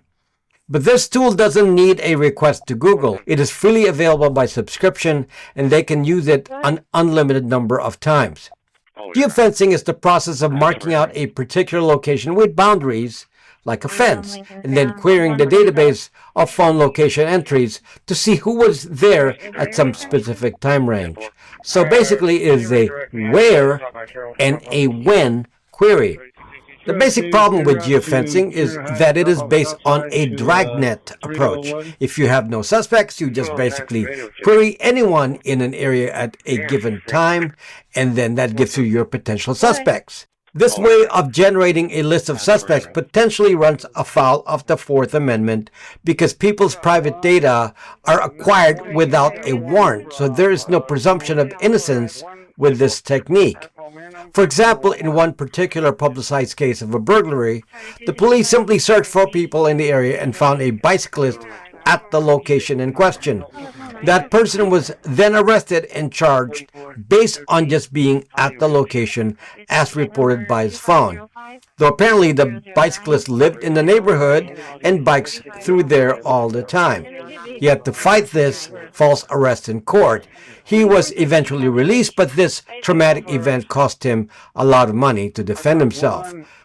There are a lot of non-police related uses of geofencing that demonstrates the evil of location tracking. In one case, someone made a killing in the stock market from being the first to use this data for financial intelligence. An investor spied on Tesla facilities using data similar to that used by Fog Data Science. They basically surveilled the number of employees working in the Tesla factory to see if Tesla was expanding its production. And using the geofence data from the factory historically, it showed a dramatic increase in people as a percentage. Using this data, this person justified buying call options right before the quarterly earnings report. And of course, Tesla announced the increase in production and the price of the stock jumped up. The investor obviously made a lot of money from basically inside information, but revealed by spying. Another nefarious use was the use of this type of database to find people who went into abortion clinics. This was potentially to find people who would violate new anti-abortion laws in some states. Fog Data Science. The company we will discuss today is Fog Data Science. According to their marketing materials, they are tracking more than 250 million devices with billions of location data points. This was based on information from 3 years ago, so it is likely more now. And this gives a subscriber the ability to get detailed access to the histories of the average person's lives. Some people have a few data points a day, while others have hundreds of location data points each day. This data can be used to follow you around all day, so it should be evident where you live, where you work, and where you socialize. Plus, it should also be able to identify if you took unusual trips or went to specific places that might profile you, like specific kinds of healthcare facilities, or churches, or political gatherings. Because it is based on historical data, it is very good at establishing patterns, which is how it is used to identify people rather than by direct ID. The company sells subscriptions to this service using a web portal called fogreveal.com, which I couldn't access with a VPN. And apparently this is being used by many law enforcement teams, such as local police, state police, and county sheriffs, at a cost of around $10,000 a year or so. And there's heavy use in California, from what I can see. How Fog Reveal works. Fog Data Science starts off by aggregating location data from various sources. Clues gathered by the EFF, the Electronic Frontier Foundation, suggest that their data may come from Ventel. Ventel is a big supplier of location data to government agencies. There are many location data sources and brokers. Brokers will aggregate data from multiple sources. The way this particular data location database is organized is by lat and long, meaning GPS coordinates. And then this is further organized by timestamps and then a device ID. The specific device ID used in this case is the advertising ID. Advertising IDs are found in all normie phones like iPhones and Google Androids. An advertising ID is a unique identifier, and I'll explain later how this is collected by the location data brokers. Now, advertising IDs are not permanent identifiers per se, but the normal person will not mess with this. So in effect, it's permanent for the average person that is not privacy aware and uses standard devices. Fog Data Science claims that their database does not contain personally identifiable information, or PII. But as you will see, it should be a piece of cake identifying anyone, even if you changed your advertising ID. As I mentioned, this location database is historical and long-term. The Fog Data Science databases apparently go back to 2017. So it is based on historical data, and this is something that the average person is totally not versed in. If I knew someone's location history in the kind of detail available in this kind of database, I would know so much about a person, particularly if I overlaid the locations over a Google Earth map. And that will be obvious when you actually use Fog Reveal. Fog User Manual. Now, fortunately for this video, I have the actual user manual, and although it's low resolution, it gives us an idea of the capabilities. The Fog Reveal web portal is intended for law enforcement use, so the format is made to be filed by case at the law enforcement department system. 304 East 1st Street. 304 East 1st Street. I need to locate the breakers for 4R. Units on the left and the right. The basic interface starts with Google Earth, so you pick out a location that you want to research, and then you find it on the map. Then you draw a boundary on the map, and it appears from the examples that you can draw a rectangular boundary or a circle. After that, you specify a time range and perform the query. Then after a few seconds, the app will display red dots showing phones found at that location. There's a list of data points showing the actual lat long and device ID plus the timestamp, and that's shown in another window. This can then be exported to a CSV file so you can work it in an Excel spreadsheet, for example. Beach on Victor Frank William 0365. 302 47 11 Carroll. Perry July. Hold up, PD traffic. 13 arriving. 4150. 1307 arriving. The airline book. Sam Victor Sam 5821. The area covered by the boundary of the query can apparently be very large. I've read that it can cover up to 20 kilometers, which is a little over 12 miles. That creates a lot of data points, obviously, and can include millions of people. 302. Perry July. 1208, I believe that was 1202. I don't know. Let me know.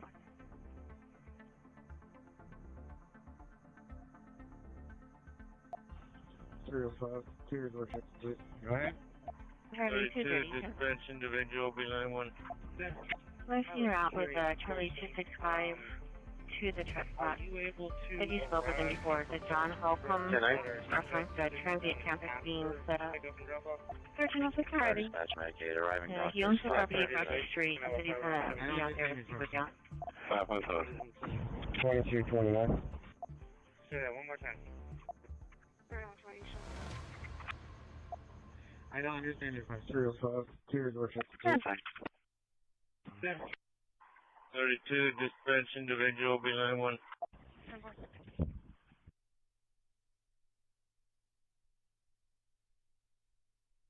Sorry, dispatch Medicaid arriving doctors 5.7.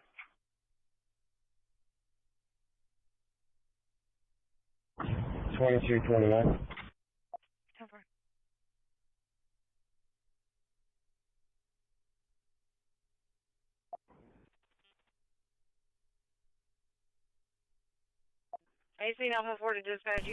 Hello guys, in this video I'm going to show you how to install Ubuntu Linux on your Android phone in 2025. This is really easy and you don't have to root your phone.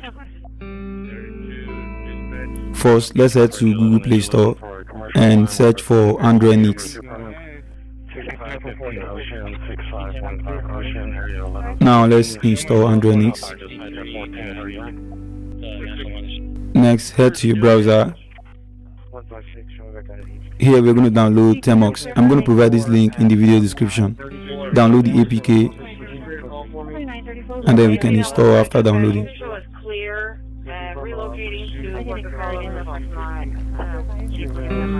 Done. So here is Android Nix and we also have Temox. Now let's open Temox.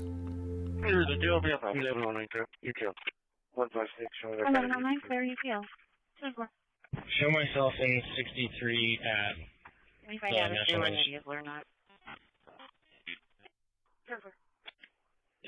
Linux on a phone? Yeah, you heard right. It's a hard thing to do, cramming a desktop operating system onto a phone, but many people have actually done it. There are actually too many for me to list here, so here are the phones that are made specifically for these operating systems. The Pine phone, which is a favorite of many people, and the Librem 5, which is way too chunky. That's it, not a lot, but you can still install Linux on any regular phone with an unlocked bootloader. Linux on a phone? Yeah, you heard right. It's a hard thing to do, cramming a desktop operating system onto a phone, but many people have actually done it. There are actually too many for me to list here, so here are the phones that are made specifically for these operating systems. The Pine phone, which is a favorite of many people, and the Librem 5, which is way too chunky. That's it, not a lot, but you can still install Linux on any regular phone with an unlocked bootloader. Linux on a phone? Yeah, you heard right. It's a hard thing to do, cramming a desktop operating system. I already have a pusher on the bus.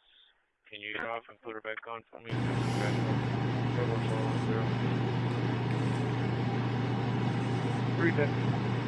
Check out Richard.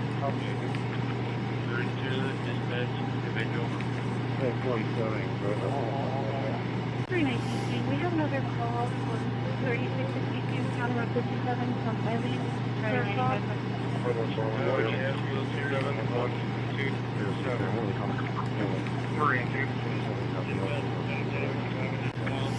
Yeah, she made a report earlier on the check. Reported another check. Oh, guys! I already have an address here on there. I'm moving, I'm moving. I'm now.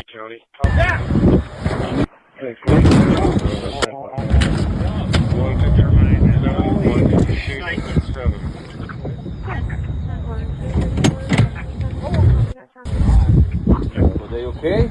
Oh, guys. I'm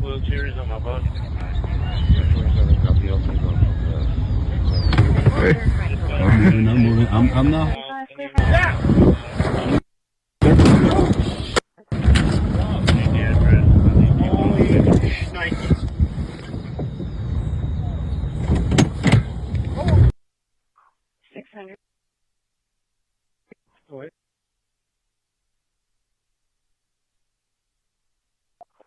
Route 32, who has wheelchairs? Hey everyone, so you've heard of Android and iOS, but what about Ubuntu Touch? Yeah, that's right, native Linux on your smartphone. I just installed it on my Poco phone, and in this video, I'm going to show you exactly how I did it and what makes this OS so cool. Let's jump right in. First things first, what's Ubuntu Touch? It's a mobile OS built by UBPORS, and it's all about keeping things open source, lightweight, and, most importantly, private. No ads tracking you, no unnecessary apps cluttering up your phone. It's just a simple, clean experience. And the best part? It works beautifully on older devices like the Poco phone. As you can see, the camera app works well, and the gesture-based navigation is quite similar to Android. You can switch between apps by swiping from the right side of the screen. The phone also supports SIM cards. Okay, we're going to go ahead and reconvene our meeting, and we were on item number 4. We had some council member questions on the update on Inner Harbor Water Treatment Campus project. Councilwoman Campos. Okay, like I'm supposed to remember. I know, right? Well, let's see. Okay, so back to, I guess, slide number 3, Brett, on the Inner Harbor bond issuance of the Private. 211. No ads tracking you, no unnecessary apps cluttering up your phone. It's just a simple, clean experience.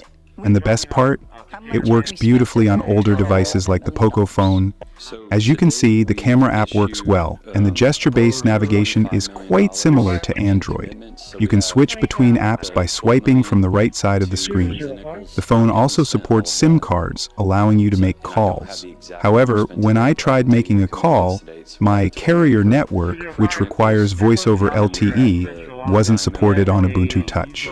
As a result, I couldn't make calls. That said, mobile data worked perfectly without any issues. The quick panel, however, was a nightmare for me. Due to the large notch on my device, it obscured most of the options.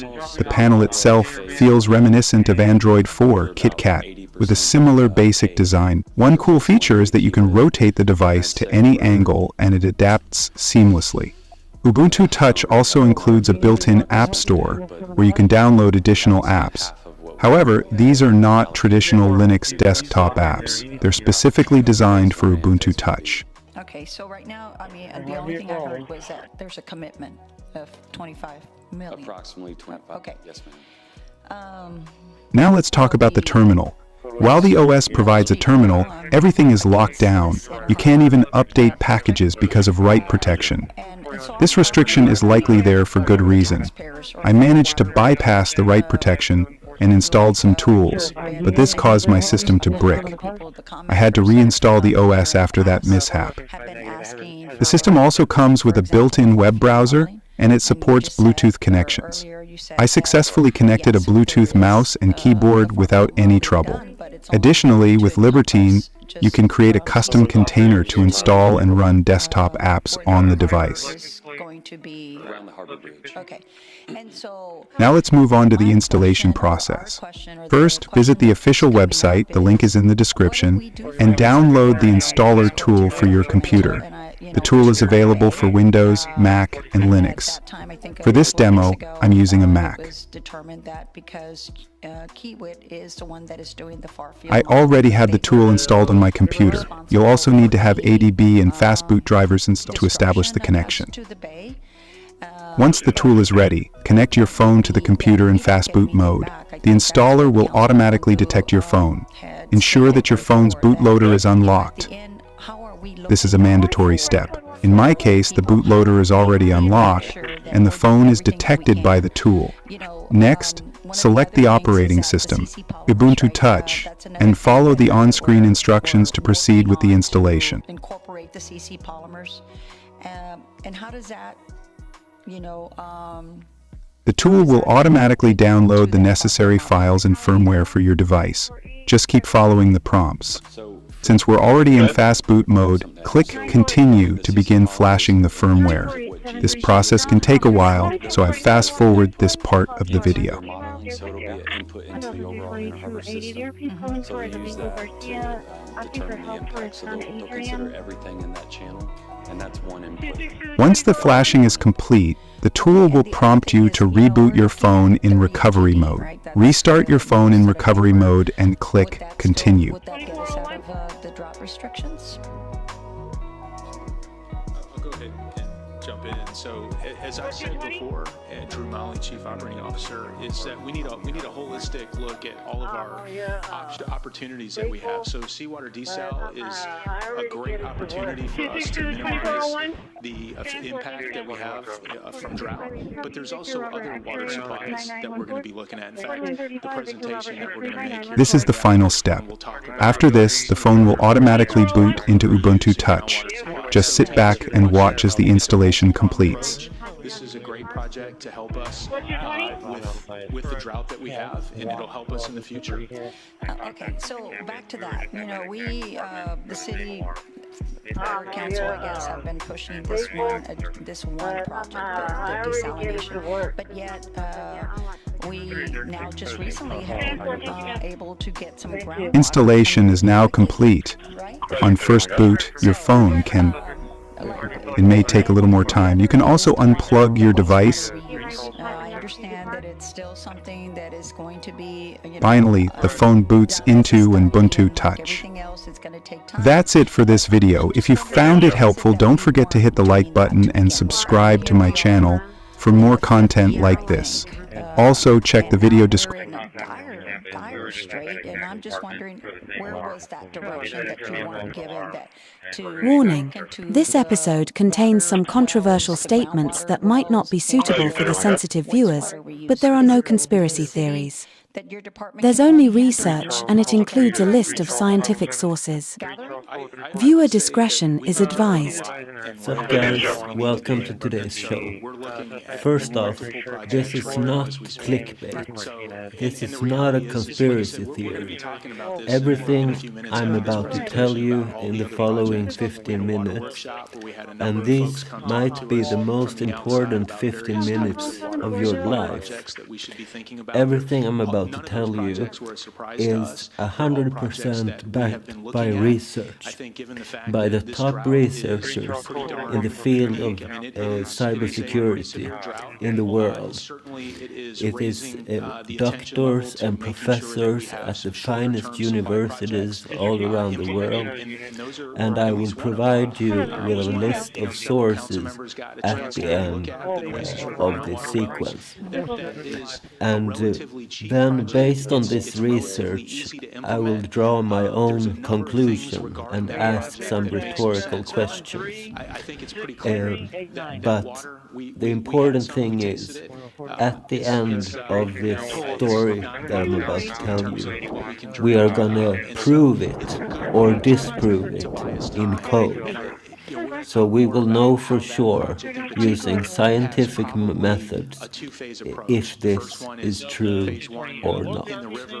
Phase 2 is something down the road that I think we can use that water for beneficial purposes down the road. And at the end of the day, it is about cost, right? And so the other thing that I would like to see on a regular basis I'm just going to change a few things. It's a pretty empty .c file. It has created 3 files. So .c. This should be First, I'm going to go and grab the algorithm for the key schedule. I don't 1,000 gallons and what this is costing us and would cost us. I guess that's all for now. Thank you. If they are in the right order, which they are probably not. Those numbers, they right, this should be somewhere. How much money are we spending right now per day, more or less, on this project?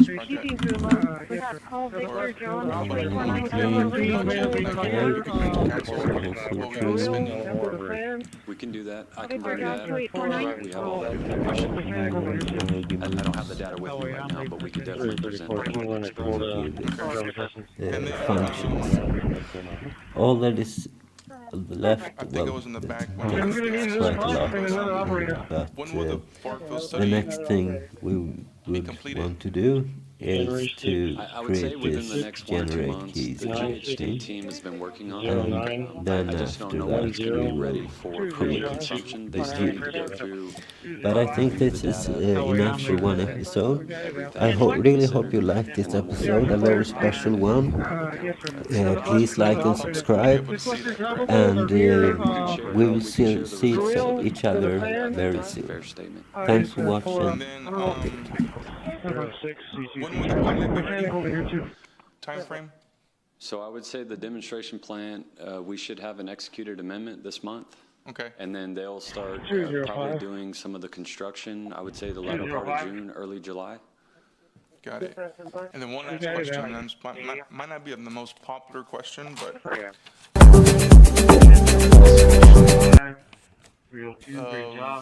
Thank you. When do we know, or how can I say it?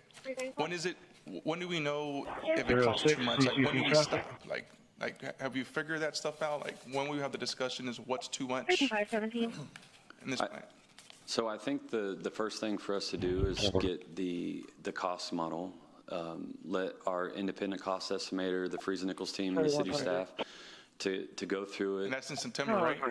No. So we'll have the cost model will be submitted probably by the end of the month, the draft version. Okay. And then we need time to review it and make sure that everything makes sense. So in July is when I would expect for us to be able to share that information. So then we could start having those conversations about project cost and what we're getting for It looks like we're going to have to not do a lot. Like Peter said earlier, the answer is a little bit more, and the answer is that right now the plant is not even 10% designed, so 90% is uncertain in terms of pricing. The 10% they see today, and as Keyway gets in and actually looks at the site, is different. They're finding out some things different than what the assumptions were from Freeze and Nichols. So on the ground reality, and the more and more it gets designed, the more and more pricing becomes certain. That's why we're doing these briefings twice a month, because over the next 7 months, more and more certainty is going to be available. We have to talk to the council on the 7-month continuum. The goal is to get to month 7 to make that decision. Is this too much? But along that continuum, we're going to have information. We're going to have pricing information, but the council and the community needs to understand it's at a lesser designed state, so the true cost is not really available yet. Even in the fall, we'll only have 60% design. 7 months. Do we grants? Yeah, we have applied for it because we need some help. We're going to talk to our federal legislators to clear up that Title VI case that we believe should be closed at this point. But go ahead, Drew. Right. So one of the better grants that's out there is one that we've been talking to our federal legislator delegation. Which is the U.S. Bureau of Reclamation, which is a Department of the Interior. And so there's a WIN grant. It's called a WIN grant, and it's potentially available for us on large projects like this, up to $180 million. That would be grant funding that would be available. And so money that we don't pay back. Money that you don't pay back, money that would be given to us. We wouldn't have to pay it back. We wouldn't have to return anything. You know, obviously there's some federal stipulations like BABA, Buy American type, some of those kinds of things. But those are things that I think at $180 million we'd be able to work through that successfully. And then the other part of it is California, for example, has been successful in securing some of those federal dollars, those grant funds. So I think from our standpoint, we should have some good success in being able to to bring those types of dollars to Texas, to the Gulf. Do you have an ETA on knowing about these grants? Yeah, so typically what happens is we would apply for the grant in the fall, so in the, I'd say October, November timeframe, and then we would find out in the spring of next year whether or not we would be successful. One of the things that's good about the program is that there's funding in it, and there's not a lot of large-scale projects like this. So, there's not a lot of competition in the market for it right now, or not a lot of competition, I would say. And so because of that, I think we have a good success chance that we would be we'd be successful in getting those funds. Of course, we have a federal delegation that has seen large-scale desalination facilities, like in California. They see the technology for what it is and the value that it provides to communities. And so they've been a big advocate for us in particular, and they have shown every effort in D.C. that they would, support this. Awesome. 3244 disturbance. That's 6 questions. Come on, one more. 1024, Richard. 130. You're having a fundraiser soon, right, to help people with utilities? Right. So there's, it's I want the public to see that. You guys are doing some good. I like that.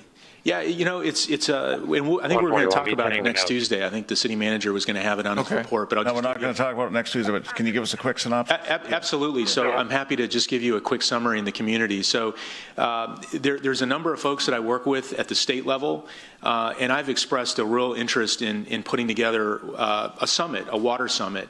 And the summit really has two purposes. Number one, we want to start a utility assistance billing program for folks who have financial hardship. The city of Corpus Christi doesn't have one, and I really strongly believe in the cause for it. And so that's the primary purpose. The second purpose is we have operators. We have 500 people that work in CCW, and they're constantly having to get operator hours through TCQ. So this One Water Summit, which is May 22nd and 23rd, will provide our operators, our working folks in the field, 10 hours of TCQ hours that they need to have to recertify for their licenses. So those are the two primary purposes of the summit. One, to raise funds for our community, and two, to really help our working folks that are in the trenches doing the good work every day. So frankly, what's been pretty astounding is there's been a huge interest in this summit. We've sold out. It's at the American Bank Center. It's 400 folks is the ceiling. So it's exciting because next year I think we'll be able to kind of step it up and do even more. And I'm sorry I put you in the spot, but I just think that you need to have some recognition, and you guys are doing good, and I appreciate it. I think the community likes that, and I think the community will really need it. Appreciate it. Thank you. Drew, before you leave there, on this grant, so we've been talking about it for a long time. So when are we submitting for it, or have we submitted? Yes, so we are going to submit in the fall. This fall? Yes. Okay, so between now and then, we should work on, this is federal, correct? Correct. So Washington. Correct. So we need to be working with the governor and our federal delegation, just to make, I know you said there's not a whole lot of competition, but still, it's a lot of money we're asking for. So I think we should start. So I was just going to say, so Ryan Skaborczyk is very plugged in, and he has been in very close contact with our U.S. representative and that team to make sure that they understand the importance of this, which they do, and then the timeline of when we would be submitting the application for the grant funds. And we're working on some of the grant material now, right? Correct. We're working on the material that has to be part of the application. And we should do a resolution if that would help, which I would imagine it would. Okay, I've just heard a lot about it for a long time, and I guess it's just not the time yet. But, we're getting close. Okay, thank you. Councilman Scott. I got 6 things. I just maybe love the Bureau of Reclamation, Drew. Corning was down, Senator Corning was down 2 months ago, a month ago, and I had a chance to spend one-on-one, two-on-one time with him, and he was very interested in our desal project. Certainly Congressman congressman has toured California. I think the governor could weigh in, Mayor. I mean, I think this is a signature project for the state of Texas. It's, so anything I can do to help, which is probably nothing. I like the education demonstration concept. I do think there's extraordinary interest in this project. And I think the youth, kids are going to really find it fascinating, so I don't know what that looks like. I don't, at some point you only have, $10 to spend, and if it's more than you can, I get it. But I think especially people that remain skeptical once it's bring the water, they come and touch and feel, listen, water from somebody's calling it the beer spout, the beer spigot somewhere, but and in the end have a cup of water that, whatever it is, 30 minutes ago or a day before was in the bay, I think is interesting. So I'm a fan. Hey, when you start talking about the far field model, just every time you get a chance, say, hey, our GHD's far field model is from CC Polymers to the mouth of the ship channel or to the new bridge. I mean, I think that's what we want here, and I think that gets lost in translation. Or you guys have a chance to say, what you did today, I get that. I default, in fact, somebody in the back, I default to the water's okay at 5 feet. Don't know I need to test it at 10 feet. I might have some sort of response about oxygen because that continues to be an issue, but it seems to me we're oxygenating the water that comes in such that it has more oxygen going out than it does coming in. Correct. I think those kind of simple responses, people go, oh, okay. If there's more oxygen in the water when you're done with it, that probably helps, on the hypoxia issue, which instantly is a big word for me, so I wanted to say it. Make my wife think I'm smart. So next week, anytime you get a conversation or a chance to talk to us about far field, just give us the parameters, right? Because it is what it is. And I think what I'd heard at one point was all the way to the new bridge, which incidentally, in addition to that, tell us how far that is from the plant, right? So, if you're saying to me, it's going to go from Polymers all the way to the mouth. I don't know what that is, but you said that's actually a mile and a half, and we think that the water is good at 600 feet. I think those little kind of moments, I think, help as we continue to talk about this. One of the things I thought was interesting about California, oh God, that came out wrong. One of the things that they do in California is mitigation. I thought that was fascinating to me that they were required by the state, right, to plant 1 million trees. And I don't imply that we need to go plant 1 million trees, but I think it's a unique opportunity. If you're spending $10 and you can do something unique to that area around it, or even somewhere else. And, you mitigate commercial projects that touch the wetlands, and I know we're not touching the wetlands, but I would be open to what environmental benefits this project could participate in outside of that which it is, right? So, it's a desal facility. We get that. It's going to make water, and it's going to be a great thing. But, if we could plant 100 trees, in the next block over, I don't know. I thought that was interesting that California did that, and I don't like much about it, California, but I did like that idea. I did want to make a note that I hear the conversation about water supply, and I think this would be the largest water supply project, or is the largest water supply project in our conversation about water supply projects. 36 MGD it's more than the wells, it's more than Evangeline, it would be more than EV Ranch. So I just want to couch this conversation like you walk away from 36 MGD, and I don't think you get over the finish line. So I'm very sensitive to. It's a lot of water. Yeah, it's a lot of water. I just want to get that out there. I do think a better response to the GHD questions would be beneficial. I heard what you said mostly. So put that in writing before next week. Hey, there was questions asked asked about GHD, and here's our response, so we can kind of process rather than just listening to. You're brilliant, of course, but listening to you today, I think if you could put that in writing, I'd appreciate that. And that's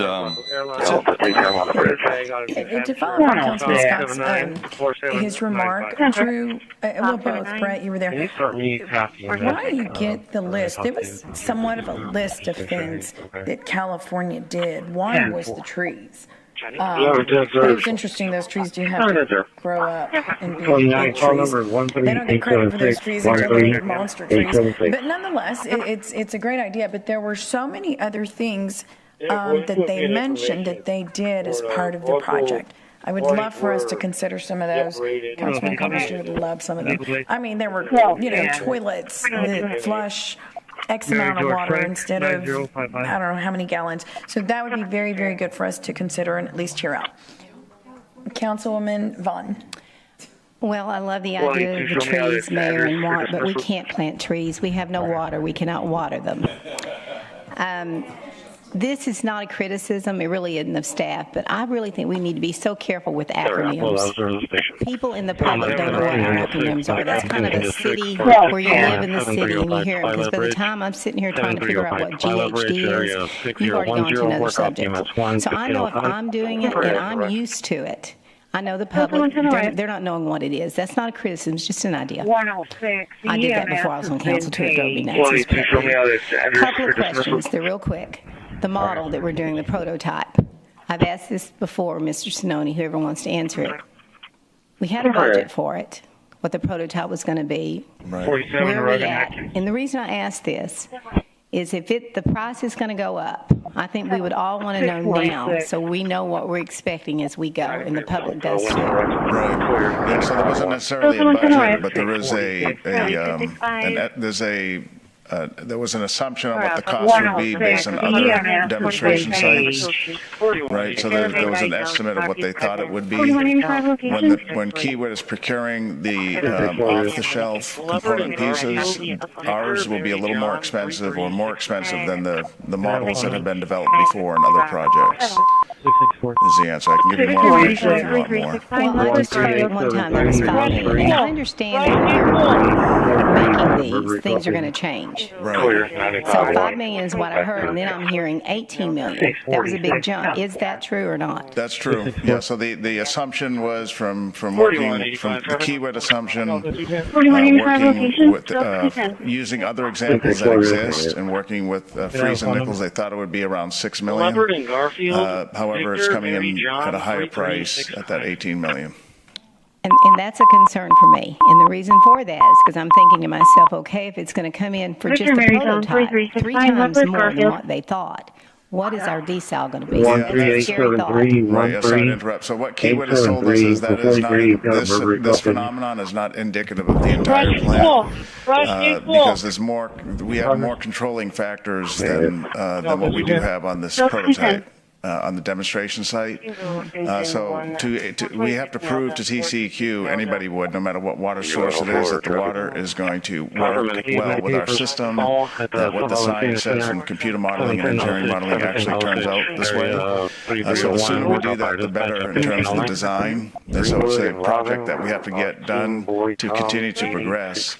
Unfortunately, there's not a lot of component pieces ready off the shelf, and so what is available is a little bit more expensive, a little bigger than what we generally need. It sounds like you're starting to say something, but it got cut off. It would go into next year sometime, and that would delay the ultimate design and ultimately cost. It seems like you're asking about the song "Who Was That Woman at the Window," but I couldn't find any information on that. However, I can try to help with a different song. What is the cost? There is a classic song called Susan When She Dances by the Spinners in 1971. That plant is, and that's why we're not the highest fans of these P3 models when it comes to a project like this.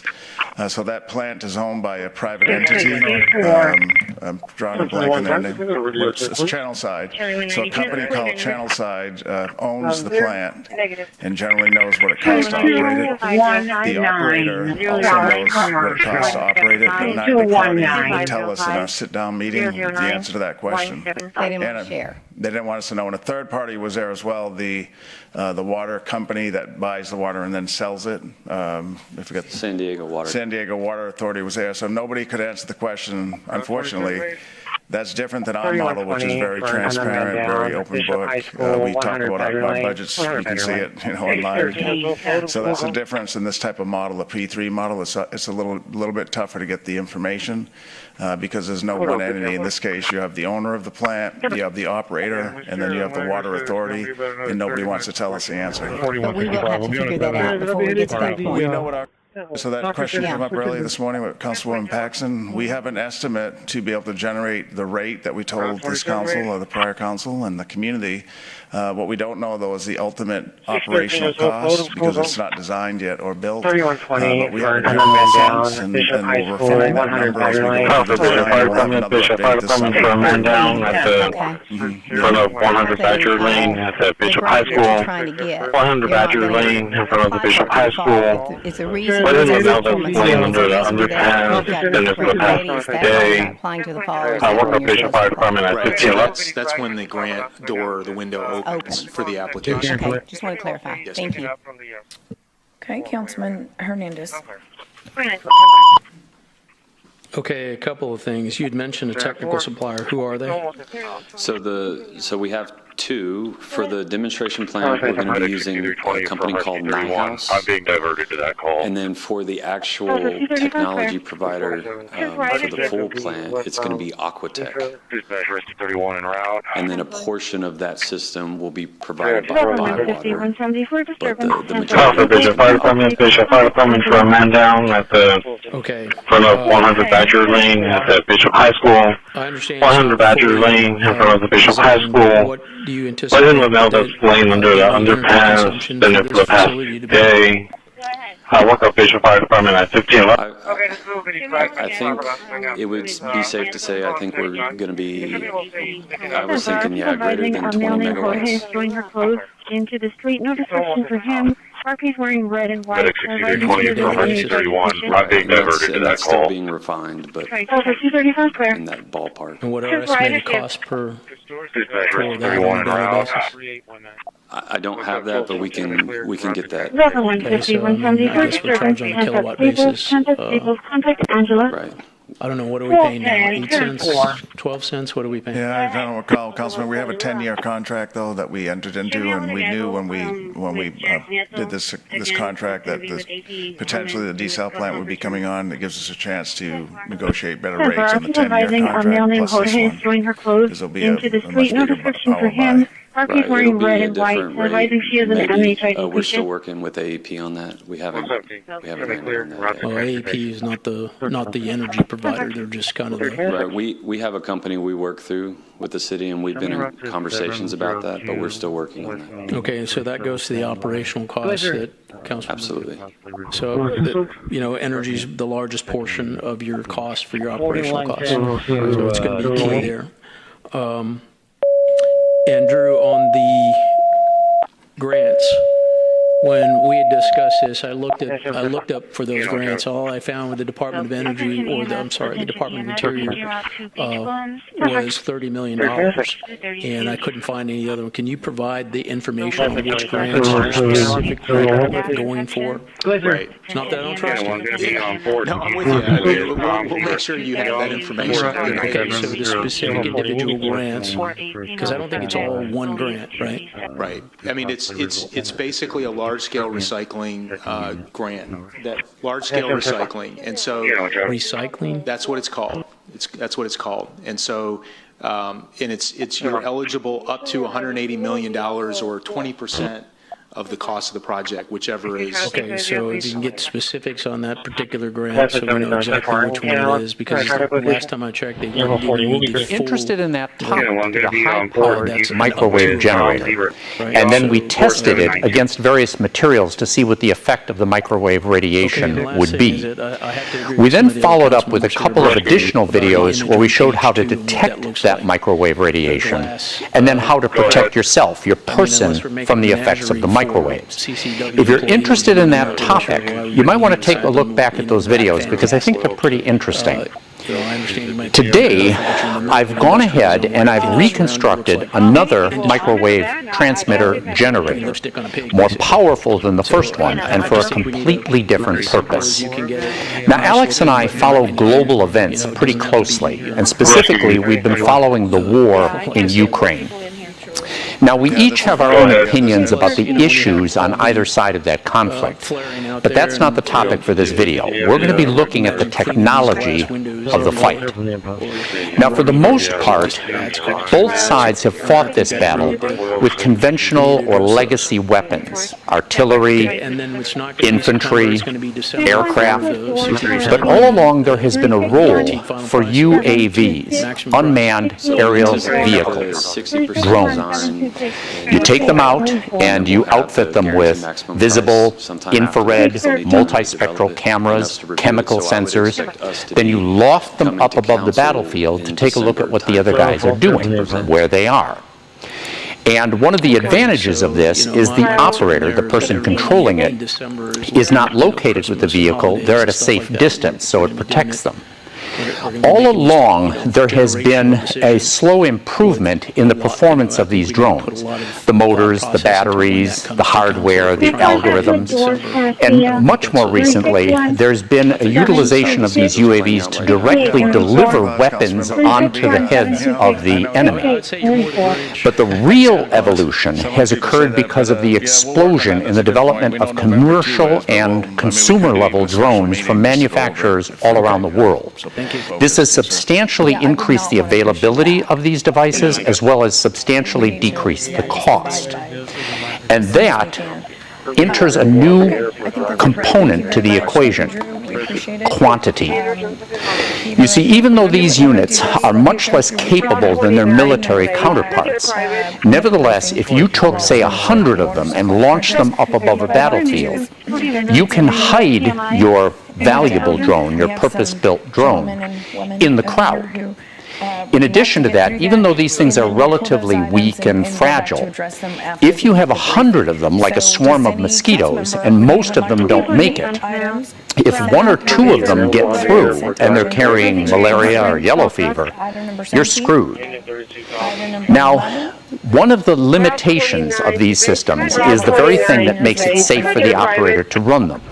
It has to be run remotely, and it depends on radio frequency communications between the drone and the operator, and so they're vulnerable to jamming. So I went to my other son, who is a radio expert, and I said, "How would you do this?" And he said, "Actually, it's relatively easy. What you need to do is get a hold of a spectrum analyzer. This is sort of like a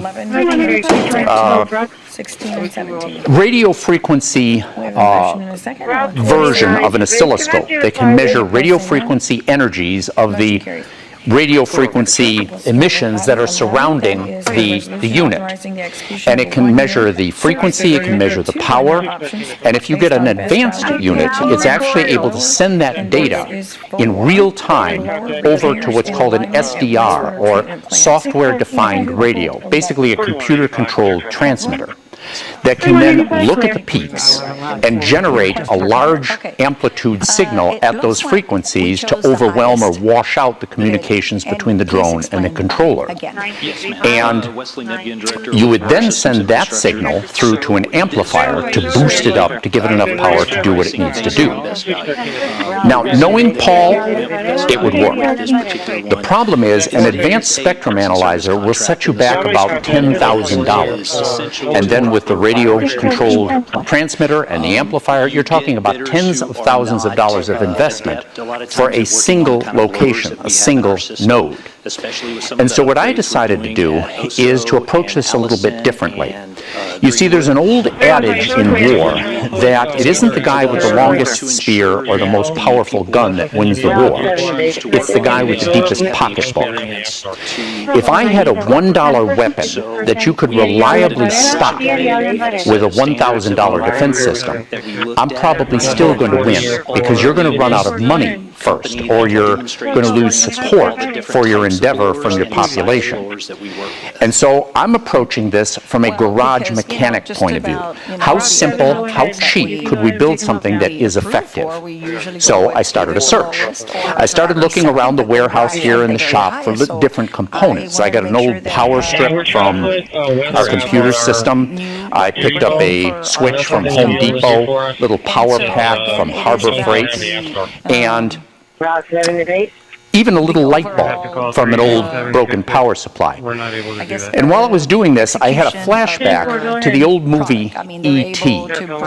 And it's an interesting scene because this little extraterrestrial, was trying to reach his people to rescue him. He was stranded on Earth. And so he starts wandering around and scrounging around through a little suburban home, picking up what looks like junk, an old radio player and a piece of aluminum foil and a coat hanger and things that we would consider to be trash. But unlike the human beings, which have a limited understanding of the technology, his greater understanding of the technology allowed him to see in this junk capabilities that could be repurposed for his application. And hopefully I don't ruin the story for you, but he was rescued. So I was having a ball while I was picking up all of this stuff. And probably the only thing here that's really pretty expensive is the mount. This is a telescope mount that I removed our telescope from and placed the transmitter on, simply because it makes it easier for us to do the video and produce the content here. But the demand for accuracy and precision with this system is quite low. You could easily mount this on a simple tripod and just control it by hand. Now, one of the things that you'll see on here is this plastic heavy-walled container around all of the electrical components. And that is going to induce me to put on my Karen hat. I was just curious. This is not a toy. This is quite dangerous. As you can tell, we're doing this inside. 1.5 kilowatts of microwave radiation spread out into the open environment outside of this building is potentially dangerous. It's also illegal. So we're doing this inside of a completely steel-sided building, well-grounded, that acts like a Faraday cage to trap the radiation inside. So effectively, I built a really big microwave oven that Alex and I are standing in right now. Now, before you think, oh, wow, they're taking another, hit for the team, it's not as much of a concern as you might think, because the internal volume from in this warehouse is about 100,000 times greater than a typical microwave oven. And so as a result, the intensity is quite low, and we measured that. We picked up one of these little detectors. You can get them online or on Amazon. They cost about $25, and they're used to examine microwave ovens commercially or at home to see if they have any kind of leakage. And after measuring this, you can detect radiation where I'm standing or where Alex is, but it's quite low. It's not very high. Now, the other thing about this box, this is clear so you can see the internal components, but it is an insulator. Inside of this box are some electronic components, and one of them is a transformer that changes line voltage to about 2,500 volts, and when this thing is energized at a couple of amps. This is very dangerous. If you were to touch the wrong part in here when this is energized, you could literally blow the tip of your finger off. And if you're lucky, it'll hurt like hell, because there's also a good chance this will instantly kill you. So this is not a toy. This is not to be played around with. You got to be careful when you're dealing with this. So Karen hat off. Now the internal components here were obtained from a microwave oven, and this cost me less than a penny. I went to the local dump and I picked up 3 old microwave ovens. Despite the scratches and the dents, and one of them had a little bit of an odor to it, nevertheless they all worked. And so I picked out the most powerful, and then I repurposed all of the components and put them in here, rebuilt them in this housing. And you don't need plans or a schematic for that, because the oven itself is the schematic. You just take your time when you're taking things apart so you know how to reassemble them. Now, the heart of what's going on in here is accomplished, the main function, by what's called a cavity magnetron tube. Now, if you go on YouTube and you do research on these tubes, you'll find there's lots of different videos that explain the history, the development, the purpose, the way they operate. You can get a lot of details about them. And I'm not going to spend 10 or 15 minutes reviewing that in this video, but I'll give you just a real quick oversight. Inside the cavity magnetron is a small wire filament that becomes red hot. And when it does so, it evaporates off or boils off thermal electrons, negatively charged particles. Under the high voltage that's created, those electrons accelerate away from the filament. And whenever a charged particle is accelerated, it produces electromagnetic radiation. On either side of that tube are 2 permanent magnets that create a magnetic field between them. So as the electrons rocket away from the filament, the magnetic field causes them to begin to spiral and form a circular pathway. And because they're constantly changing direction, they're being accelerated, and as a result produce a continuous flow of microwave radiation. This is sometimes called cyclotron radiation, or in the largest accelerators around the world, synchrotron radiation.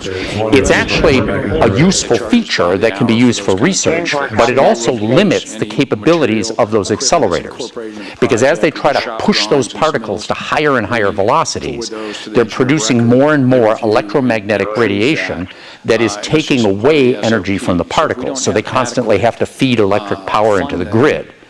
So it's a limitation. For us, it's the purpose.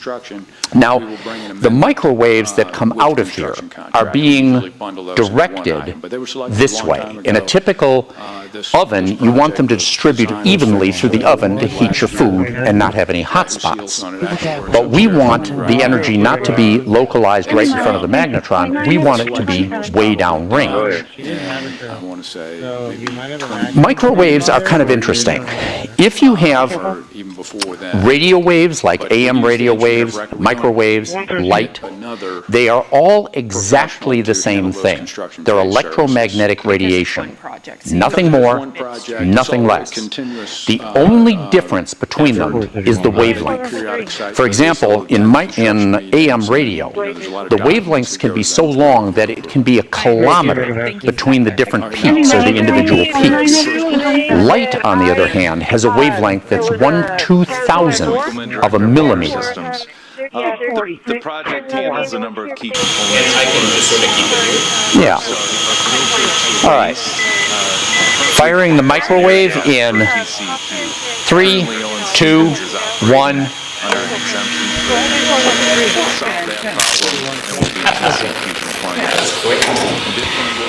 It works. All right, let's try something a little bit different. Just in an effort to improve the entire filter backwash process, which it cleans out the filter media, makes treatment more effective, and the upgrades will also improve our ability to recycle that. Another one's off, right? Yep. And then we'll retreat it and use it. Now hold on just a sec. Let's get this misaligned.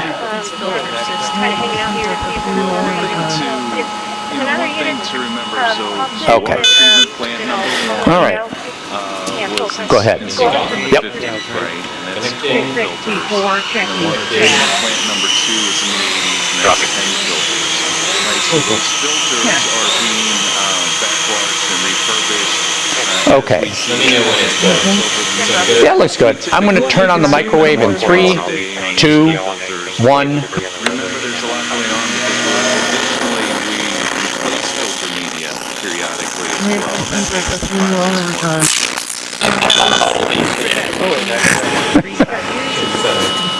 Yeah, you shouldn't have. Again, it depends on what you're seeing. I would say there's probably a safe Just for my own eyeballs. It depends on what we're seeing in terms of head loss through the filter and how we gauge. But we are replacing filter media today on a couple There's an interesting thing about this that I was pretty surprised about. Because this seems like a pretty big...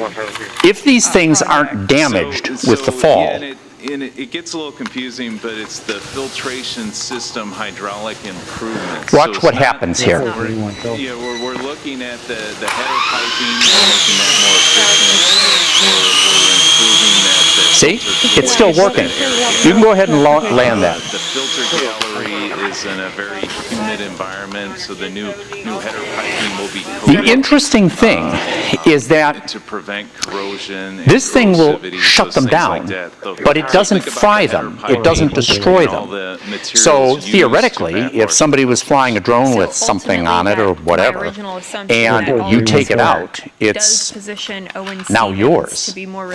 And the fact is, it's kind of fascinating because the controller has no means to indicate to this to turn itself off. You have to directly hit the switch. So there's no way that just flooding this room with microwave radiation would have accomplished that simply because you would have just lost control. And this thing would have sort of flown off to the side, hit the box where its friends or its big brother is, and it would just sit there and buzz and whir and buzz. It'd be on but uncontrolled. That's not what happens. This thing shuts them down. Now I think what's happening is that inside of here is a PCB with a bunch of electronic components and microcontrollers in it. There are also wires to the motors, wires to the battery, and all of those wires act as antennae. And they can pick up the microwave radiation and convert it to voltage spikes, which are sending signals in there that it doesn't understand, can't figure them out, confuses it, and the whole thing just shuts down. The reason I think that's important is because, number one, that's why this will work on drones that are communicating on a frequency that isn't the same as this frequency of 2.5 gigahertz. Let me show you. This includes that base plus alternate one. That is correct. All right, put this little guy down here. The extension. Can you, the little LED, the white one, towards the door. That's correct, yeah. This way? No, towards the door. This way. You can't run it at something other than 2.5 and get away with it. It will still knock them out of the water, which is kind of a neat feature. Built in the 50s, Because not only do you destroy them, but you don't have to be selective. You don't need the spectrum analyzer and have to do a lot of very fine tuning. You just basically send them voltage spikes and it turns them off, which is kind of cool. I'm glad you brought that up, Councilman. Now, I was really pleased with this. We were experimenting with this. This cost almost nothing. It was super easy to build, and it is clearly very effective. It will also work at a much longer distance than we're demonstrating it, although I'm not going to tell you how I know that. Now, when we finished this, we went to dinner a couple of weeks ago with Chris. You might remember him as the co-host of the video that we did a couple months ago on the laser-based drone killer. And we explained what we were doing and how it worked, and he was disappointingly unimpressed. He was like, yeah, that sounds kind of interesting, it's pretty good, but I think the future is not going to find many drones vulnerable to this kind of approach. And we were both kind of looking at each other, and he said, have you ever heard of fiber drones or fiber optic drones? And neither of us had. And my first thought was always talking about these hybrid optoelectronic circuits that include lasers and detectors along with the microprocessors that are used in some high-end electronics and computer equipment because of the very high communication speeds available by harvesting light as well as electromagnetic signals through the wires. And he said, no, it's nothing that complicated. I'm talking about literally fiber optic coupled drones. You see, in large data centers and server farms where they have huge numbers of computers that have to interconnect at terabyte per second kind of communication rates. Plant 3, you know, and a lot of that depends what happens over the next couple of years, but that's one reason why we do long-range planning, to keep it on the radar and make sure we're evaluating what the next step is. So I don't want to get way in the weeds, but when you take on a new part, whatever, and you put it in place, what's the typical, is there a warranty period on that? Sure. I mean, typically, our construction projects, typically the warranty is a year from final acceptance, or what's sometimes called substantial or final completion. But I mean, like new filters and that. Is that something like you put one in and, whatever the case is, and do they typically on something like that, do they give you 5 years, 100,000 miles? Okay. Yeah, Mr. Evans told me that there is some equipment that would extend the warranty, the manufacturer's warranty. Yeah, that would be longer than that 1 year. So when you make this investment, then the good thing is that you will have some type of warranty in place that will protect our assets. And hopefully everything will run smooth. Yeah, I think that the key to all of this is the highly qualified operators at Owen Stevens that are monitoring this and making sure that on any piece of equipment we don't have premature failure, and that we're conducting the proper preventive maintenance and analyzing the system, which is what they do every single day. They analyze the throughput, they analyze the performance at Owen Stevens, analyze the water quality. Yeah, I mean, we're spending a lot of money, so that's kind of what triggered me to ask that question is, I know that Councilmember Hernandez is always talking about, and some of the other council members, about maintenance. And so it just triggered in my mind that to ask that question, but thank you. I think that's all the questions. Nick, thank you. Thank you. So we have, did you make a motion? You did. Did we get a second?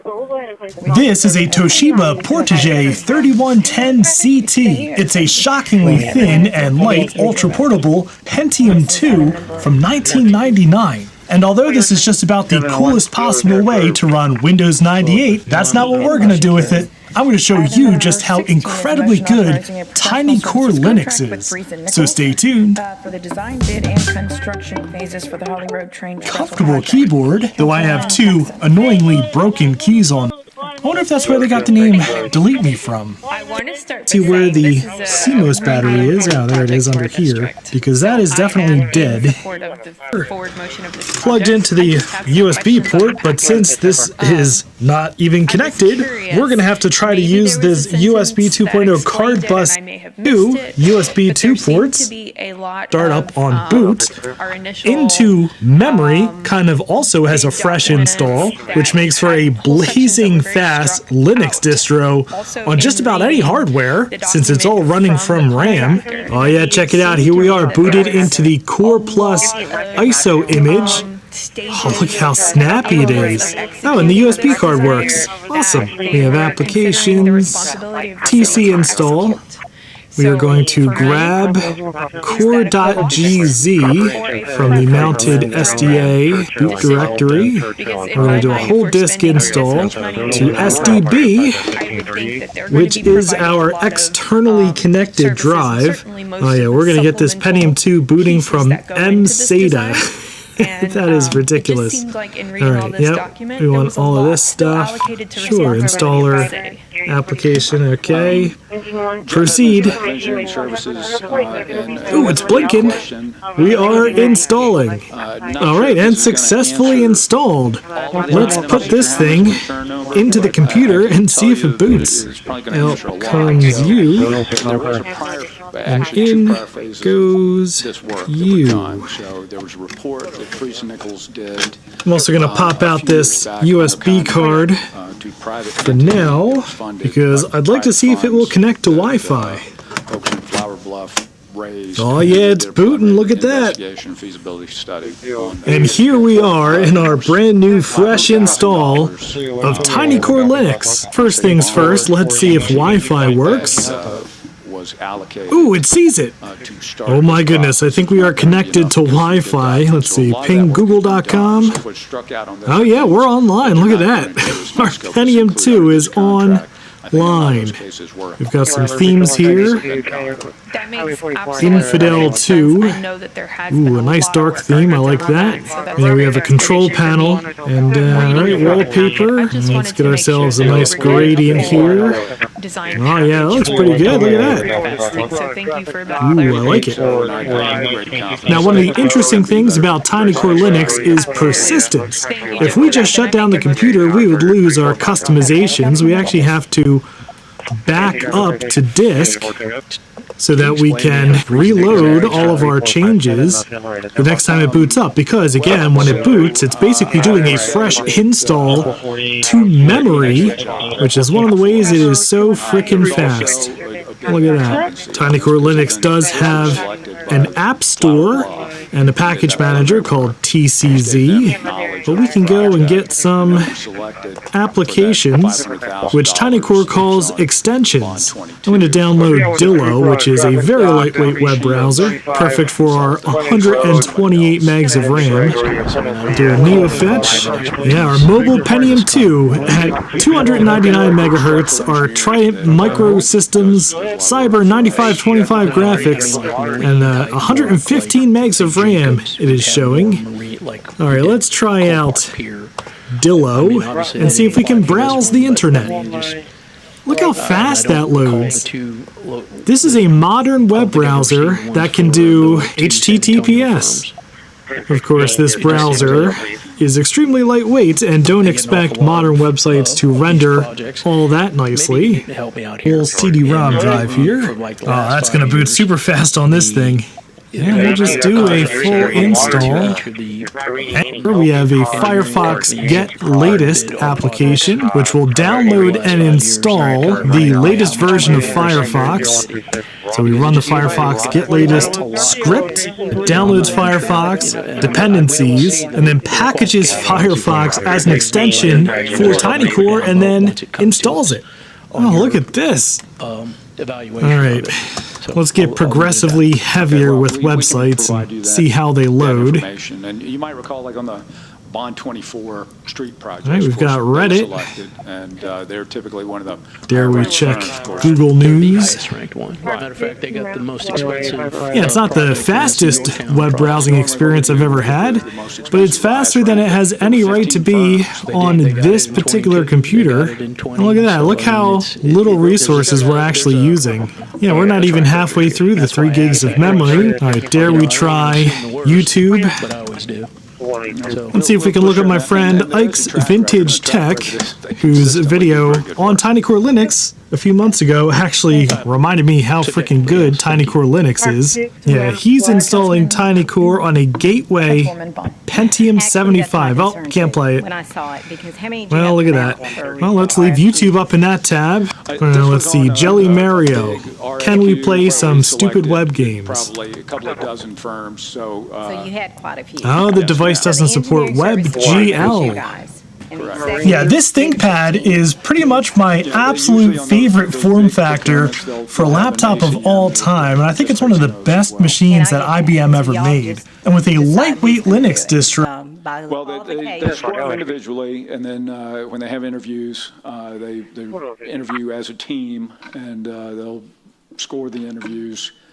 And there's composite score. And I know you probably have ones that you like better than the others. That's normal. But my concern is this, is we're giving a lot of money to Freese and Nichols. They've got the biggest project. I mean, the desal plant, that's huge. And other things they've gotten.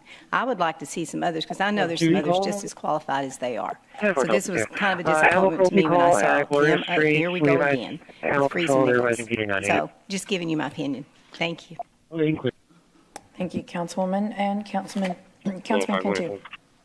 Thank you. How many projects is Fraser Nichols working? This is a Toshiba Portage 3110 CT. It's a shock. I don't have that. I can look that up. I'm sure half dozen efforts they're working on. They have MSAs for a lot of small assignments. But they are working with the D-Cell project, correct? Correct. Yeah. So, and how many bids did we get on this? Did we get any bids? This was a request for qualifications. Oh, okay. Got you. I think it was like 4 or 5 of them, right? Yeah, five in total, Councilman, with Friesen Nichols. 1, 2, 3, 4, 5. Yeah. I have no problem with Friesen Nichols. I just want the work to spread out. I think they're getting too much work. I think we need to play fair and spread the work around, especially to the local firms that are from Corpus Christi. I don't know, is Friesen Nichols from Corpus Christi? Yes, they have an office here, but they're not headquartered here. Like Philip Ramirez, I mean, the firm is a local guy. He's an architect. Okay, we use him quite a bit for like police training. He designed that. He did the police substations. On this one, you had Friesen Nichols, you had LJA, which they have a big local office. You all probably know Jeff Cohen, but they're actually headquartered in Houston. And Hanson Professional Services, that used to be Naismith Engineering. This used to be their headquarters, but they were acquired by Hanson, so they do have a large local office. I'm just told from other firms that I talk to is that you guys give them a lot of work and y'all don't spread the work out. So I'm just trying to do a little better and try to spread the work to different people that have the same business like Friesen Nichols. I think we gave them a pretty big contract with the D-Cell plan, and I think that's like $100 and some million. Or how much? I think I saw. Oh, no. No? How much was it? Yes, Gil, how much was it, Gil? Correct. I'm sure you know the price. 12 million. At 39, 12 million, okay, yeah, whatever. Yeah, it's still a lot of money. So I just want to spread out. That's all I'm asking. Thank you. Thank you, Councilman. Okay. I think that's all the questions. Where this is item 16.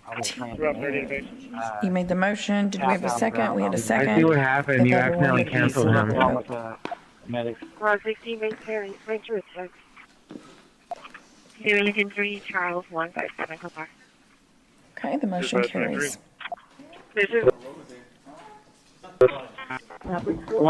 Okay, so the last item was item 17.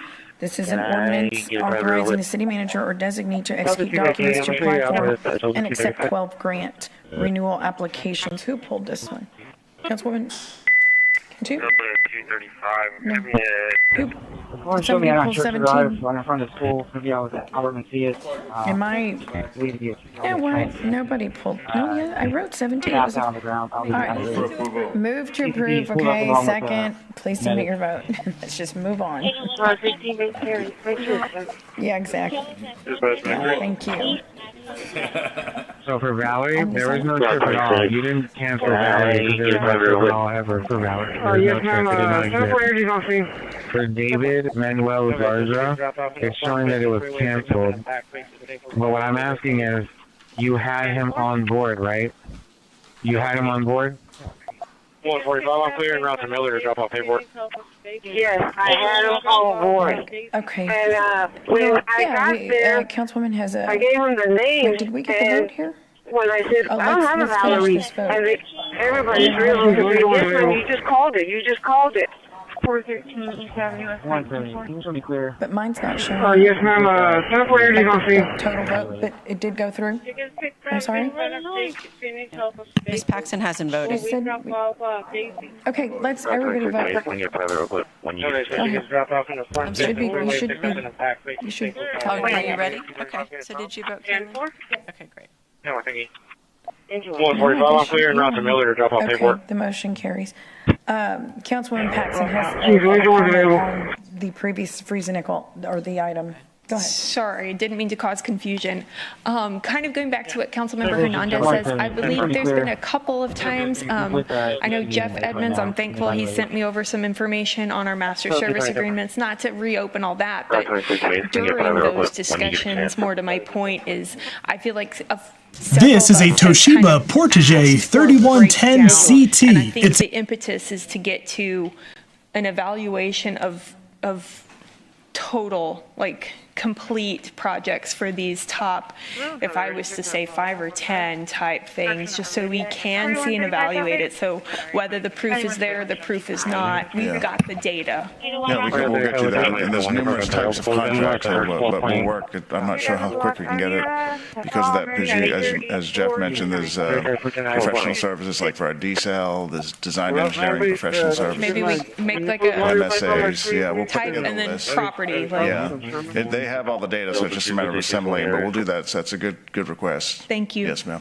Thank you, Mayor. Okay. Thank you, Councilwoman. Okay, so we're going to go back to our last item, which is item number 5, and that is a quick briefing on alternative water supply projects. We're going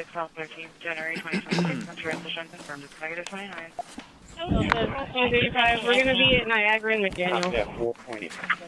Niagara McDaniel, Okay, Drew Molly, good afternoon, Chief Operating Officer for Corpus Christi Water. This is a quick update on our alternative water supply update. This is something that we're getting in a routine of sending updates on a weekly basis. There's a lot going on, and so this is an opportunity to just quickly go through the latest on a number of projects that we're working on right now. Drew, we'll try to send a written update each week, right, at the end of the week. Yes. So on Friday, we had a written update on the list of activities that have been accomplished in the last couple weeks, and we'll stay in a routine where we continuously update the council on all the things that we've been doing week to week on these projects. And I'll go through the projects that we're going to talk about. So I think this is just a reminder of the situation that we're in. The drought continues to be very challenging, not just for us, but for the entire region. We continuously meet with the National Weather Service on a weekly basis, and obviously the two maps here that come out every Thursday show a pronounced exceptional drought in our watershed, and so this continues to be, like you said, not just an issue for us, but for many other communities. One of the things I also want to mention is that we do meet quarterly with all of our leaders in the regional water space. So, for example, on Friday, we met with all the leaders from the folks who we sell water to. So that would include Mathis, Alice, Beeville. Violet wasn't there, but South Texas Water Authority, San Patricio Municipal Water District. We have a routine meeting with them. Like I said, we had it on Friday. People had like 7 fingers on their hands. You were generating an AI avatar, and now some of them are really hard for even me to tell whether it's like a fake image or not. Blue is a company that's working with police departments across America to bring this type of surveillance infrastructure to life. They're creating an endless stream of AI-generated people online to interact with and collect intelligence on college protesters, immigrants, political activists, and alleged criminals. 404 Media's Jason Kepler has been exposing all of this. Today, he joins me to talk about digital surveillance, how military tech is increasingly being used on the American public, and what activism might look like in the age of AI.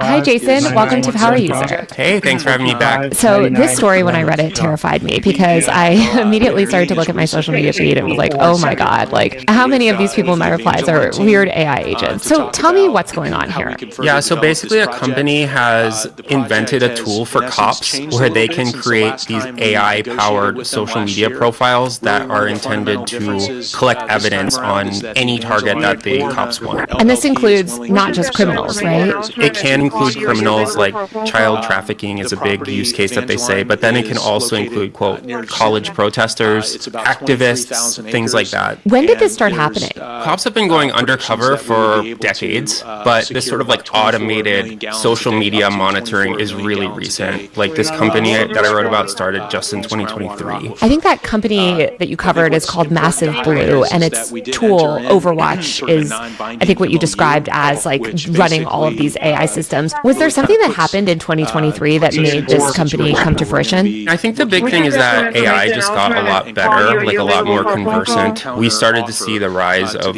like ChatGPT toward the end of 2022, I believe it was. And so we don't know exactly what large language models or which AI tools are being used, but I think before things like ChatGPT, it would have been really hard to make a believable AI bot person. And so these are social media accounts that have a profile picture that can interact with other users, both like out in the wild, like on your timeline, but then also in DMs and like in Discord chats and things like that. You wrote that Massive Blue markets itself as a, quote, AI-powered force multiplier for public safety that deploys lifelike virtual agents that infiltrate and engage criminal networks across various channels. And some of those channels, I think you mentioned, were text messages and social media. So how do these agents find people on social media, and how do they even get them on text message? The way we reported this story was we got public records, so I filed a lot of public information requests with different police departments, and so I got emails between Massive Blue and these police departments. And in those emails, Massive Blue, which is the company that makes these personas, was asking cops for trigger words, more or less. So a trigger word might be protest, or it might be the name of a local university, or it might be different slang words for drugs or what have you. And so these bots will monitor, say, X or Instagram and look for different hashtags or look for different words that the police believe is associated with criminal activity or protected activity that the police want to surveil. And then the bots will basically like start responding. They're like reply guy bots, more or less. And I think that if they're able to like start a conversation, you know, you can go down the rabbit hole where maybe like a conversation would start on Twitter and then move to like a private Discord or something like that. Yeah, you start tweeting at each other, maybe the bot DMs you, then suddenly you're talking to them on text message and Discord. Massive Blue lists things like border security, school safety, and stopping human trafficking among this tool's use cases. Has this technology so far led to any arrests? From what we're aware, it has led to 0 arrests. We know that they're working with at least 2 police departments, and in those 2 counties, which, you know, Yuma County and Pinal County in Arizona, both close to the border, there have been 0 arrests associated with this. It's possible that they are working with other police departments in other states, but the company is really, really secretive, and so we don't know exactly which police departments it's working with, but we know that it's been associated with 0 arrests so far in about a year. So it's not really clear how effective this tool actually is. Okay, so you talk about how Massive Blue develops these personas. Can you run through some of the personas that they've deployed across social media so far? Or at least ones that you found that were in the presentation? Basically, the way we reported the story is we got a presentation, like a pitch deck, a pitch presentation that the company sent to police. And as part of this, they were like, here's examples of all the types of people, personas, that we can make for you. One is named Heidi, and she's called a radicalized AI persona. Like, that's how the company pitches it. According to this slide, she's 36 years old. She's from Texas. She's divorced. She has no children. She's really interested in body positivity and seeking meaning, and also baking. I would describe it as kind of like a fever dream stereotype of what the police imagine a like leftist protester to be. I don't know what you blue-haired liberal that is divorced, cat lady, all of that. That's exactly the vibe. And then there's another one who's like a 25-year-old from Dearborn, Michigan, which is a heavily Muslim area. And it says that this woman's parents immigrated from Yemen. She speaks Arabic, and she's active on Telegram and Signal. So that's like very Palestinian protester coded is sort of what I think they're going for here. And then they also have what they call a child trafficking persona, which is a kid, a 14-year-old kid named Jason, not me. And they say that he's really into anime, gaming, comic books. He's shy. He has difficulty interacting with girls. And then they have like examples of conversations that he has where he's like obsessed with SpongeBob, for example. I thought this was one of the most ridiculous one just because it has like a back and forth conversation between the bot and like an imagined child trafficker. It's pretty nuts. It's clearly concerning that this company is getting lots of contracts with police departments, maybe some that we don't even know about. But what is the real harm here? It's like we're familiar with bot networks online. I feel like this was a big thing, back in 2016, 2017, when people were really worried about bots influencing our election or shaping discourse. And I feel like a lot of those concerns ultimately never came to fruition. So what is new about what's happening here, and why should people care about this? I mean, I think that in the 2016 election, for sure, there was like a lot of fear about the Russian troll armies. And in some cases, those are bots. In other cases, it was like people in Russia who were, planning protests and sowing discord and like fighting with other people online. In this case, it's like police who are supposed to be keeping us safe. The like use cases that they are describing, like child trafficking, definitely a crime. Drug trafficking, definitely a crime. But then they also say that they want to use this to catch college protesters. It's like that's a protected activity under the First Amendment. And so you could easily imagine this being used not to catch criminals, but to trick people into endangering themselves if they're trying to plan a protest at a college or if they're trying to plan an anti-Trump protest. One of the people who works for Massive Blue is this guy named Chris Clem, and he was a Border Patrol agent for like 27 years, I believe. And if you look at his LinkedIn, he's posting images of himself with RFK Jr., Tulsi Gabbard, with like all of these Trump administration officials. And so it's clear that this technology is very like anti-immigration coded, anti-leftist coded. Like that is kind of the point here. One thing that immediately stood out, and I think you mentioned this in the story, is the potential to, like you said, trick students, and specifically foreign students. I mean, the Trump administration has revoked the visas of hundreds of foreign students at this point, mostly those who have protested against, Israel's assault on Gaza. But it seems like, especially for maybe a non-English native speaker, or maybe somebody that's a little bit new to online spaces on the left, like they've just started college, maybe they're visiting, they could be very easily tricked by something like this, right? I mean, I could imagine a young person, again, not a native English speaker, maybe starting to talk to one of these AI agents and saying the wrong thing about Israel and Gaza, or saying the wrong thing about some political matter, and then that being used to revoke their visa or, punish them in some other way. I mean, absolutely. And that's like where my head went to immediately when we started doing this story, because protest is protected by the First Amendment if you're a U.S. citizen. But what we've seen in recent weeks is that people getting picked up off the street because they wrote a critical op-ed in a college newspaper. We've seen people held at the border because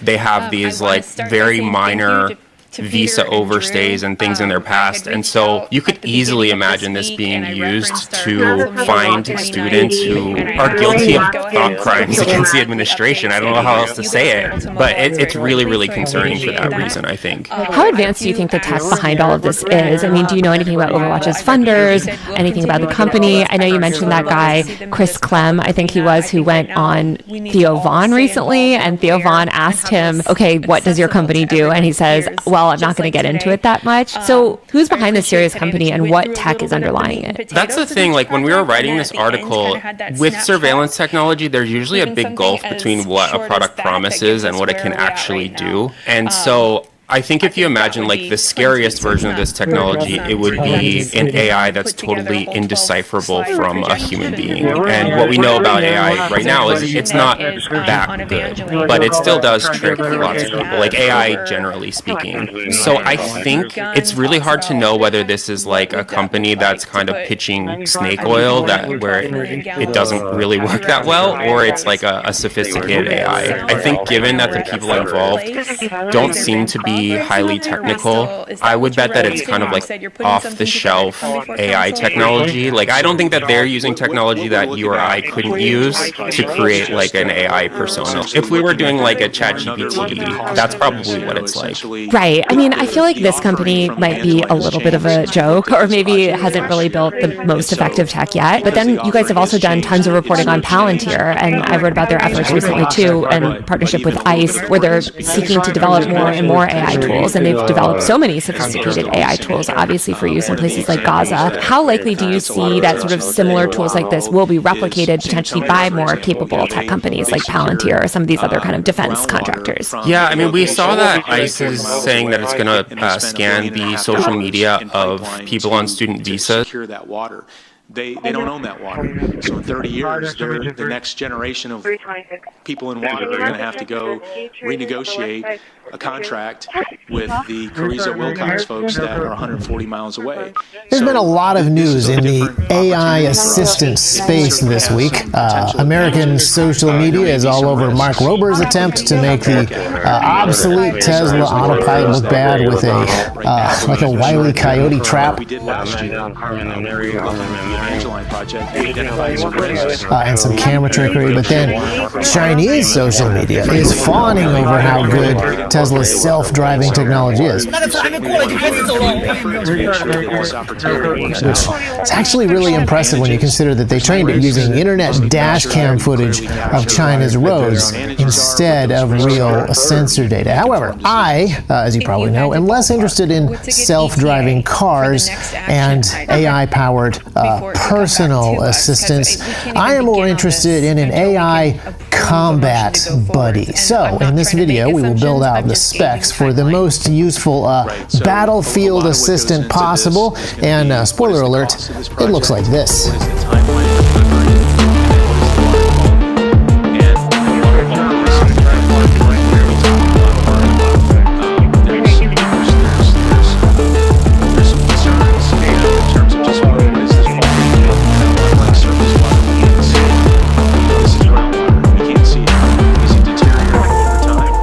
Okay, so robotic combat companions and starfighter co-pilots are not a new idea. They're actually a sci-fi staple.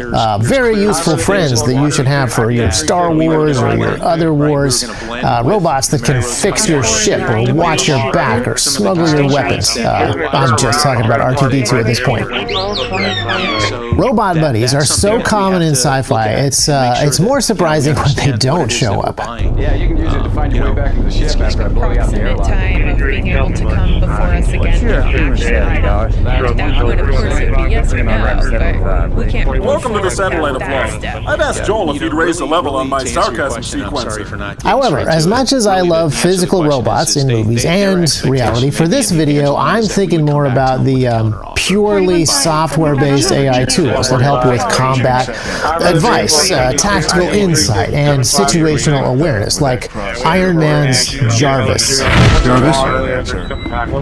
You ever hear the tale of Jonas? I would consider him a role model.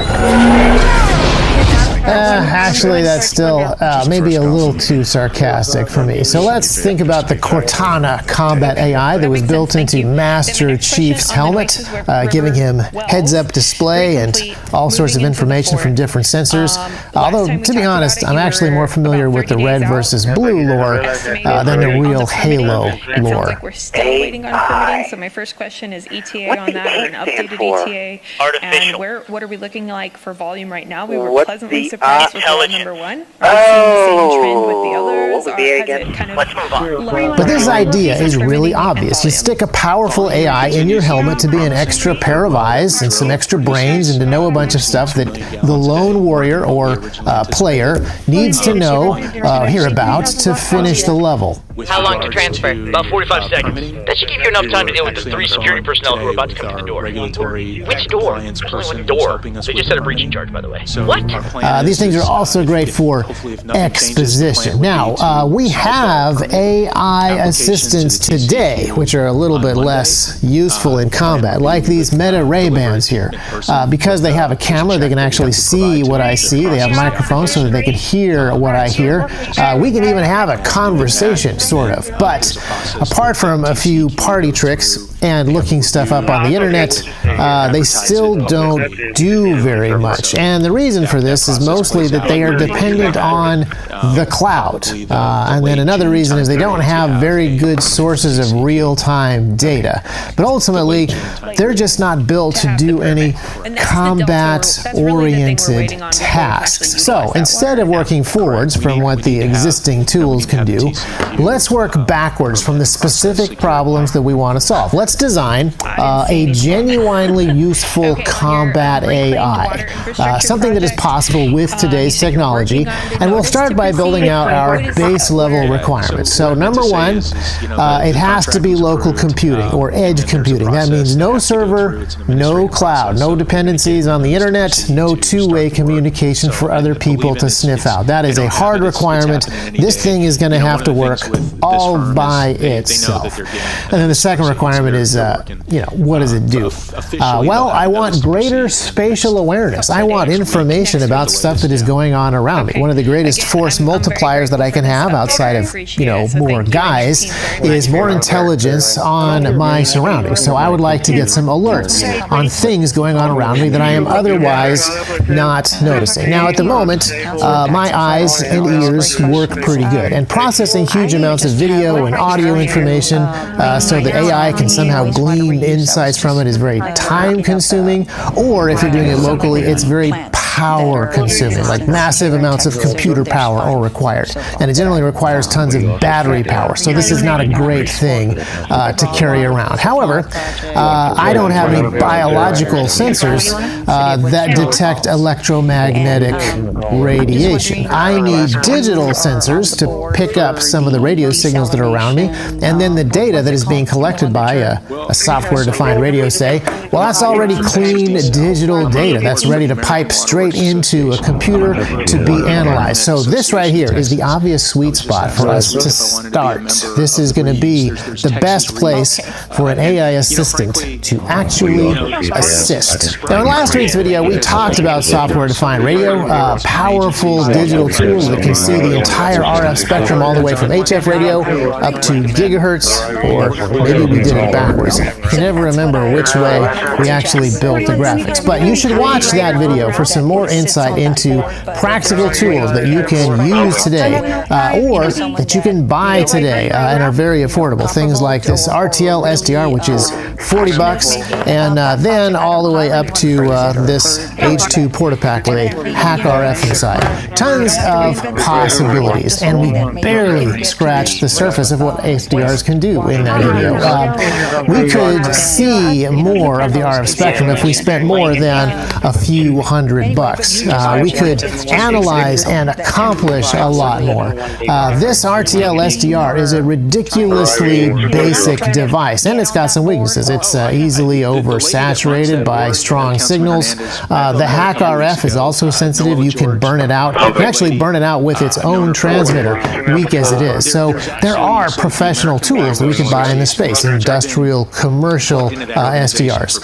The one that I've been looking at recently is the Signal Hound SM200C, which gives you 20 gigahertz of radio bandwidth and over 10 gigabits per second of data bandwidth, so that you can really see everything all at once. Unfortunately, it is $20,000, so it's not exactly in my cart at the moment. I would say that the sweet spot for the radio that we want to put into this device, probably about $1,000. In that range, we could get something like the Lime SDR XTRX or the Signal SDR Pro.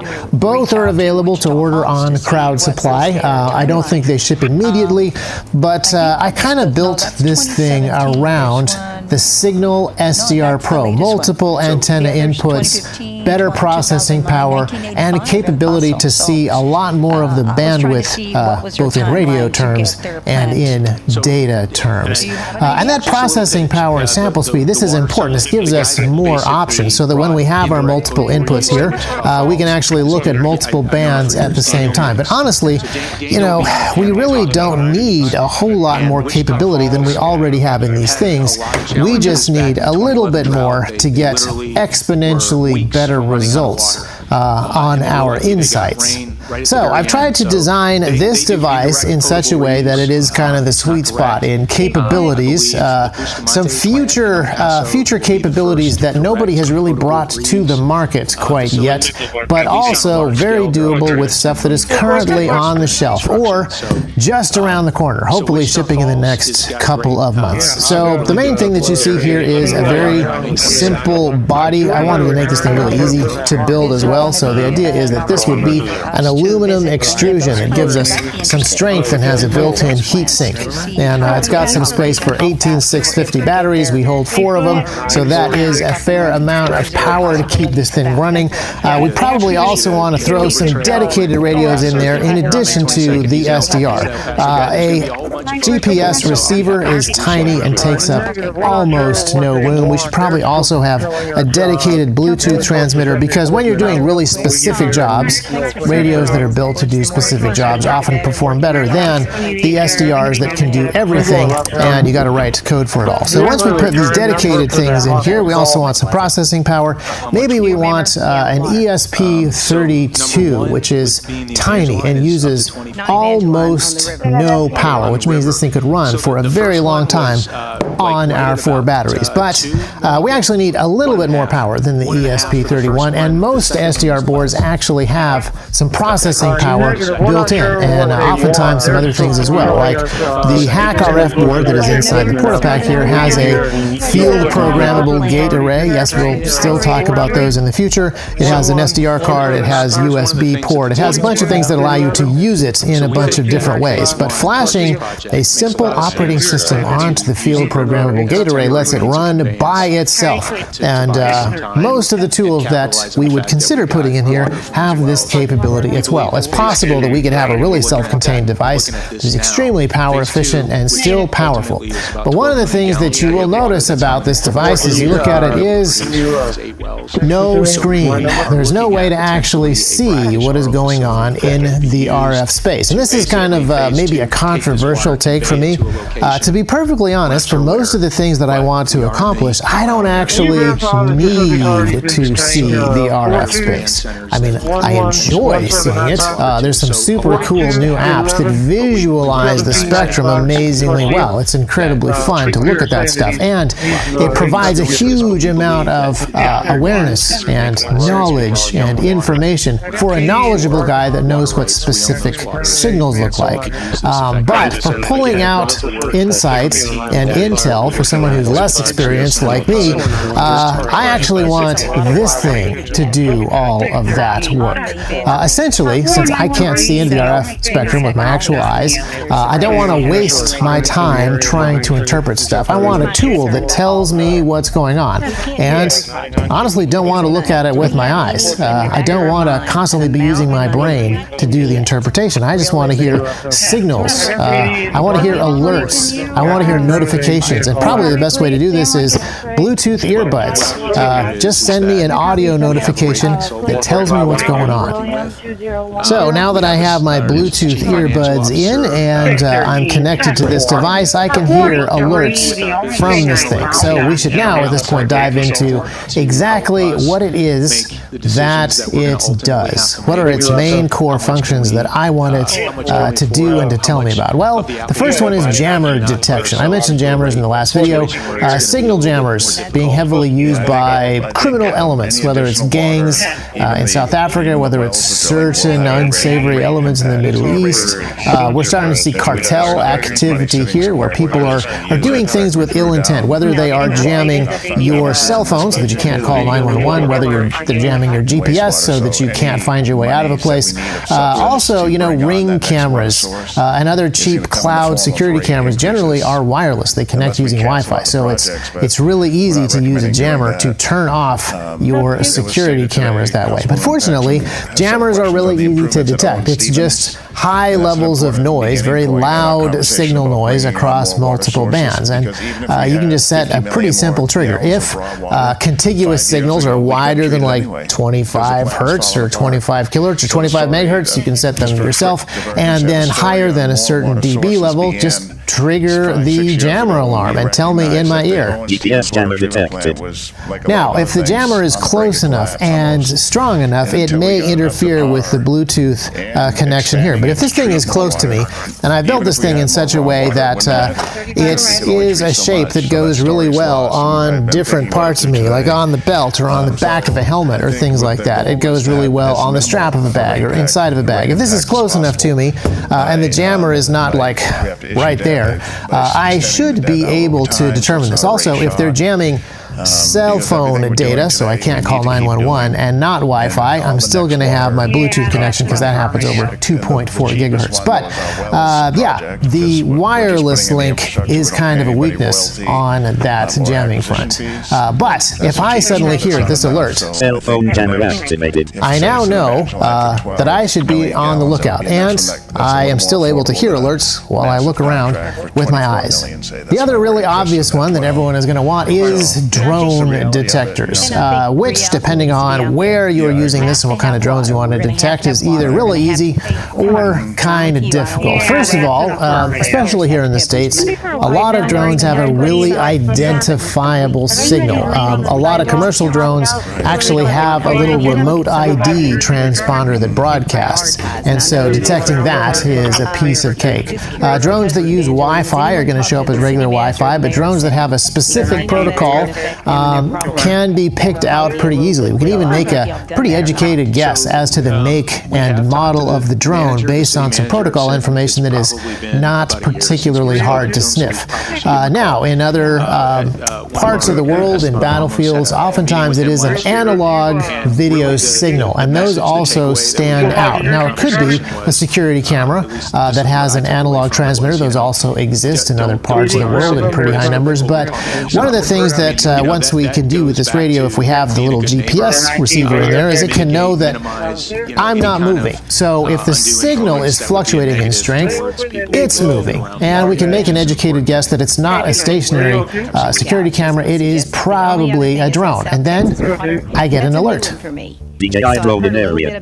Now, there's some other ways that we could try to identify drone-specific signals. Maybe they have Doppler shift. Maybe they have other characteristics that we could figure out and be on a specific lookout for. But now we're getting into a more complicated signal analysis that I will talk about a little bit later. Let's move on to our next really useful task for this guy, and that is identifying other flying devices. Low-flying aircraft generally are supposed to, required by FAA, to have ADS-B transponders. So the ID of the aircraft, its N number, its altitude, its heading, etc. These are things that are supposed to be transmitted by any aircraft. And I just want to know about anything that's happening at low altitude. I don't need to see every single aircraft that is in my current airspace. I just want to know if there's something nearby, like air evac happening near me that's going to affect traffic, or there's an emergency that I should be aware of. Police helicopters flying very low and slow directly over me. I just kind of want to know that. Maybe it's because, like I said, emergency awareness, or maybe I just want to, go outside and look at airplanes and helicopters because they're cool.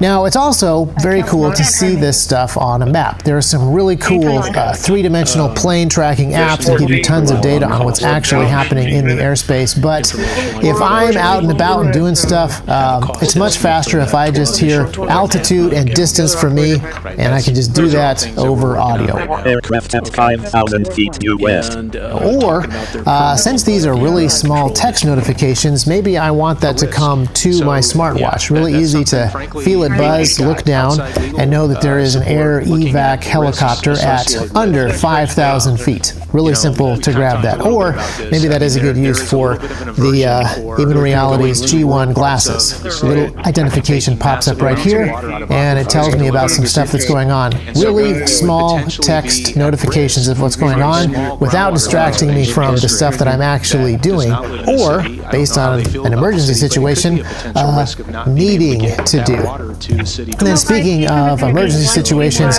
this thing could also pick up on the NOAA radio alerts. Oftentimes, there are emergency broadcasts that tell you about incoming storm warnings or tornado watches, stuff like that. And you probably have, you definitely should have, an analog radio in your house that picks up on these alerts, especially, going into storm season. It's generally a good idea to have. There's nothing that stops this radio from hearing those things and alerting me, and playing that back over the earbuds. Doppler radar shows this tornado moving east-northeast at 50 miles per hour. Most of these alerts that we have nowadays are things that you expect to get on your phone. There's an assumption that if you want to see the weather around you, you want to see the traffic around you, you want to see any internet-enabled data, you're going to just grab that with your phone. You're going to have this two-way digital internet communication with the cloud. So you are probably relying on your phone to give you weather updates and weather alerts. But that assumes that the internet is working, your cell towers are working, and so forth. Having an analog radio station that picks up on these things is kind of a big deal. And honestly, I would love to get back to a little bit more of a robust system. Some of the analog radio transmission stuff is way easier to keep running in emergencies, and it's much more decentralized in general. I mean, the fact that if all of us here at T-Rex, who are in the same zip code, want weather data, all of our phones are going to be asking servers for specific weather data that is all the same. It's kind of inefficient, as well as being, well, a privacy and security nightmare. Far better if we set up a single little radio broadcaster that just multi-point broadcast upcoming weather data, maybe over LoRa, maybe analog, something like that. And then if you're in the range of the transmitter, you are in the right area to get that specific weather data. And if you're not, then you aren't. It's simple. It's really, really robust. I wish we kind of get back to that mentality of some of the information that we put out there. Less dependence on servers and the internet. The other thing that I really want this to do is listen to public safety radio. When I was a volunteer firefighter, I had a radio that I carried with me all the time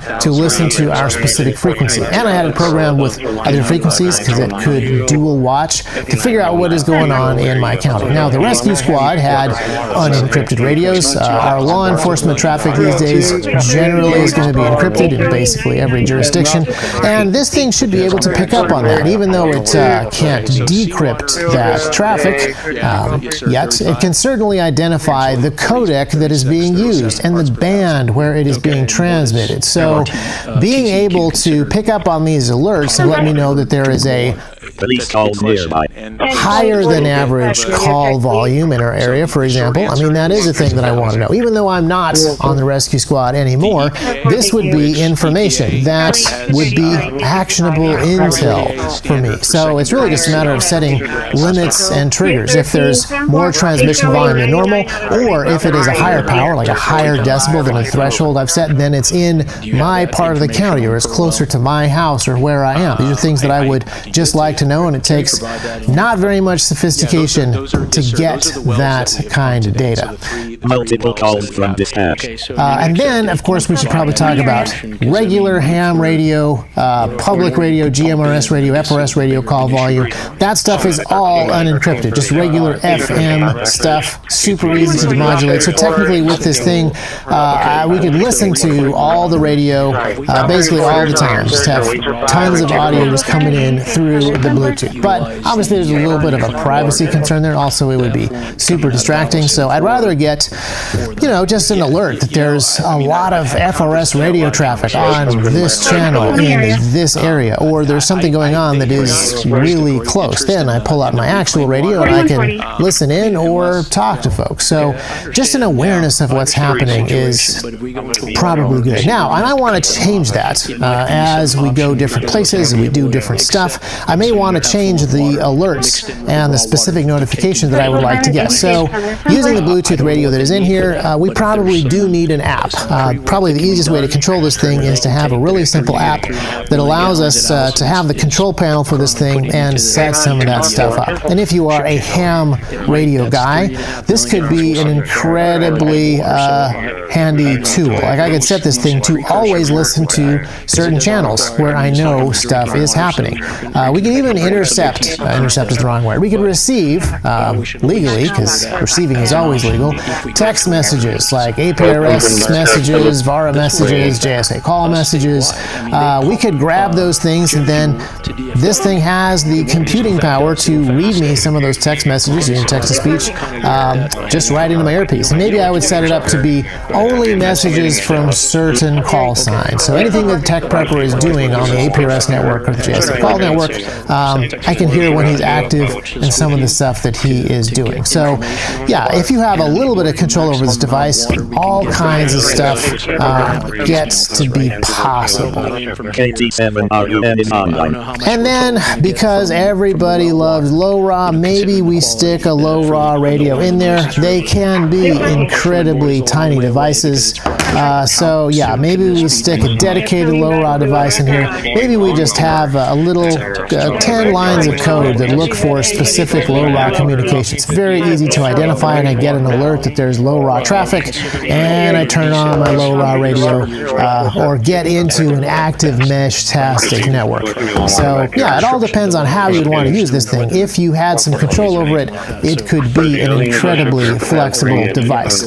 Now, I'm going to mention another thing, which is perhaps a little bit more controversial. I'd also love to use this thing as an IMSI sniffer. This means that I would be listening to cell phone packets. Now, when I say listening to, I don't mean decoding and intercepting cell phone calls. I would just be seeing the data that goes back and forth between a cell phone and a cell phone tower. This is probably only useful in a rural area. If you're in a very rural area, having a new Wi-Fi device show up is probably an interesting data point. All of a sudden, there's a new Wi-Fi device in your area where normally you don't have any neighbors. That's kind of interesting. And cell phone is even more interesting. The cell phone data is probably a better alert that there are new people in your area of operations. New 4G device in range. It's really easy to pick up Wi-Fi devices in your area. They have MAC addresses, but phone modems have IMSI numbers and IMEI numbers. So I'm not advocating decrypting the traffic. I'm not advocating, there's no transmitters in this thing, that we interfere with the traffic. There's going to be no eavesdropping, nothing illegal. Just detecting the packets and looking at the header to see if there is a new phone modem on my property. Like, that would be an incredibly useful thing for me where I am right now. Could come in awfully handy. And then if we have that capability, there's another useful tool. This would be more valuable inside of an urban operation. This thing could easily be a stingray detector. Now, a stingray is a device that simulates a cell phone tower, and they're generally used by law enforcement, but they're starting to be used by other, let's say, unsavory elements. The reason that you would simulate a cell tower is so that you could intercept the data from here, insert your fake cell phone tower between me and the real tower. A stingray can actually do the eavesdropping and the data collection from the device. Now, there are certain things that make a stingray act a little bit different from a cell phone tower, and my phone isn't sophisticated enough to figure that out, but this thing might be. I would love to get an alert if there is a cell tower operating in my area that doesn't act like an actual cell tower. That would be a nice little heads up. Maybe it's not people who are specifically looking to intercept my traffic, but it's the kind of operation in my town that I would just, appreciate a heads up. Now, that's my understanding. That is just a few top-of-my-head ideas on what we could do with a device like this that goes pretty much anywhere on your kit and has decent battery life. Now, I know that at the beginning of the video, I promised you a sophisticated, futuristic, classic sci-fi BattleBot co-pilot AI combat assistant with some sassy sarcasm, but this doesn't actually do that. In fact, the cool part about this device is that none of these features that I have just mentioned actually need AI at all. They are just really basic triggers. If this frequency at this strength, then a notification. Read it out loud over the Bluetooth or send it straight to the glasses. Really simple stuff. You calling simple, pal? Really simple rules that you set in a really simple app, which means very low power requirements, and it doesn't run warm, it stays small and light, and it lasts us for a long time. And this prototype here is very simple. I would really like for us to stick with stuff that is simple for some of these jobs. There is a tendency in the electronics world to not do simple, but to just put everything essentially on an Android device. If you remember in the SDR video, I ran some SDR software on this device. I connected to the RTL SDR with a dock and did a whole bunch of stuff. To be perfectly honest, that was a pain. And it was a pain for a lot of different reasons. I had to download some new drivers. Some of the software had been updated and it didn't work with this device anymore. There was a bunch of stuff that I had to kind of tinker with to keep it up and running. Meanwhile, an all-in-one device, like the PortaPack H2, it just worked. I pulled it out of the box, I turned it on, and it was running. It has its own operating system. It lacks power, but as soon as I hit the button, it turns on, immediately boots up, and yeah, it doesn't have the infinite capabilities and scalabilities and color animations and all sorts of fancy stuff that Android does, but it just plain works. And it's an all-in-one device that does a dedicated job. I prefer it to running every single thing through my phone. And that is something that I would love for us to stick to when it comes to building devices like this. Oh, by the way, there's a new version of the PortaPack H2 called the H4M. It's got some significant improvements. So that's the one you should be looking for if you are in the market. That being said, if we wanted to add more AI capabilities to this device, there are some things that we can get out of it, and there are some pretty small AI-capable devices. NVIDIA makes Jetson GPUs that are specifically for this type of application. They're extremely small. They're pretty power efficient. We could run a small LLM trained on radio data on one of those, and we could be a lot more sophisticated. That would give this the capability to make some more, I don't know, educated guesses, specifically about the drone detection, some more complicated logic around some of the Doppler stuff. It would learn about the local traffic in my area, and it would be able to pick out anomalies a little bit better. If we had storage space on this thing, we could have large databases of, say, all the aircraft in the world, because there's actually less than 500,000 of them. We could have databases of a huge amount of the different frequencies that are used by different departments or different people. We could have a database of just samples of all the different radio protocols, and so it would be much smarter about if that opportunity comes up, we'd love to be able to partner and collaborate, which we do. I talk to Drew at least on a weekly basis. And identifying stuff and making assumptions about why it might be seen in your area. And then, if it's an LLM, you can talk to it. You can tell it to do stuff and apply some of the filters just verbally. Sarcasm setting, that's up to the actual developers. But when you apply powerful software, even to really basic hardware, there are all kinds of possibilities that open up. So this thing could be a fascinating platform where we develop a lot of new, previously unforeseen ideas. I mean, this RTL SDR, I think I said in the last video, is about 15 years old, the original chipset. These things have been used by hobbyists for over 10 years, and there's still people coming up with all sorts of fascinating new applications with these things. It is so basic, it doesn't even get up into Wi-Fi range. This USB 2 interface is ridiculously slow, but people are still making awesome stuff out of these things, like the SDR Kraken. There are 5 of these RTL SDRs connected together, and they're synchronized with a clock, and if you space those out equidistantly, their antennas can detect different signals and determine exactly where the origin of those signals is. Now, there's a lot of ways to do direction finding. Ham radio guys do a thing called fox hunting. The best way is to get a directional antenna and look at the signal strength and look around and narrow it down to a direction. Then go there, grab another azimuth and follow it, etc. But if you have multiple radios and multiple antennas and you have really good clock sync and you have a little bit of processing power, you can determine time offsets and direction that way. So the Kraken has a very cool piece of software that runs on an Android phone that just shows you the directions of signals as you drive around, helps you find transmitting stations. Very, very fancy stuff. There's a guy, I'm going to get his name wrong, but we'll link to the video, who has built essentially a radio camera using these little tiny ESP32s that are the CPU and the Wi-Fi radio built in.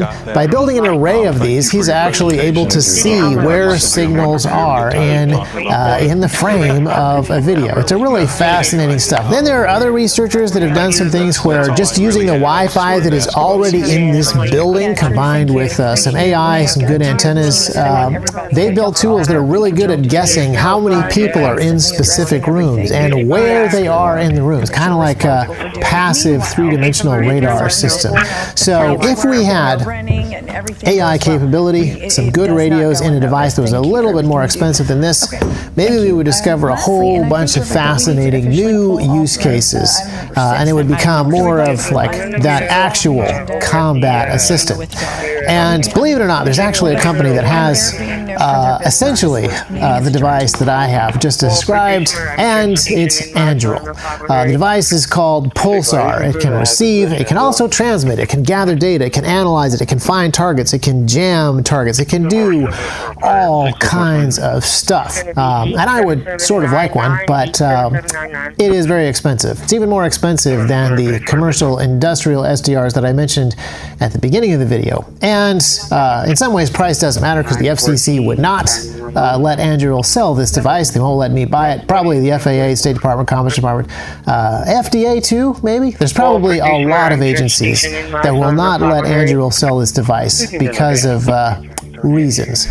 But this sort of begs the question, what about something that doesn't break FCC regs? Would something like this sell? I'm assuming that in the comments there's already a bunch of people asking where they can buy this. And that number of people might not be enough to justify building it. But I think this is something that becomes more important as time goes on. As we continue to educate people about the capabilities of these devices, the usefulness, the practicality of them, I think that we could develop a market for something like this. I think a lot of people would want something that is this powerful and yet this basic. A standalone device with basic functionality that does one thing and does it well and provides much greater knowledge and awareness for the serious citizen. I actually think that there is a need to develop stuff like this, and people beginning to value this kind of stuff, that's just the beginning. We can use it for other things also. I have an idea. It's going to be beautiful. It's going to be something that nobody else will ever be able to duplicate that, I don't suspect. It's very exciting. Every year, hundreds of young football players have their dreams come true as the NFL teams across the land, and you just saw that last week. Select the best young players in America to join their ranks. Hundreds of thousands of football fans will travel all across our country to cheer them on in person. We expect, would you say, more than 100,000 people, I think. What is the capacity would you think it can hold? Because the mall can actually hold up to 1 million people if you go all the way back. What do you think? Over 3 days, we'll be over 1 million. Oh, yeah, you're going to have a tremendous amount of people. Boosting local businesses and bringing jobs and tourism to the heart of our capital. The draft is a celebration of one of our country's most cherished cultural institutions and the annual highlights for football fans everywhere. Everyone in the world is going to be watching. We look forward to welcoming people from across the nation, from all over the world. Last month, the Washington Commanders and the D.C. government also announced a major deal to build a brand new 65,000-seat football arena at the site of the RFK Stadium in eastern Capitol Hill. And I don't think there's a better site anywhere in the world than that site. You know, he's a friend of mine. He's a very successful guy. There's a reason for it. It's amazing. It sat there for years, and people were talking about stadiums in 25 different sites. I said, they're not talking about the best site. That's the best site there is. Bringing professional football back into the district from Maryland. And not only are these announcements great. Parkway 213, Middle Lake Parkway, Clear 1419. MI 1419 was an engine. Work off 5. RP would be done. Explain it. I'll walk out of the location. Hispanic Ground Racer, Techie Short. Unknown direct SL. Or interceptor. 4872. Yeah, they're an employee. Make contact with Robert. Need emergency traffic. Need emergency traffic. Comment 17 for chest pain, sound 6533. McInerney. 190 clear. 6533 McInerney area 1416. Work off fire dispatch 1643. Out of transition ending 4872, 4872. Copy. Copy.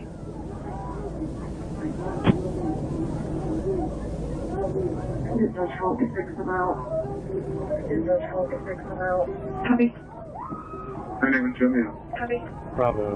My name is 215. Give me a number, please. 2505 009 336. Repeating 2505 009 336.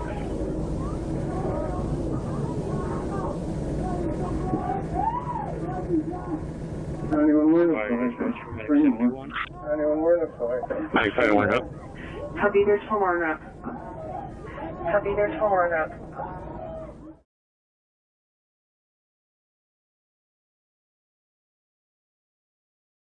Fuel transporting code 1, Doctor's Regional starting 0. Code 1, Doctor 0.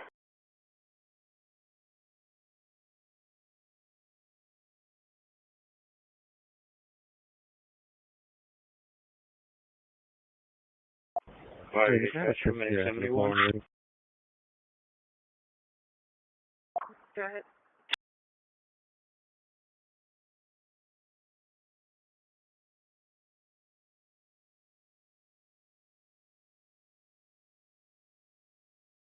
Fuel transporting code 1, Doctor's Regional starting 0. 156 showing clear. Code 1, Doctor 0. Should be armed. 132, checking 45 at 8.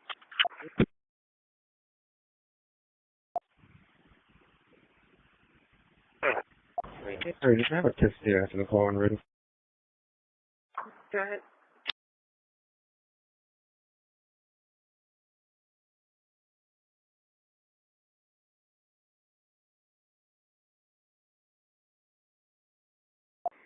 I'm 220 clear. Plane area.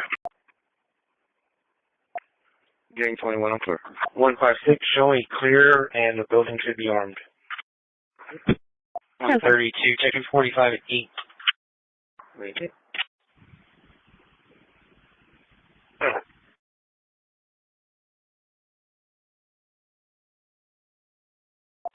30, approach the clear will be attached. Yes, sir. 270, I'm arriving. Back at your school. I just got off the phone with him. Clear. Derek told me that he can advise if he is needed over there now. Yes, sir. Show me attention. Yes, sir. Good job, guys. Yes,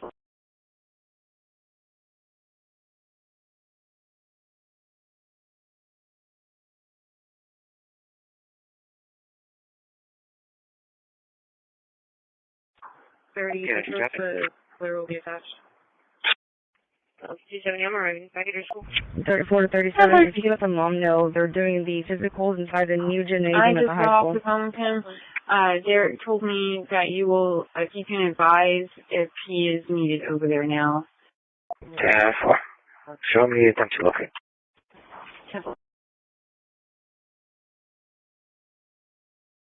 151 traffic.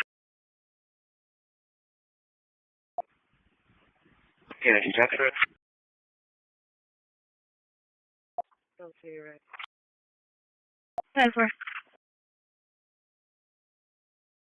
34 to 37. If you can let the mom know, they're doing the physicals inside the new gymnasium at the high school. 10-4.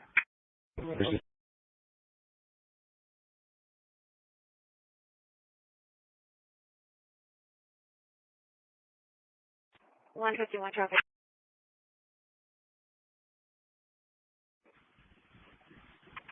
Good. Don't see you right. 52 arriving, ending off 463.7, 463.7. 10-4. Dispatch 90622 down due to ever hard. 1503 Let me see your hands! Let me see your hands! Let me see your hands! Let me see your hands! Let me see your hands! You son! Let me see your hands! I'm gonna shoot you! Let me see your hands! 52 arriving, ending off 463.7, 463.7.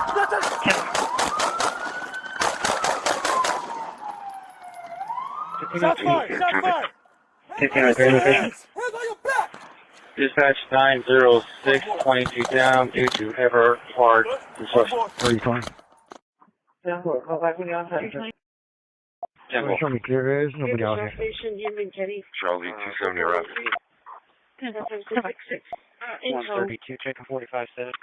I'll give you some plates in a minute. 646 at Ingleside, maybe. 46.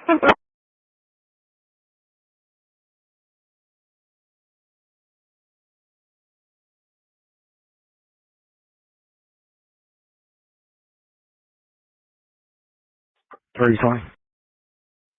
320. Show me clear areas, nobody out here. 132, checking 45 7. 230 area. 206.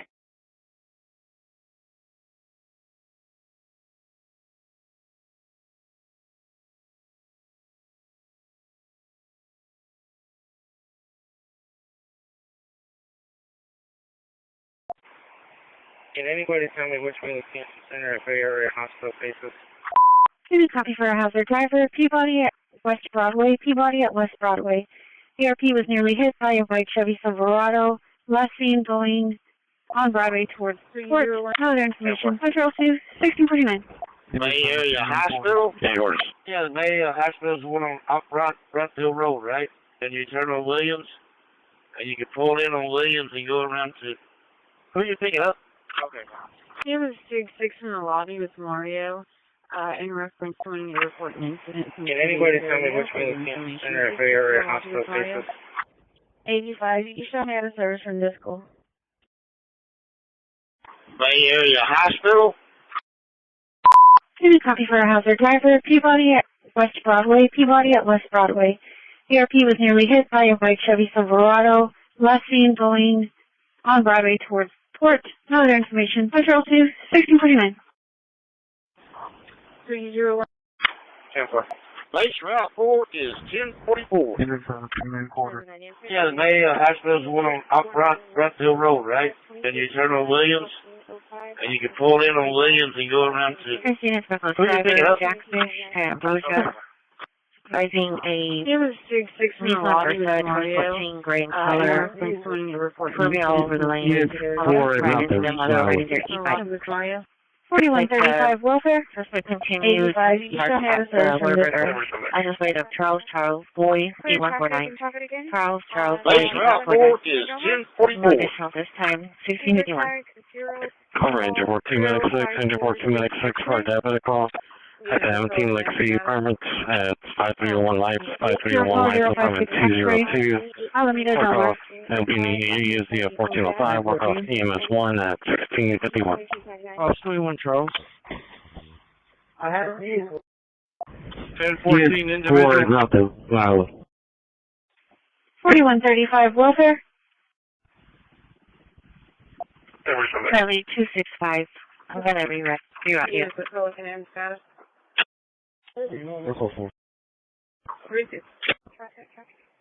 Clear traffic and traffic again on Alameda and Delmar. 4135. Did you copy your traffic tag? 0 Paul 0546 X-ray. Where's my traffic again? Oh, 21 Charles. 10-4. I had you at Alameda and Delmar 040546 X-ray. Alameda Delmar. Give me a reference email. 1014 individual. Done towards him. He looks like he was leaving in a Honda CRV to Billy Ray Lopez requesting contact. Okay, so force receiving caution. Continue on. 250 route. 4135, did you copy your traffic? Okay, 10-4, what's our traffic and traffic again? Route 8 is 10-7. 4652. 10-4, I had you at Alameda at Delmar 00546 X-ray.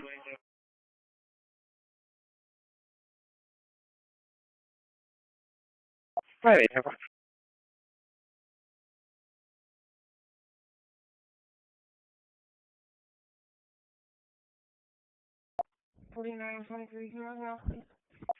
Delta 210, Delta 220 for disturbance, 333 Melrose, 333 Melrose.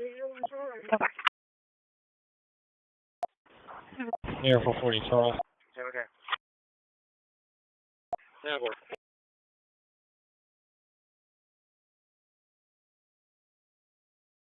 Right, 10-4.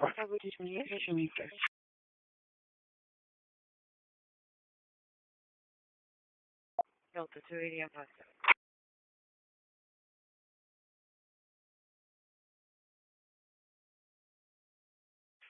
Delta 210, Delta 220 for disturbance, 333 Melrose, 333 Melrose. 265. Air 440, Charles. 1016, dispatch and back our route. Back on schedule over here at Single Street Station. Sorry, Southside Station. Okay. Cali 2D, okay. Delta 280 on 159. 159, go ahead.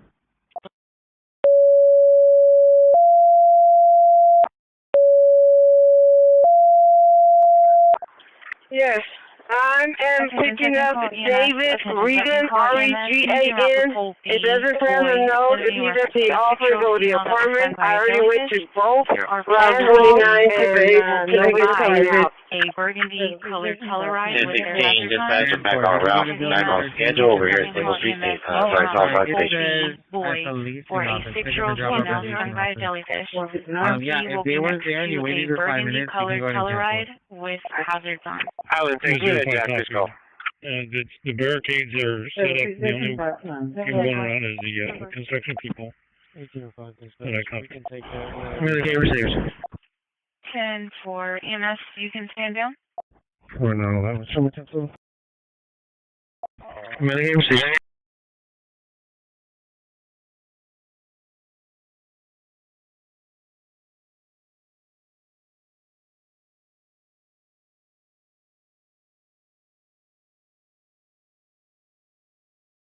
.205 copied.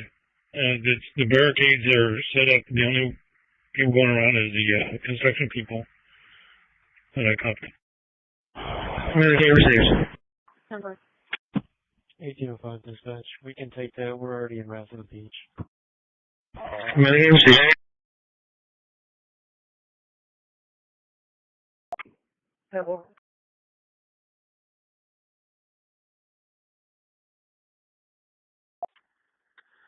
612, that's all.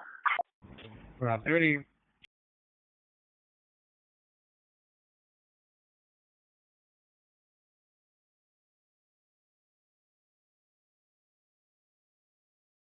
Alright.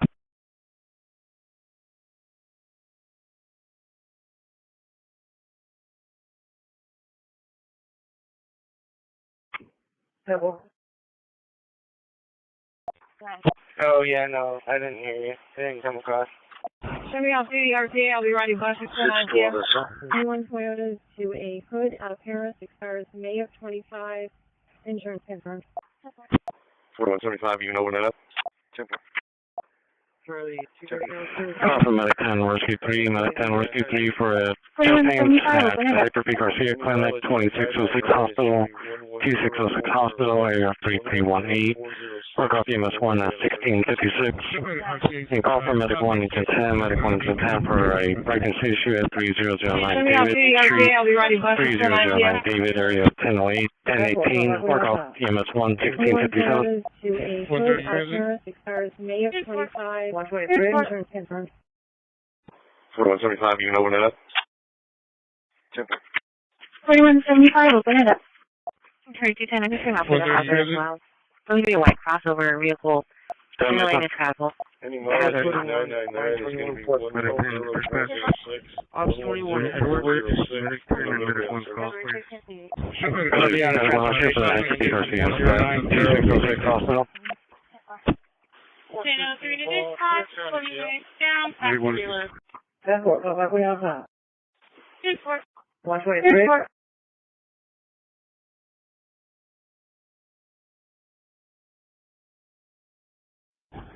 Medicaid dispatch. 321, 921 Port Patrol. Ops 21, Edward. Will you switch Medicaid and Medic 1's calls, please? I'm going to be out of transportation ending 109066. 416 Paul, Clear County, Jeff. Medic 1 is you. 301, 1044. Route 230, put me on the call, 910, please. 10-4, thank you.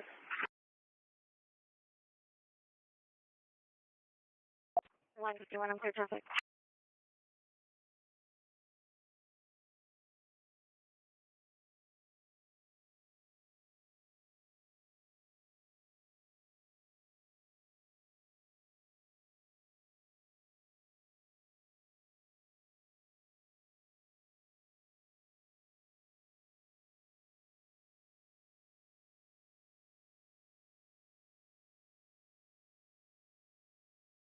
Something. Line 51, I'm clear traffic. Negative. Dispatch engine 4. 94. Yeah. Engine 4, yeah. Out of service with the bay.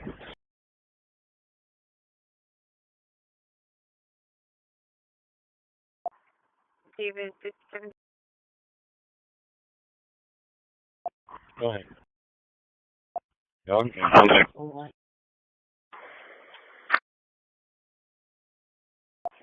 14 there, we're in route to facility code 3 with a 64-year-old female, GCS, approximately 9.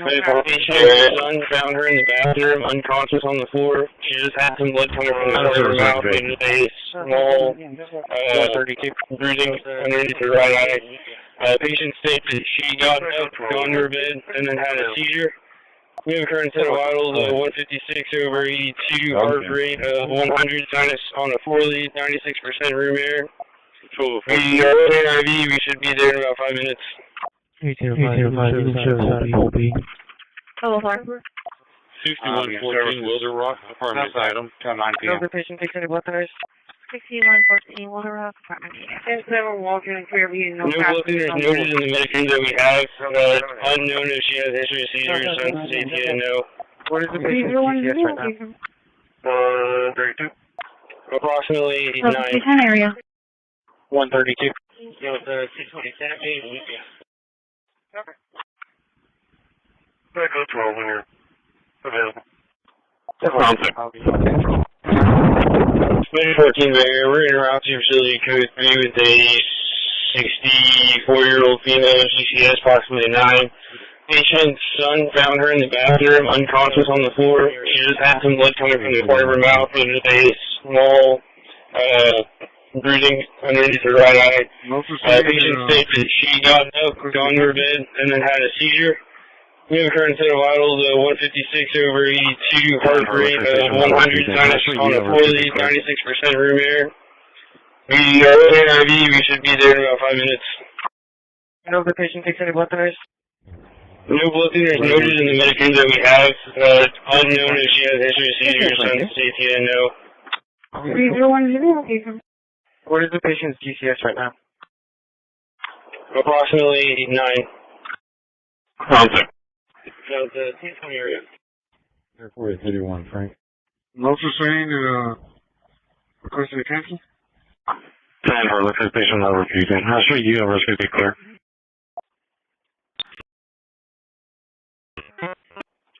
1522. Ortiz and West Avenue J. Right where Robstown. 1522. William and Robert 7730. 3012, can I speak on?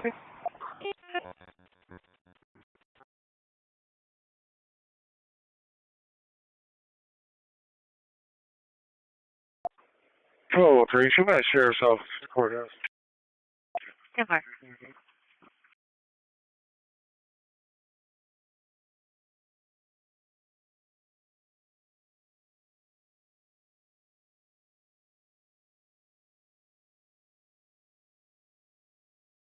3012, can I speak on?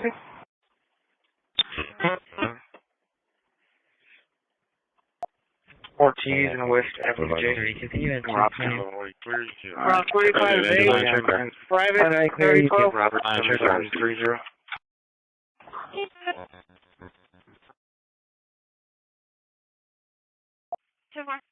First one's going to be Zachary Colton. He should be in Master Files. Second one's going to be...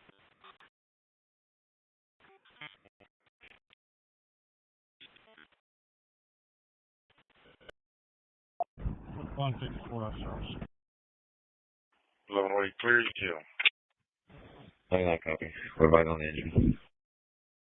Sorry, continue at 2. Good work. Alright, clear you kill. 125, clear 58. Here's my receipt. From 45 days. Private 3012. Alright? Yep. Were you driving? Yes, I was. Are you injured? No. No? I just hit my head a couple times. Hit your head? That's okay. it. Alright. Why don't you tell me what happened? I was coming First on one's the gonna be Zachary parkway Carson. past the Should be Bubba Master Market entrance Second. for coming north side, you know? Okay. And I tried to get over because I was in the right lane, and I caught on a little bit of gravel, and I kept it pretty straight. I was Delta 125, clear 58. that, okay. and I lost control, and I hit the thing, and I also Okay, I'm at collided with 1016 another at War car. Plaza. It's I'm not not reading sure cards if it when was they just go in. one. I don't you get a think I chance to hit check a it out, second please. one. I think I just accidentally collided into a second person, and I spun around and I crashed right here. And I haven't moved since. Okay. Alright, do you have any license or identification on you? Yes, I do. Or I should.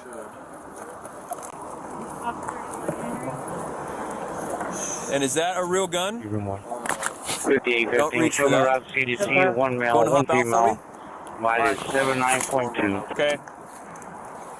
And the guy already took my keys. Okay, I'm at 1016 at War Plaza. It's not reading cards when they go in. Okay. Crawl out outside. I don't want you reaching for that gun. You're not injured? Bingo, right. Okay, don't reach for that. Hey, let me see it. We're Hey, now hey, in the hey, private. Drop the gun! Drop the gun! 71 to 75. I have you on a private. Bingo, right. Yes, sir. I'm going to be 1044. I wanted to let you know that 1016 is going to need a service adjustment. It's Route 29. Got comment too. What you got? Oh, 453. Good for you. I'll take care of it. You're not injured? No, I'm not injured. Bingo, right. We're now in the private. Drop the gun! Drop the gun! 10-4. Now they shine. Bring them on. 71, 58. You can give me that, burglary. Yes, sir.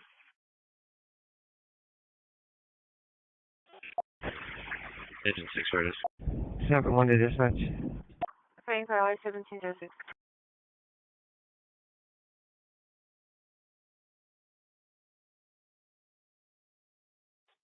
Unit 6. Perfect. 1014, let's for the list of this, 6350 San Andrews, 6350 San Andrews. I'll be clear 5917 for the day. 5917 for the day, too. Okay, everything's verbal out here. They're going to take a breather for a little bit. Engine 6, where it is. Engine 439. 7-1 to dispatch. Praying for hour 1706. Come on.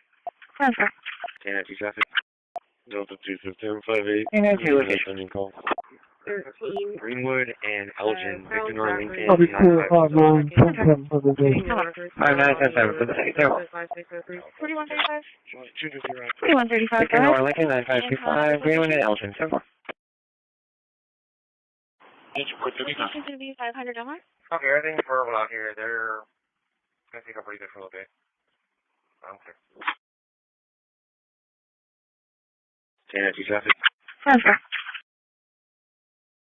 And that's your location. Delta 25758. You can give me that Dunning call. Transfer. Greenwood and Elgin, Victor Nor Lincoln 9525. 4135. Found Zachary in-house, still checking. Getting no records found on the Riverside Joseph 5603. Ops 21, Inner George. 4135, go ahead. Victor Nor Lincoln 9525. Greenwood and Elgin, so far. Can you set Anton at this location? Location's going to be 500 Delmar.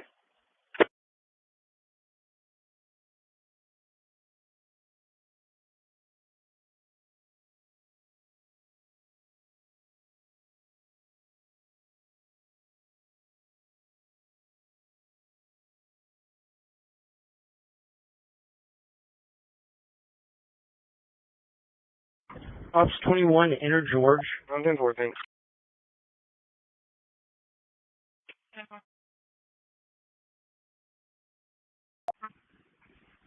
I'm 41. 326. Go ahead.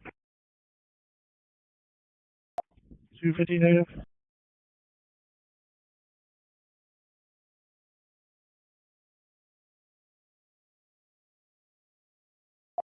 Call from Medic 3 from Major at North Omaha and Baldwin, North Omaha, Baldwin. PD on scene requesting medics for a possible injured arm.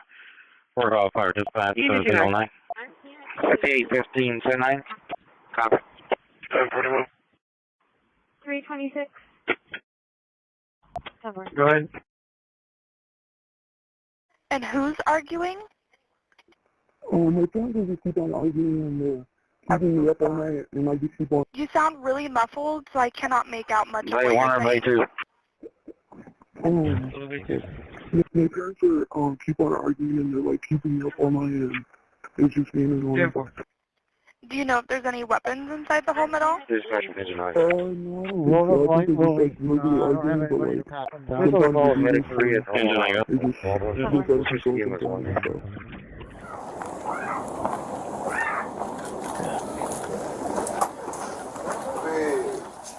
December is going to be 20656. He's trying to get me. Hey, sir. Sir? Don't come here, boss. Wait, don't go.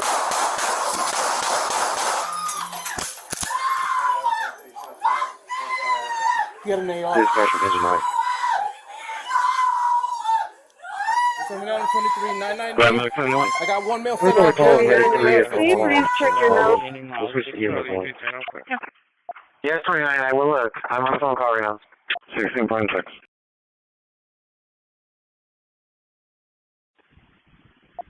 Delta 280 you want rotation. 29, disregard. Delta 281, rotation.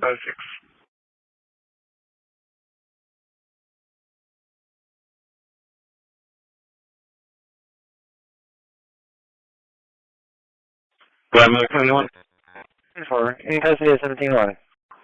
Route 29 to base. Can you please check your notes? Sure, right now. Doctor gaining mileage 16.6. Yes, 29, I will look. I'm on the phone call right now. Denver. Go ahead. Delta 280 you want rotation, please. 29, disregard. Delta 281, rotation. Victor X-ray John 1381. Victor X-ray John 1381, Chaparral People. 39, 24. In custody of 17-1.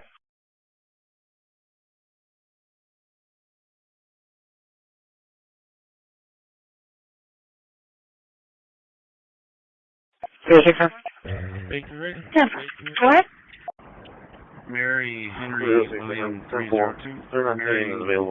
Henry William 302. 319, Charlie. For Chaparral People, license plate Victor X-ray John 1381. Victor X-ray John 1381, Chaparral People. 39, 20.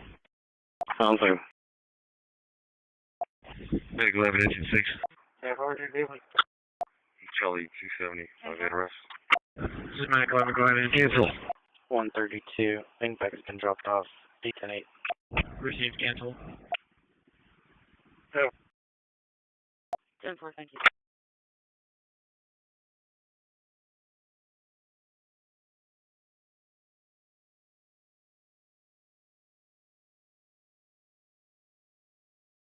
Sounds like Mac 11, engine 6. Yeah, Roger, David.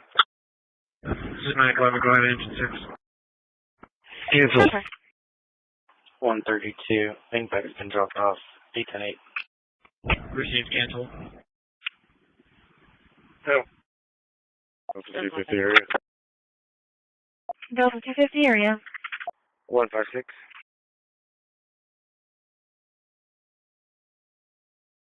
Go ahead. Show me ending mileage in unit 995, ending mileage 80472. Show me clear and I'll be done for the day. Denver.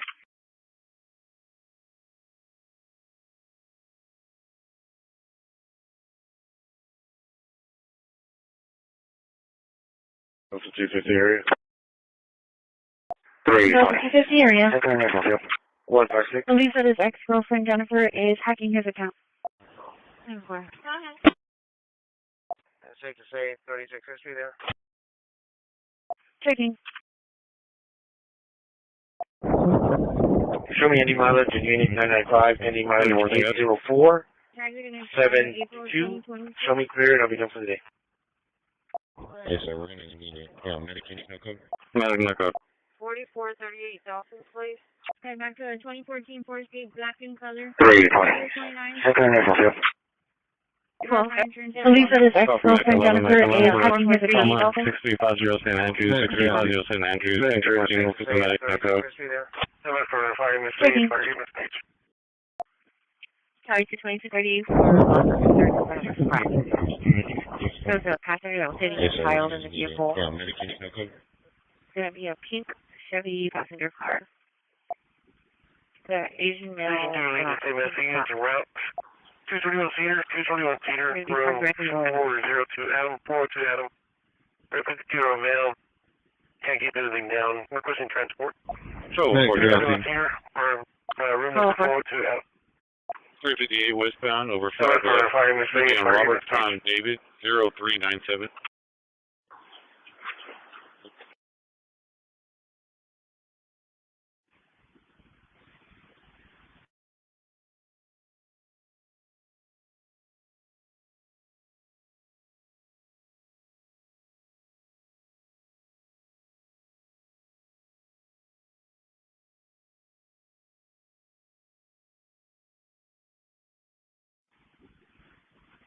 Station 2 related to messages and route 221 Cedar, 221 Cedar, room 402 Adam, 402 Adam. Representative male, can't keep anything down. Requesting transport. 221 Cedar, room number 402 Adam.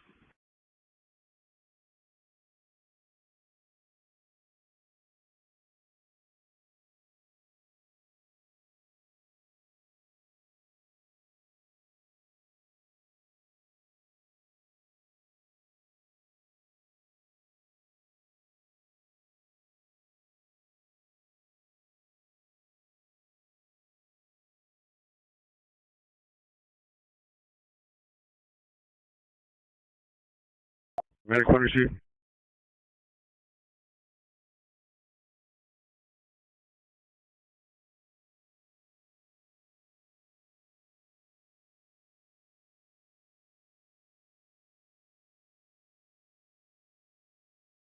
We pulled off on the access road by Jonelle.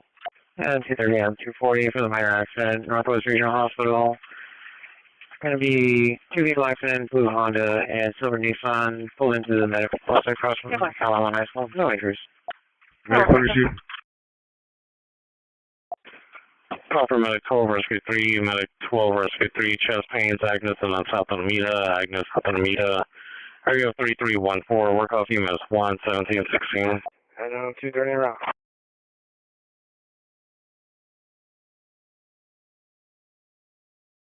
Cannon 2, can I get a case number? What has not been provided, and can you send a record to my location? It's not permitted, please. Correct. 240 for the minor accident, Northwest Regional Hospital. Gonna be 2 people accident, blue Honda, and silver Nissan, pulled into the medical bus across from Alabama High School. No injuries. I know, 230 rock.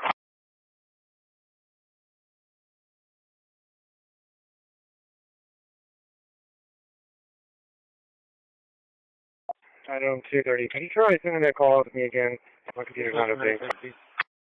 Cannon 2, can I get a case number? What has not been provided, and can you send a record to my location? Correct.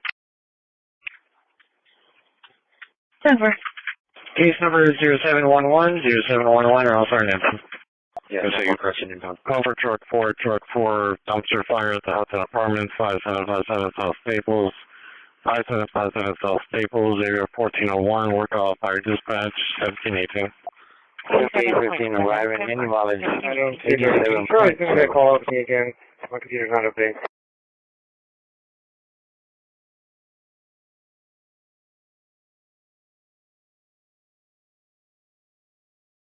Delta 280, Easy Rider on route for both. 10-4, thank you.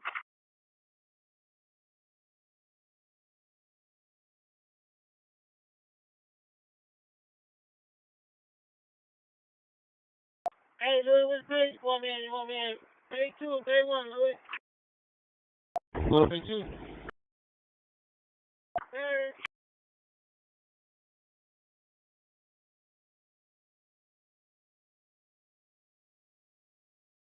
Delta 280, Easy Rider on route for both. 10-4, thank you. Route 25. 32. Go ahead. On Thursday, I know you were looking for work. Damaris needs someone to work for her 5 to 2 on Beeline. Can you do that for me, please? Delta 220. 5 to 2. Delta 220 area. Hold me a T-bone steak.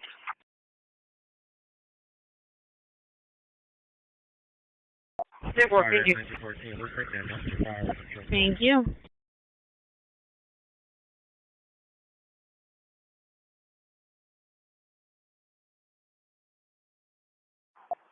Truck 4C, thank you, engine 14.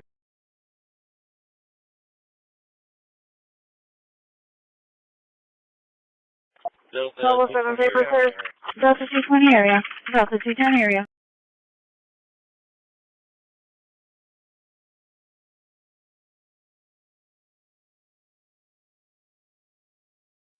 Fire, that's 1914. We're taking that dumpster fire with the truck 4.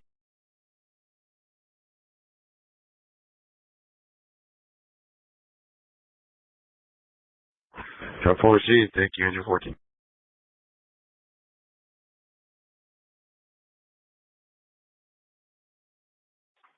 Alpha 210 area.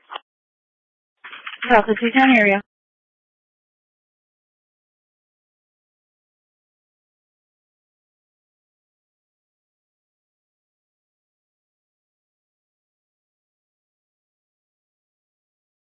Alright, that's 911. Charlie 250, 911, good. 1800. Columbia 0.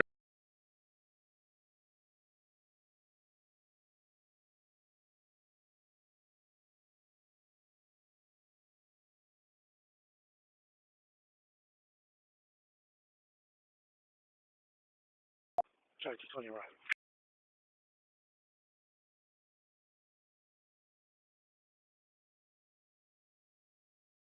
Alright, that's 911. I have a female complaining of anxiety attack. Alright, let me kind of with the bar in the middle, day 2 with the scale. Let me kind of with the bar in the middle, day 2 with the scale. Tabor 255. What?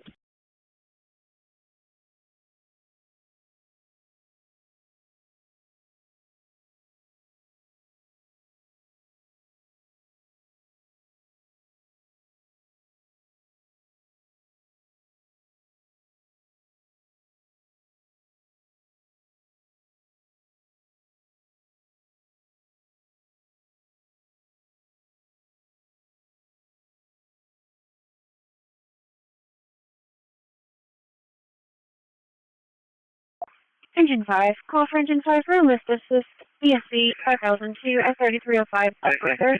Work off fire dispatch 1722. Sorry, 210 on 10. Sometimes we're good. Vehicle's been tagged for removal. Over. 82 is ready.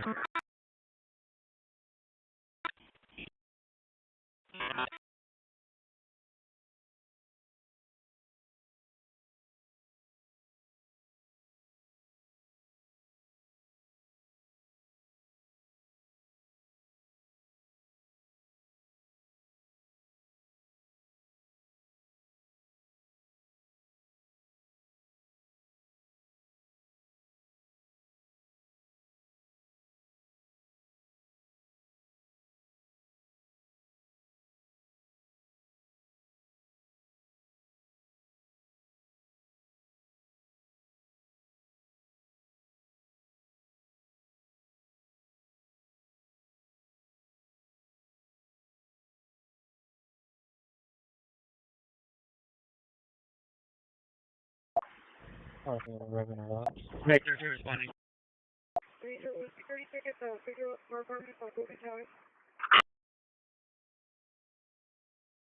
Ladder 7 Medic 2, call for Ladder 7 Medic 2 for a sick call, BSE 3312, Alameda at Del Mar, PD on scene requesting a medic for anxiety for a subject, work off EMS 1, 1723. Medic 1 from Engine 3. Medic 2, copy. Medic 1 to see stretch on me.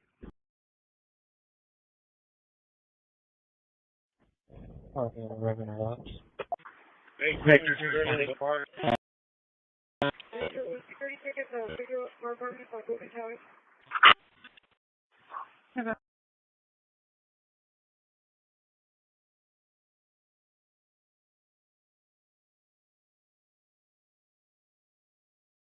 Center. 4185. Occurred on the freeway. They pulled into the store at the corner of Bellahar and the access road next to the Medic 2, copy. Dispatch Squad 91. Medic 1 to see stretch on me. Yeah, reports of a traffic accident on the Oso Bay eastbound.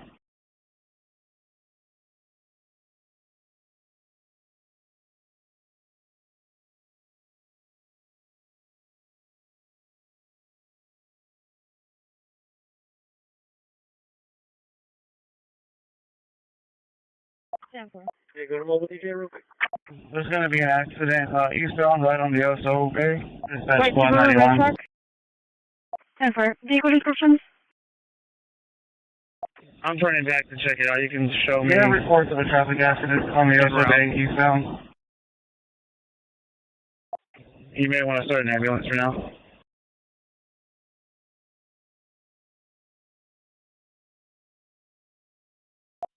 Control 608 corpus. I didn't hear you come through. What you got? Thank you, ready.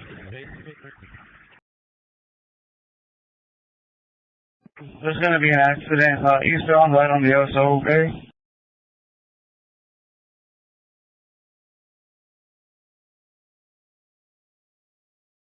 I'm turning back to check it out. You can show me en route. You may want to start an ambulance for now. Yeah, 10-4. Show me route. Agent 14, we're on scene. We have a dumpster with lights on. Control 608 corpus. I didn't hear you come through. What you got? We use international. Dumpster light. Delta 270.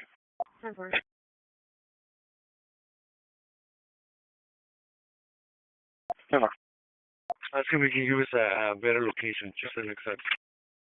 11-10-2. 11-10 location.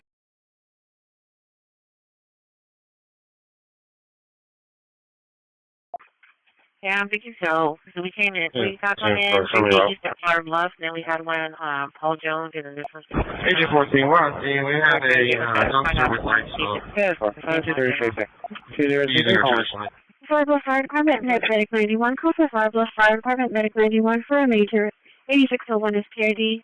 Also, they turn around, work off EMS 1 with Squad 91, 1726.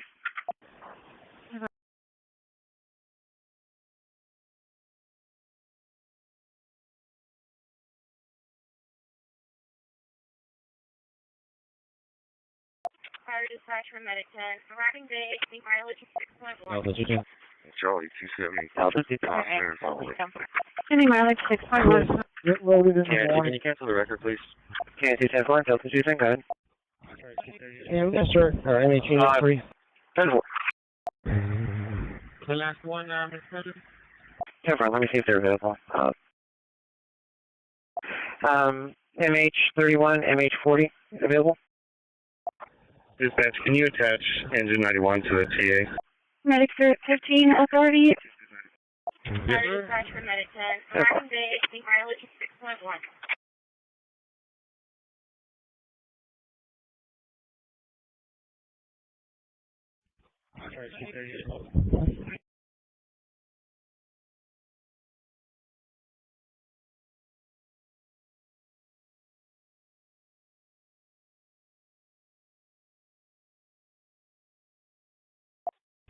$155 Clever, I'll be sending from the office. Dispatch, can you attach engine 91 to the TA? Received. 10-4. Alright, that's from Engine 14. We have agent applied and control time. Also, they're requesting PD on site. Agent applied 1728, control time 1728. Bravo 215, 350 eastbound at Flower Bluff at the exit. Looks clear. Traffic not backing up or anything like that. So we're going to continue to Paul Jones. Mesa 31.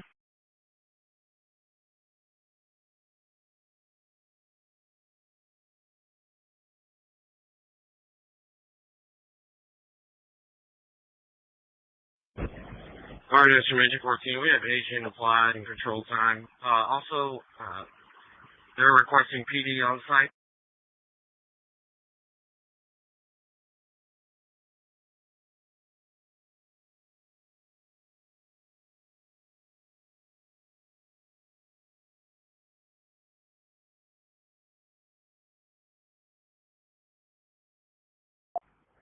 $741. You can show me clear from Sunset Lake Park.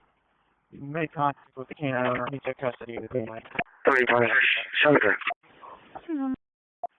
409 Paul, you show me out at 358 and Flower Bluff Drive on this accident. Just help the block traffic so we get the unit over. 204, clear traffic. Alright, Paul, 10-4. Bravo 215, just by chance, do we have a traffic unit available that can be en route? Right. Okay, 10-4. Yeah, we're probably going to need maybe another unit or two. Traffic's backing up pretty good. 35, show me clear. It's going to be, it looks like the right lane. 741, you can show me clear from Sunset Lake Park. You made contact with the canine owner. He took custody of the canine.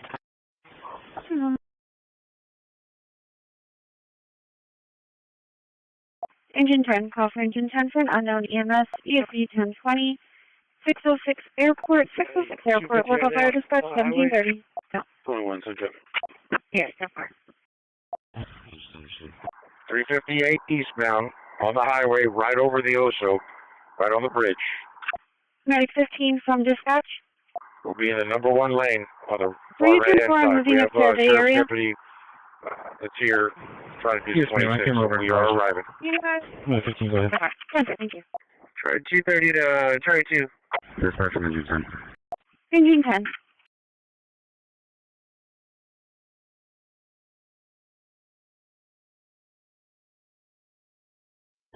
Understood. 741, you can show me 1042. Bravo 220, do you want him to? Bravo 25, 15, go ahead. 5. You guys? Bravo 215, go ahead. ET8 for the railroad? Yes, ma'am, I came over and acknowledged it. Dispatch from Engine 10. Medic 11.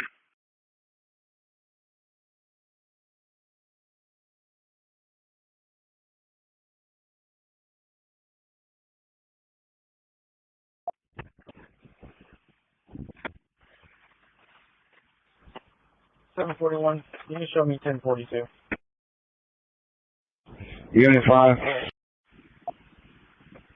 You can through that clearly. I was looking at the note. I You think have you confused ET8 for the Engine railroad? 14's traffic with me. We're still en route. Received.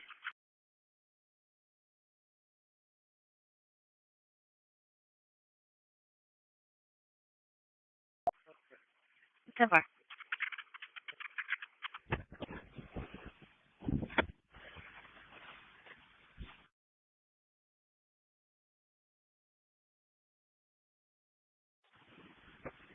You can throw that clearly.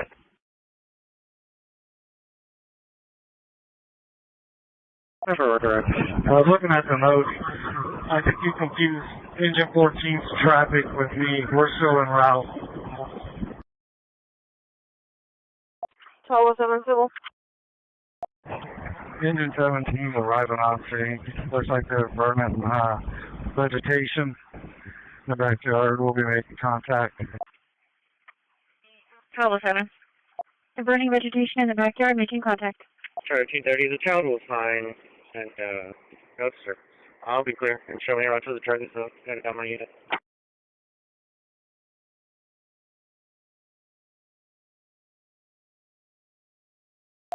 Dispatch, Medicaid. We're available. Are we close or anything? Charlie 230, I'll be around about 5 minutes, sir.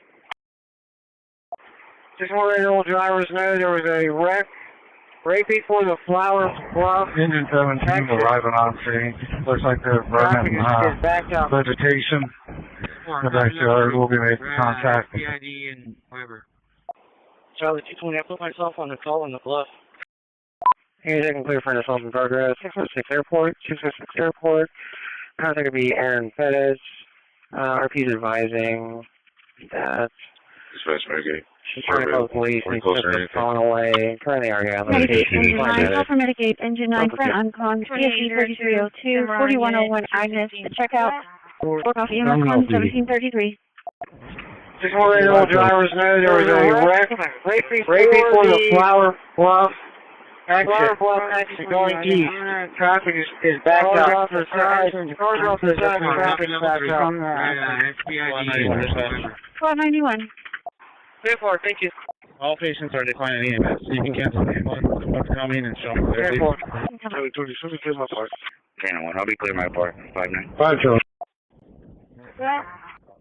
2-9. Terminal duty. Here's an receipt. 10-4. There was a wreck right before the Flower Bluff exit going east. Cars off the side, the traffic's backed up. 191 dispatch. Therefore, thank you. All patients are declining EMS. You can cancel the ambulance. Come in and show them there, please. 10-4.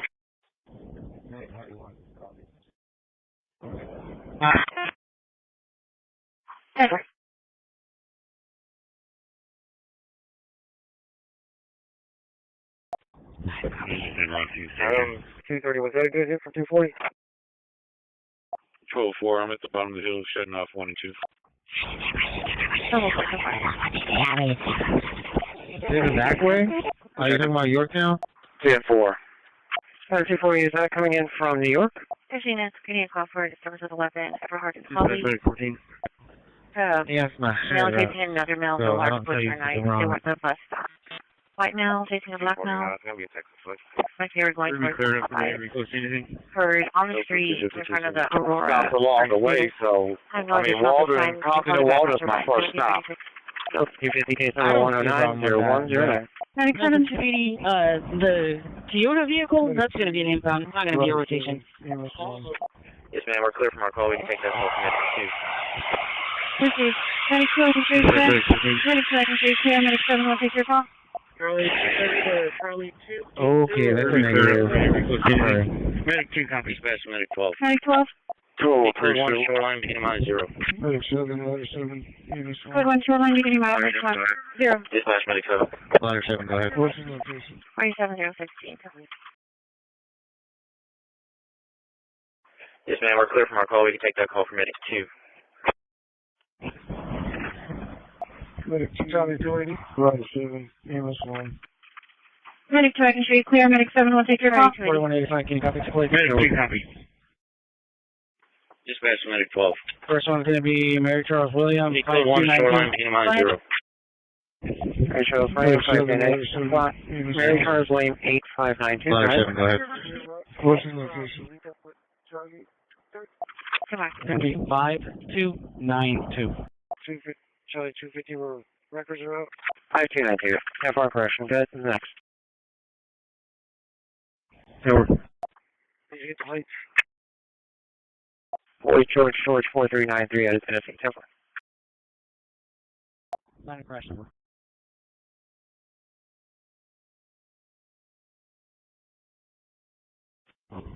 Medic emergency. Crash number 2652 2652. 209 UTL. 209. Emergency?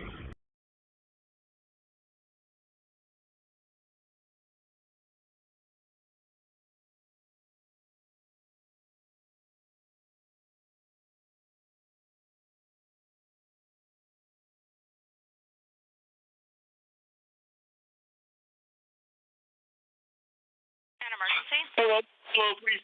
Hello, please. Hello, please. Hi, what's the address you need the help? Please. What is the address you need the help? What is the address you need the help? 2562, Christi Boulevard, Pacifica. Gunshot, please, wing police. Please. Hold on, confirm the location. You're talking too fast. What is the address?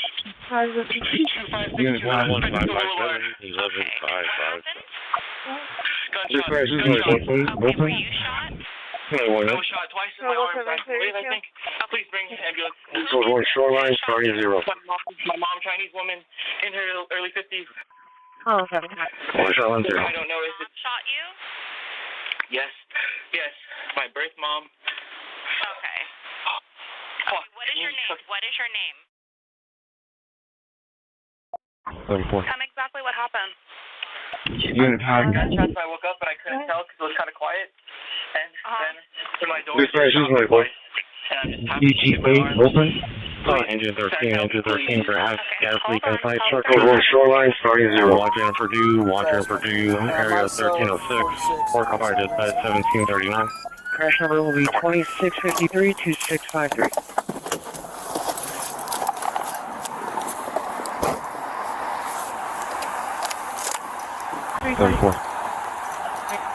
Medic 8, Bridge net. Can you be en route to 100 East Main Avenue? 100 East Main Avenue. Hey, it's right RP here. Road. 2562's right here. Hey, stop! Go ahead. Stop! Stop! Stop! Stop!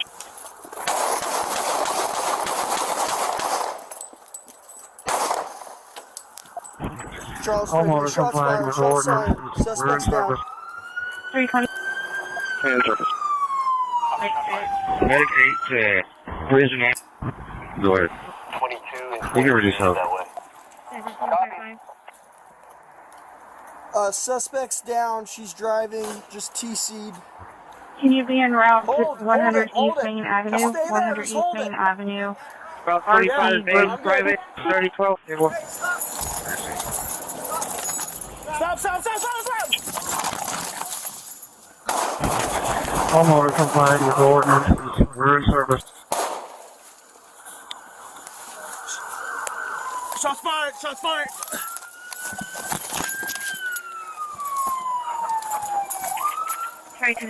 We're arriving. Any mileage is 1.1.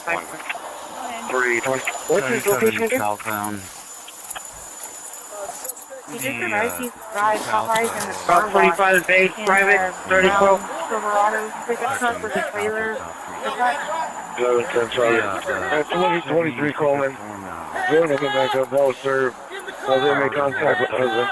Okay, 10-4. He's in 900 block East Main. Charlie, clear with comment. I'm going this side. Let's go right here.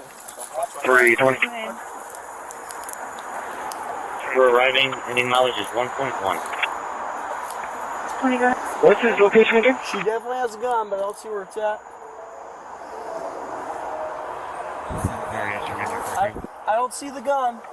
He just It's in her arrived. He's hands. drive Popeyes It's in in the her car hands. wash in a She sloped brown over. Silverado pickup truck with a trailer. Back off, I could get it. I Okay, could get 10-4. it. He's in 900 block East Main. Any private care or there? ELB 2562 Francisco apartment. I'm gloving up.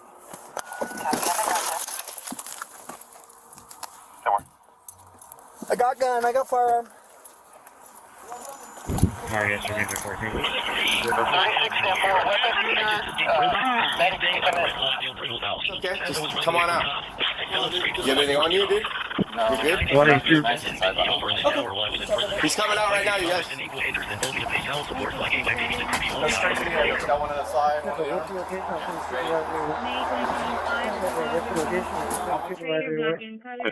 Where's the Delmar, please? Delmar, also. Copy this 28. It's Lincoln Henry X-ray 4471. Lincoln Henry X-ray 4471. This is Meg 13. I'll try to reach Medic 6. I'll fire dispatch. Medic 6, this is Meg 13. Medic 6, go ahead.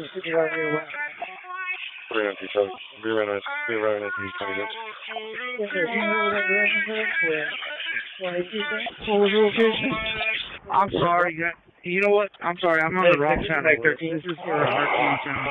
I'm sorry. I'll put you on. This is Meg 13. I'll try to reach Medic 6. I'll fire dispatch. Hey, the parking control? We're coming up on the Delmar, please. Delmar, also. Copy this 28. It's Lincoln Henry X-ray 4471. Lincoln Henry X-ray 4471. Medic 6, go ahead. Just at 75. Yes, sir. Can you head over that direction, sir, for 182, sir? Hey, we're coming up on a call to Lake Tahoe. We're just now across Saratoga. You guys available? What was the location? I'm sorry, guys. You know what? I'm sorry, I'm on the wrong channel with this. This is for RTA channel. I'm sorry, I'm on the wrong channel. I need to go to my channel. Here's for vehicle orders. Hey, the parking control? 182. Dispatch Medic 3.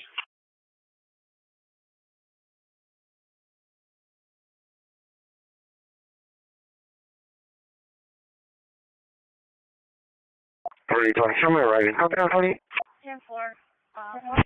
6503, 107, Southside Station. Okay. Tom George David 6607. Say again, Tom George David 6607.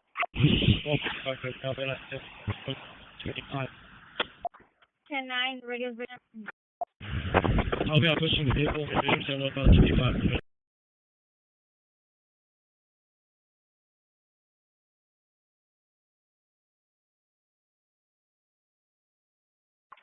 Show me right in. How can I help you?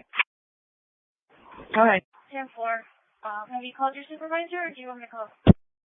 6503, 107, Southside Station. Tom George David 6607. Say again, Tom George David 6607. 25 to 2006 Chevy Silverado pickup, silver in color to Jose driver 361 at Beach Access Road 3. Black Ford Julie advising I was driving along the roadway, almost ran the RP up the road. I've seen heavy going towards Parkway 22. Up north channel 1746. Did you change our location to Station 4? Yeah, call my supervisor, Howard, and just have him call me. For the Station 4.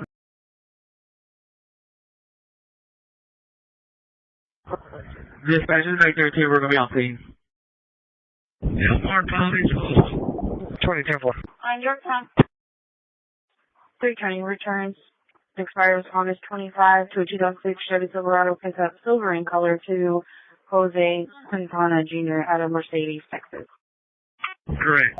Yeah, call my supervisor, Howard, and just have him call me. 310-8 at Mountain Joe.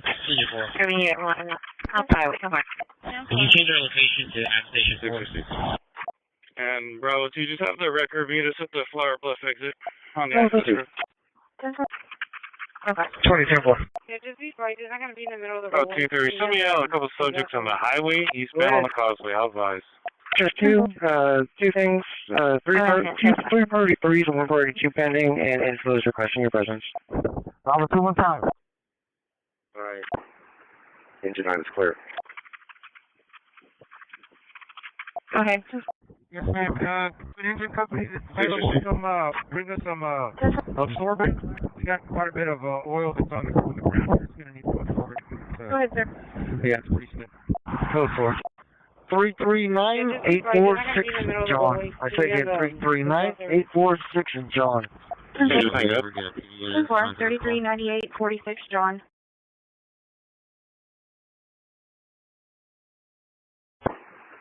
Engine 9 is clear. Roger, 25 coming outside. On the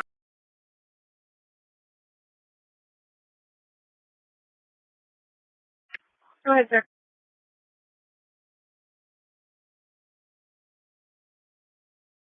Bravo 215, advise the tow truck. 339-846 John. I take it 339-846 John. They'll need to pick up that one as well as the one extra you saw up right now. Let's see, we obviously have nobody for that. 3398-46 John. Okay. Bravo 215. Negative. All the units are currently on a call right now. I'll intend, I'll be clear. Okay. Jennifer, let me see if I can get on 220 and 232. 10-4.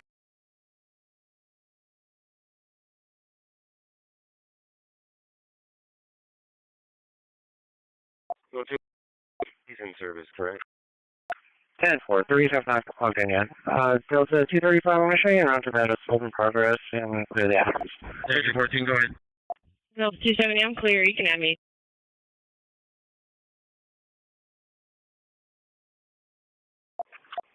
This way, who's the boy? 220 and 230, just correct. Night one, yeah? Arriving 2.2. 224. 2.0.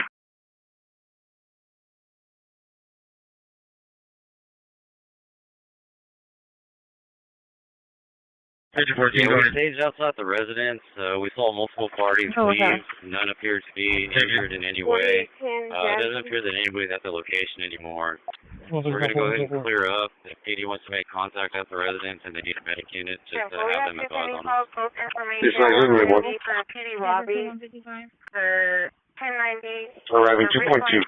Give you reference to a parole subject who's violating parole. Second call is going to be hit and run on a parked vehicle at 219 Pecos.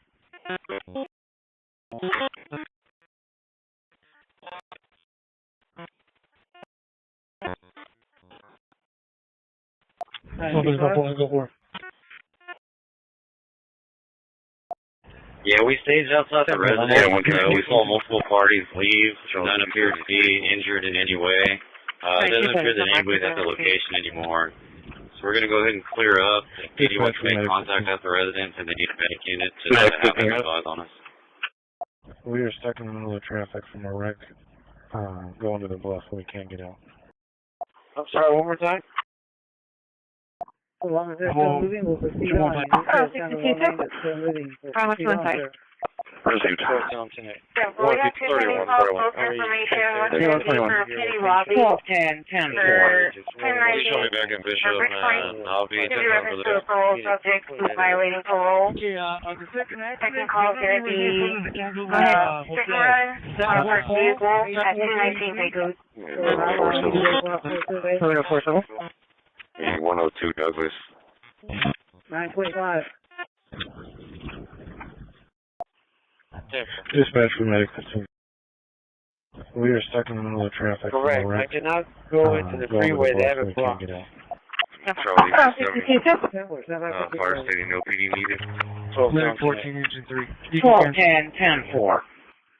12-10.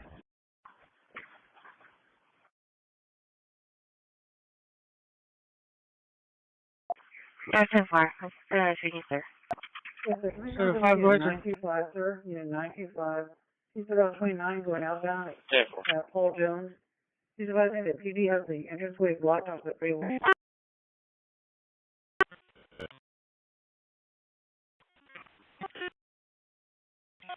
Send a medic park to opportunity park apartments. Medic 14 engine 3. Bravo 215. Can we have the other traffic control clear up? Or do we need to stand by? 4 now. MH40, I'm in the area. We got a fire truck coming, LT with the absorbent. There's quite a bit of oil on the ground. 925, go ahead. The rusher for this fall at the 1806 Brazos, 1806 Brazos, area 1418. Not sure you taking medic 15 spots, medic 13, and medic 15. Not sure if you're that call. Looks like the officer witness people are now, I think people are now entering back into the freeway. 2801, 1501 at Lighthouse. He's about 29 going outbound at Paul Jones. He's advising that PD has the entranceway blocked off the freeway. Send a medic park to opportunity park apartments. 4 now.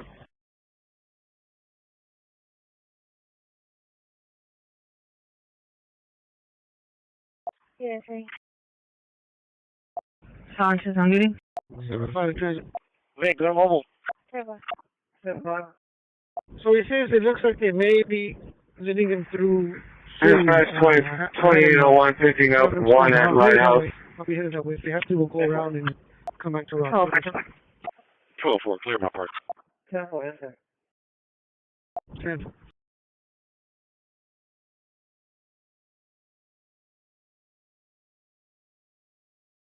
Yeah, 3.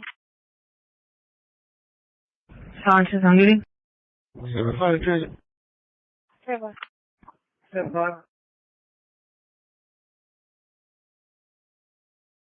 321 out of service. Bravo 2, I'm clear my park.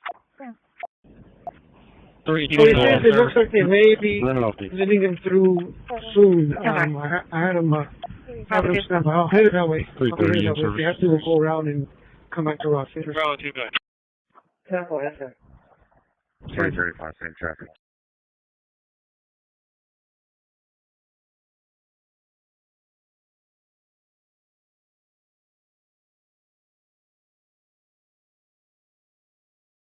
Yeah. 321 out of service. 329 in service. Unit 4. Lemon off duty. 330 in service. 202 on duty. 335, same traffic. Charlie 230, I'm back in service.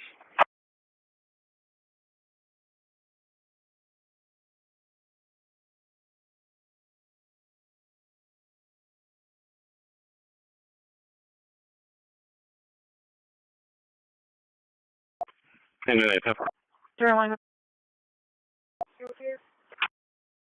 Dispatch, Medicaid, you can put us on there. Where's from this call?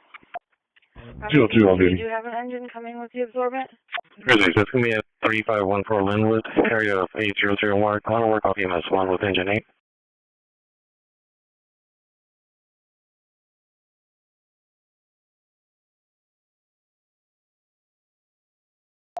What's on 15? Right, Cisco. 1 south, any mileage 0.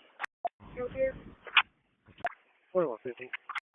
Unit 3038. Dispatch, Medicaid, you can put us on there. Where's from this call? I'm clear. Hey, can you move me to tailgate at American Bank Center for a special assignment? Oh, okay. Sorry. I was just making sure you hadn't left yet.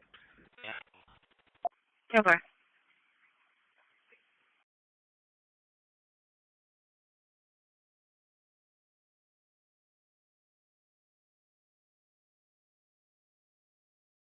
Good 1 south, any mileage 0.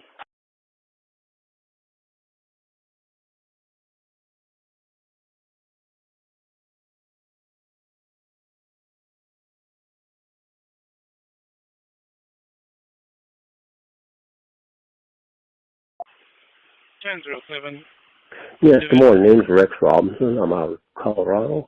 My number is 720-2. 39 Charlie 5.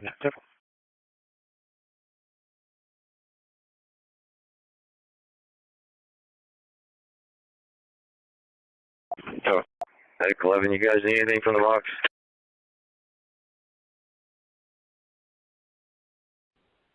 Yes, good morning. Name's Rex Robinson. I'm out of Colorado. 1007, individual.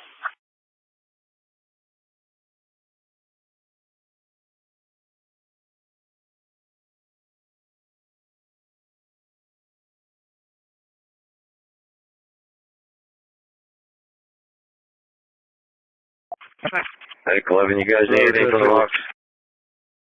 10 location. 4630 Angela Drive, B8 Adam. 4630 Angela Drive, A Adam. 10-4.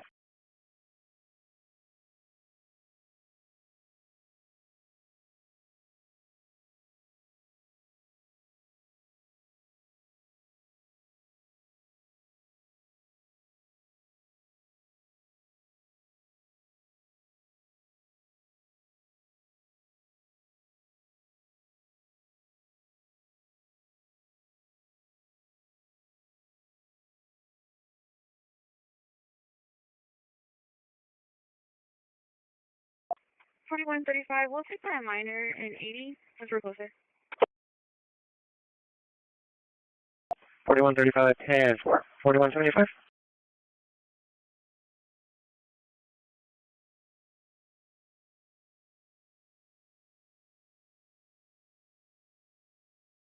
Simple.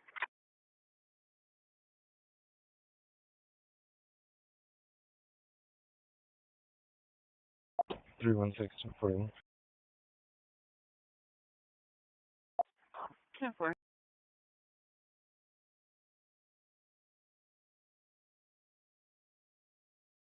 Good. Male level 2, give me an ATV crash, bruising to the chest, loss of consciousness on a 10-year-old male. Staging at Weber and Shannon.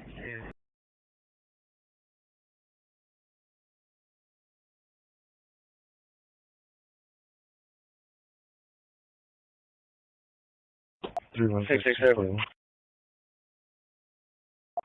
667. Joey tonight from the courthouse going to be giving a courtesy ride from one of the jurors to a Ram's dispatch. 667. at Weber and Shannon. Male level 2, give me an ATV crash, bruising to the chest, loss of consciousness on a 10-year-old male.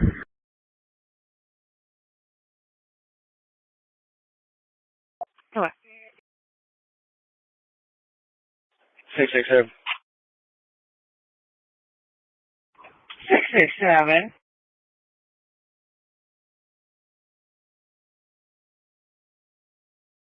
Joey tonight from the courthouse is going to be giving a courtesy ride from one of the jurors to a Ram's dispatch. 667, 10-4. Dispatch from West Coast, guys. It's going to be someone's niece, Chastity, said that she got beat up and she had some claw marks on her side of her head. Looks like it might have been her father, Philip. We show all lifeguards out of service. 370 16-year-old male, assault of the ERP, no weapons, no intoxication, asthmatic male, wearing a gray shirt. The male is currently in his room. 32, 32, 90, also be clear. So we can find another 265, 10-4. So how's it looking at the 925? Go ahead. From West Coast, guys. We show all lifeguards out of service. Oh, you're on the freeway now? You're not on the access road anymore? 3 Charles 105, Corpus. 925, go ahead. 1007, being held up by train. 615 to Joe. 615. I'm getting waved down here on 44. Was there an accident right here on the front of the access road before airline? And 1694. 1207.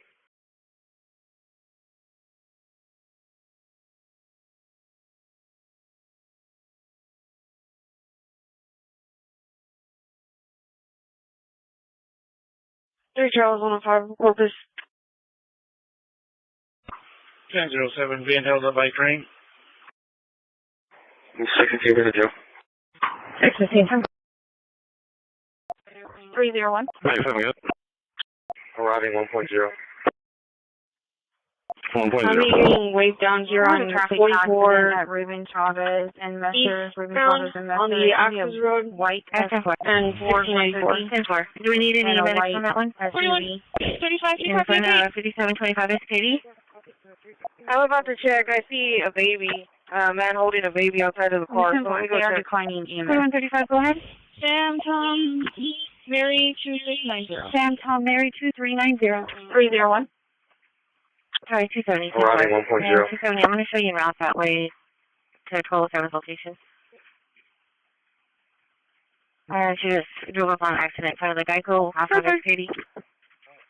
I had a traffic accident at Ruben Chavez and Messer. Ruben Chavez and Messer. It's going to be a white Ford 150 and a white SUV.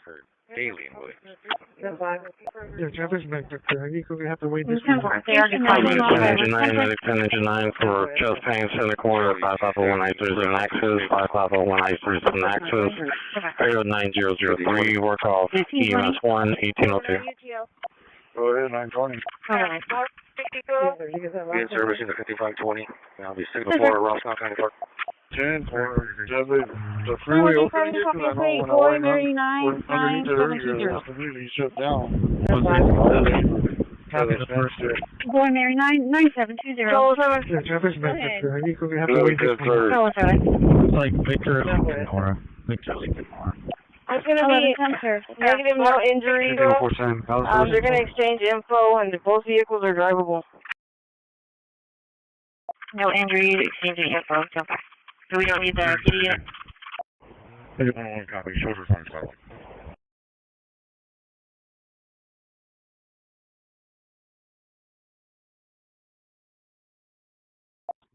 Off 31, clear Henry, so Carson, Charles. Clear Henry shows Carson, Charles, 1804. Johnstown Henry, 8066.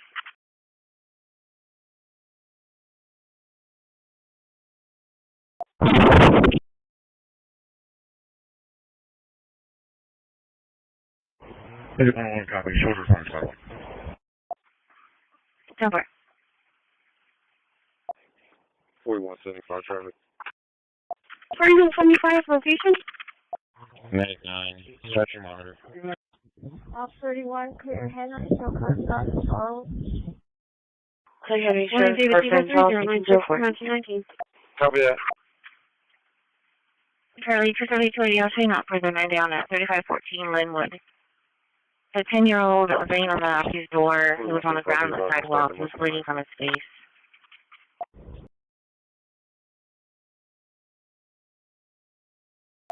Vehicle stopping listed at 19.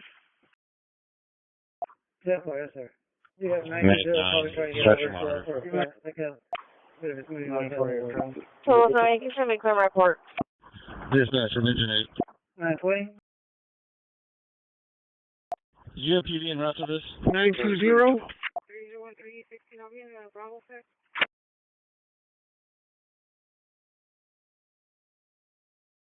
Flat Timber, there's 2 units en route to your location.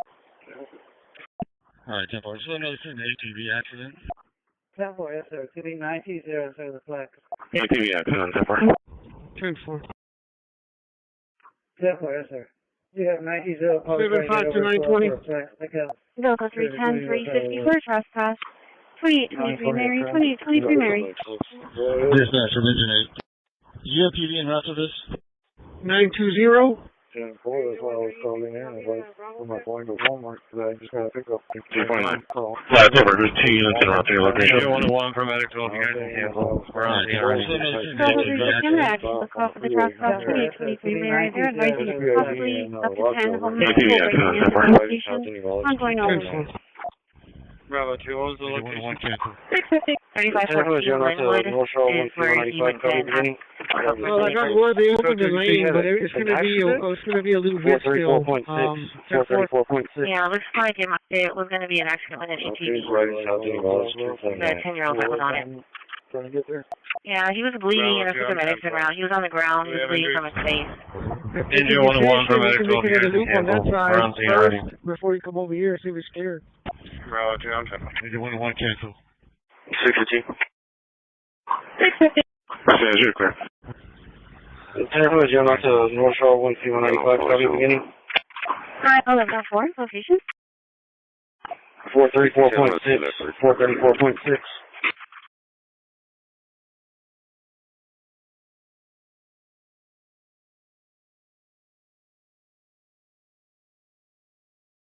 Code 4.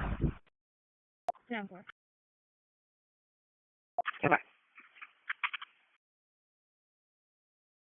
230, give us a call on the article suspicious. Engine 9 going straight.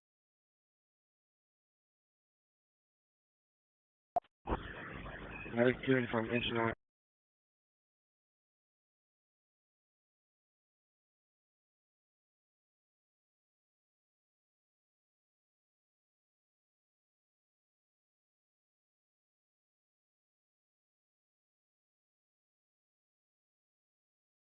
Service out to transit. 7-5. 920 is going to make another loop by the school before he goes over. Medic 10 from engine 9. 10-4, yes, sir. Their flag is down to the Delta side of the building on the access road side. It's not going to be on the detox side. I'm headed back. I don't want to be caught up in all that traffic. Just to get a call. Right there, on the Delta side. Thanks, man. 628, 10-7, 10-42. 628, 10-4. 75 to transit. BT8 locked and secured. 628. Medic 10 from engine 9. 920 is going to make another loop by the school before he goes over. Medic 10, go ahead. 10-4, yes, sir. 10-4, I'm headed back. I don't want to be caught up in all that traffic. Just to get a call. Their flag is down to the Delta side of the building on the access road side. It's not going to be on the detox side. 10-4, yes, sir. I just have MB advised that plus trips that they'd be standing by and waiting for a while. Medic 10 received on the Delta side. Thanks, man. 628, 10-7, 10-42. 628, 10-4. Go ahead. Yeah. BT8 locked and secured. 628. 10-4. Medic 1. Call for Medic 1. Be en route to Reuben Chavez and Messer for a traffic accident. PD is already on.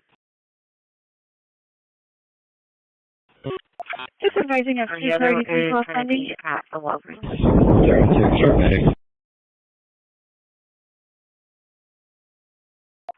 Joseph Walker at the De La Paz Junior High in Rivera. Copy 28. Currently at the hospital, getting checked out. Medic 1. Victor Tom Lincoln, 8753. Victor Tom Lincoln, 8753. Ran across the street to Walgreens to place the call. 10-4, Victor Tom Lincoln, 875. 15-310 area. 10-4. 301, y'all need another unit? Be en route to Reuben Chavez and Messer for a traffic accident. PD is already on. 10-4, starting arrest. Go ahead. Copy 28. Medic 10 from engine 9. Go ahead. 266, 223. Medic 10, go ahead. Victor Tom Lincoln, 8753.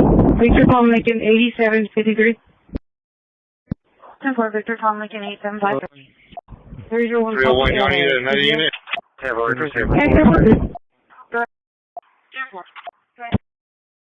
Myself and 181 are out of service. Boss 21, Edward.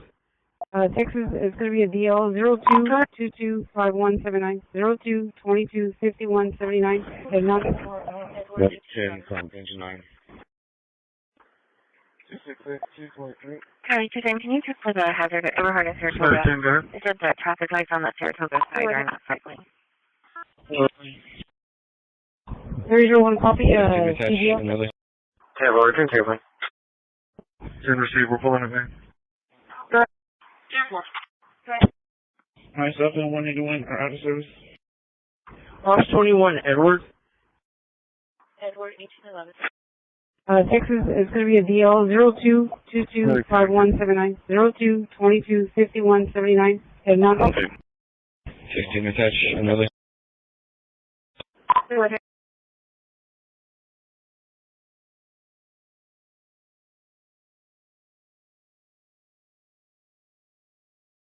Seven 5 Transit has the next 29 Flower Bluff, just the south side. Receive for 1 Charlie 0. Charlie 270, both units in the area. Not yet, no sir. Medic 10, I think. Okay.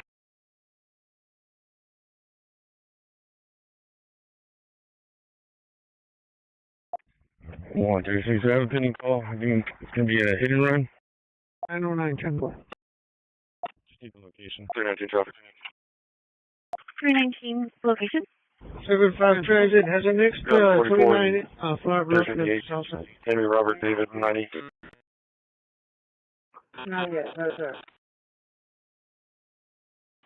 4 Highway 38. For be advised, we're going to be on delays by Ennis Jocelyn getting on the freeway there. First class in There's an accident on the bridge. 1367, pending call. Maybe a hit and run. 909, 10-4. State the location. 10-4. 16 assigned case number 6. 106, 500 block of 1st Street. 500 block of 1st Street. Caller advised. Kid. Up and down the street on an ATV.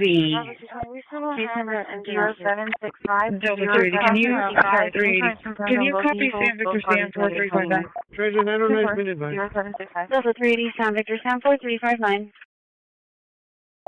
Delta 380, can you advise vehicle or impound exactly?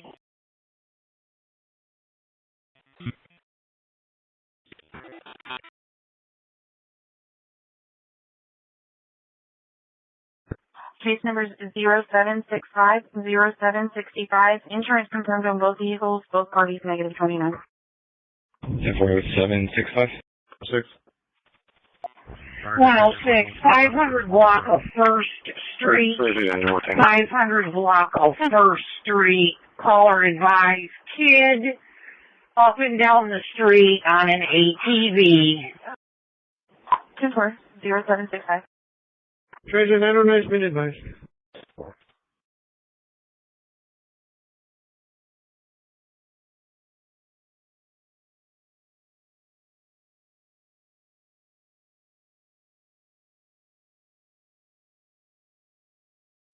Alright, extension 14, show us how to service momentarily.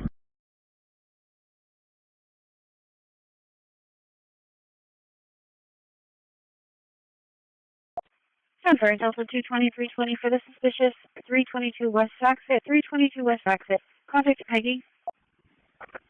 4198. Yeah, I'll advise on it. You don't need a city issued ID. 3 Charles 105, corpus. 10-4, Delta 320, I'll show you clear. 105. They're coming back around. Vehicle search. If you have a unit nearby, can we get them for traffic control on 10-4? Delta 210. Delta 210. Yeah, I'm clear. I'll take the call at Corbin. Kids are being kids.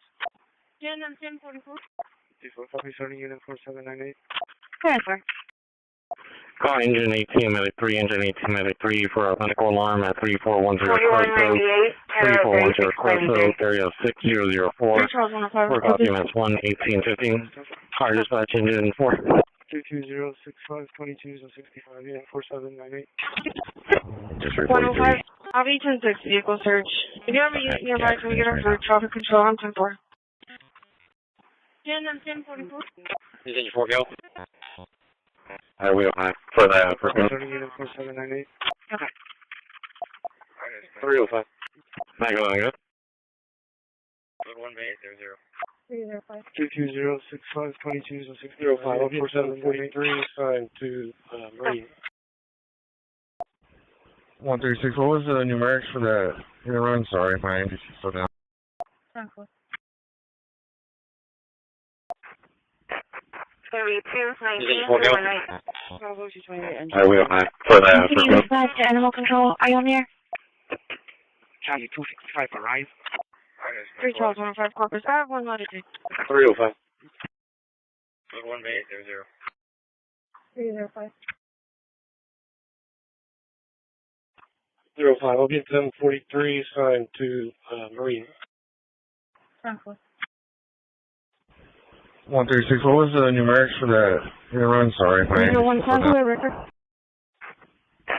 3219 to 19. Can you dispatch to animal control? Are you on there? 3 Charles 105, corpus. I have 1 latitude.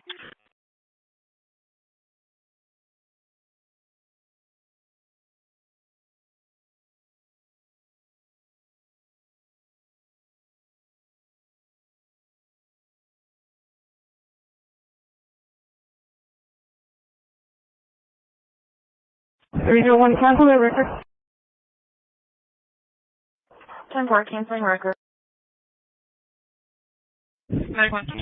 Sure, 30. Sorry, 3D. I think that minor has some run orders.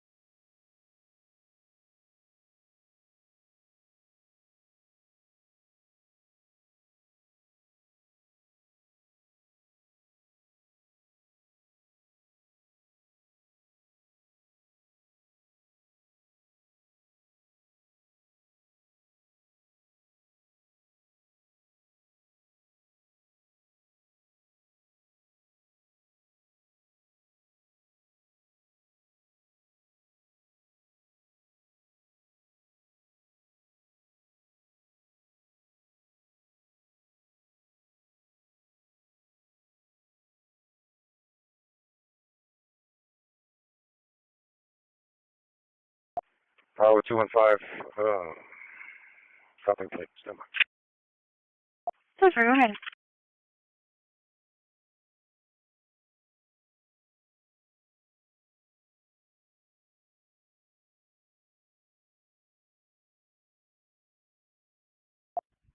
Bravo 215, copy of Robert Paul Victor, 8400.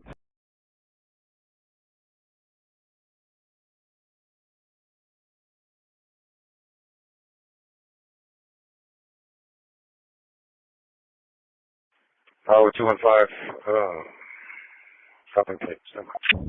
Can I have the call number?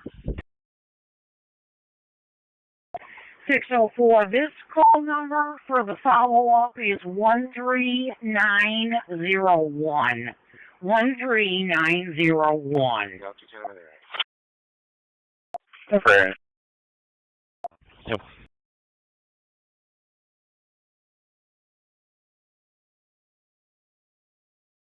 Engine light clear.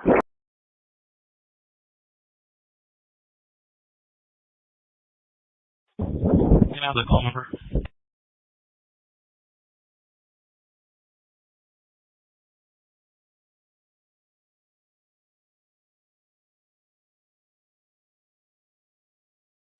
This call number for the follow-up is 13901. 13901. 167 and Timmy. Yep. 4174, you can show us clear. 10-4. That's okay. Communication Ops 31. Can you let United know that they have customers at the ticket counter? Where's he down for?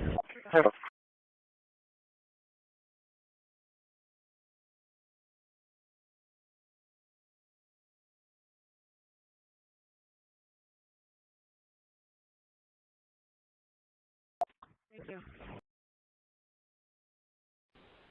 Yes, good morning. My name's Rex Robinson. I'm out of Colorado. My number is 720-273-7412. I'm inquiring about your eBay turbine that was about $1,500.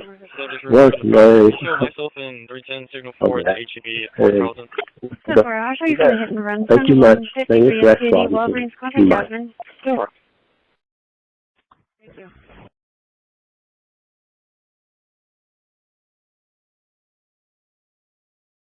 Charlie 360 for the property. 5801 Weber, HEB Weber at Holly. Contact Haley. 1147. 3 Charles 105 Corpus. 2413 Francis. 2413 Francis. 10-4.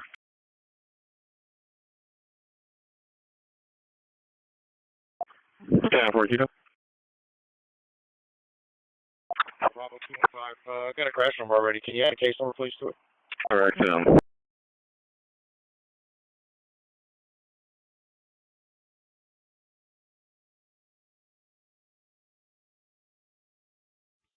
Three Charles 105 Corpus.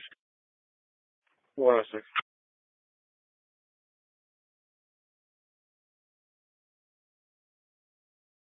Okay. Clear to clear, 5 minutes. 301 Charlie 195. Hey, 10-4 195 1822. 2662.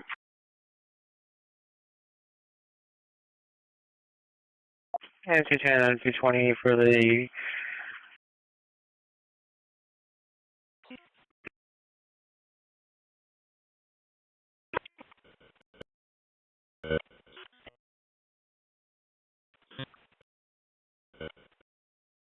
Complete low weed.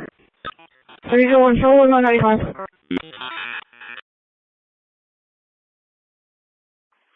2662.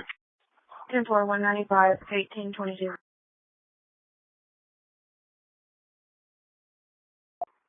I have work order 424 115 anything clear for neglect call 3938 Surfside at the Via del Sol condos. Approaching out female T-type location by father. On the phone with the girl, station scared. In the bathroom by the Tiki Huts at 1820. Crash number 2657 2657. Case number 1130113. 10-4, her phone number. Bravo 215, and this accident occurred when we were working the other one on 358 eastbound. 11-4, sir. This one was going to be right at the Paul Jones 10-4. entrance to 358 east. 329. 417. Dispatch from Engine LP. We make contact. House is locked up. No one's answering. 335. What is it? 424-115. Bravo. The address is Unit 740, front line. 10-4. Bravo 215, let's see about the address. 3722 Lake McQueenie for a turn on, for regular customer service turn on. Is there anything up? 417. Don't have any medics on the call though. I worked the other one. Therefore, I'll add a medics. Copy. Can we make contact? House is locked up. No one's answering. 335. What is it? 335. Unit 740, front line. 10-4. William George John, 7125. Same my checking. William George John, 7125. Good copy. I was trying to find no way to make contact. Negative, no answer. Delta 2. Yeah, I'm curious. Nobody out here. Show me that man real quick.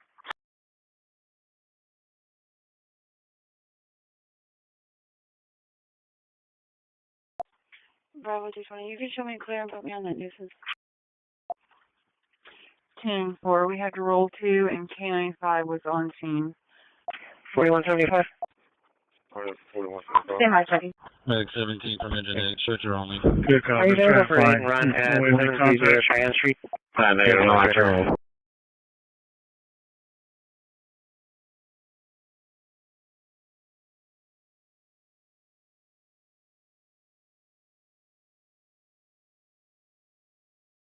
It originally occurred by the La Palmera Mall on the access road, and they're advising the suspect vehicle is going to be a white truck. I know their information. 10-4. We had to roll 2 and K95 was on scene. Medic 17 from Engine 8, searcher only. 7804 John 91. 10-4, stretch only. 307. Proceed, don't say.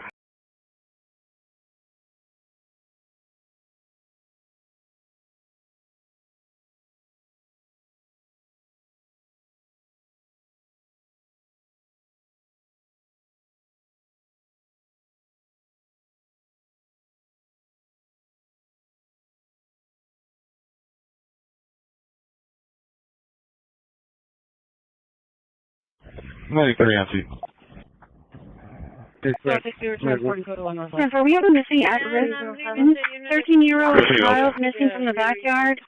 They're in 60. Do you have the original RP's number? I want it. Was it Mr. for PV request?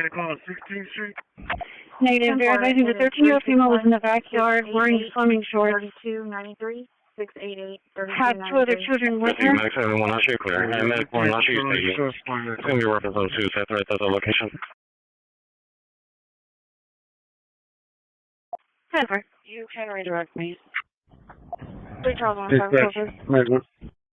10-4. If you return 40 code 1 Northwest.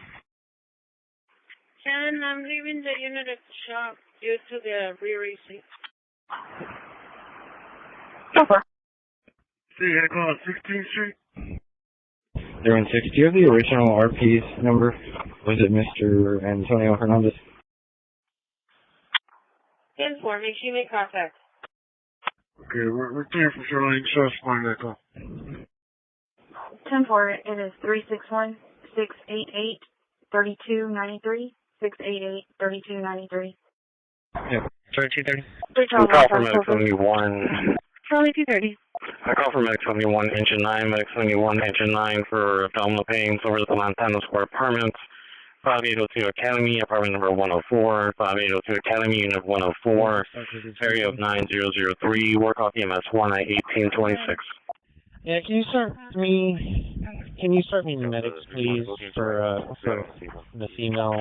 She's complaining of leg pain and back pain as well. She was trying to lift the motorcycle from her property, on her property line, and she fell from it. Can I get his number? 956-198-07-95-6198. Sure, Commander, go ahead. What's medic 2 status?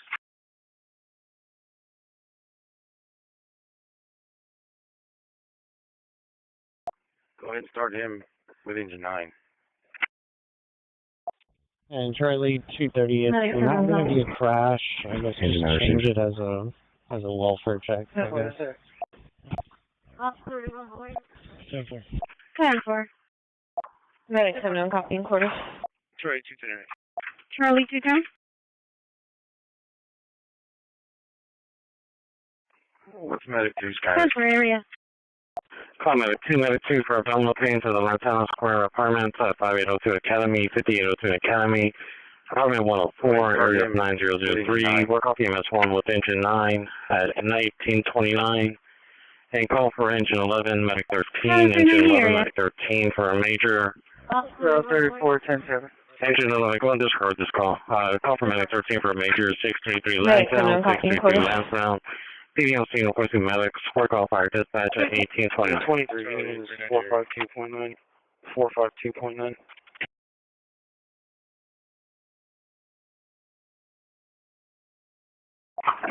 Okay. Engine 11, were we canceled off that call? 10 Roger 11, it's going to be just a matter of request. PD's already on scene. Received, available quarters. 34-10-7. Okay. Can you give us the start mileage of unit 6258, please? Charlie 290. 390, go ahead.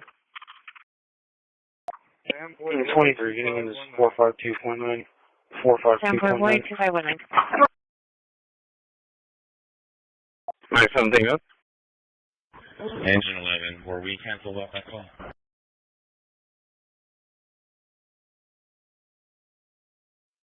Received, available quarters. 220. Delta 220. Unit 5. I don't know if the medics are going to stage, but whenever they get here, they're going to move. Dispatch 2801, 1044. Okay, 10-4. Thurman on duty, Parker off duty, 0600. Charlie 310, Charlie 220, disturbance at 925 Miramar. 925 Miramar. Being called in by Ashley, having disturbance with Dallas. Be code 1 to shoreline, beginning on 0.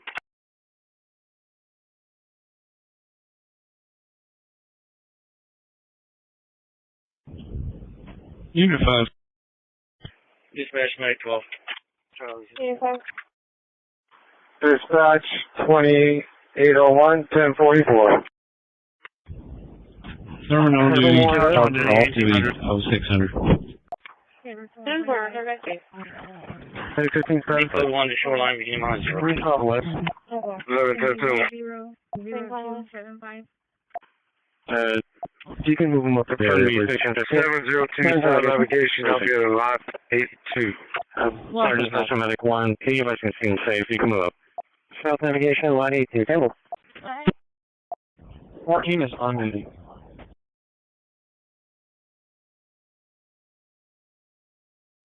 Couch on duty, 1800. 15 status. Green Southwest. India on duty. 301, did you acknowledge the cancel You can move them up to the area, please. 230, can you run me 2 more, please?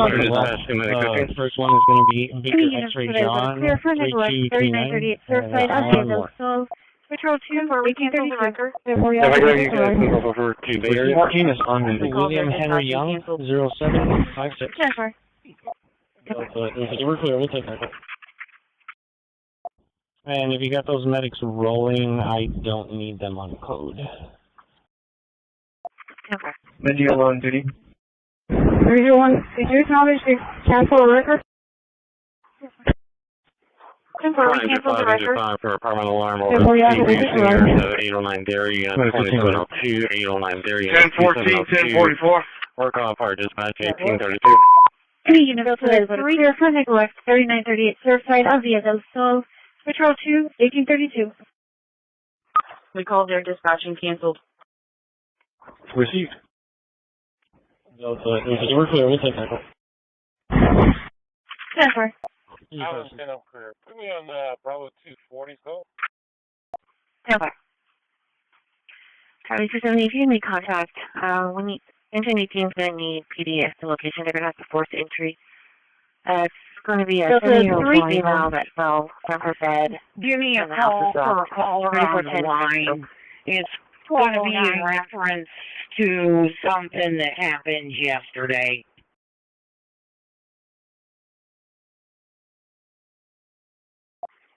Charlie 270, right? Yes, sir.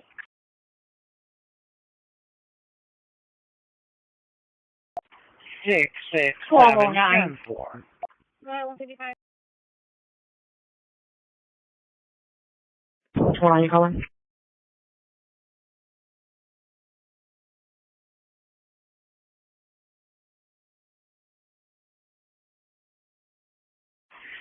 Give me a call for a caller on the line. It's going to be in reference to something that happened yesterday. So right, I'll be today, 24, no contact. 66794. Your case number is going to be 0117, 0117, and your crash will be 2659.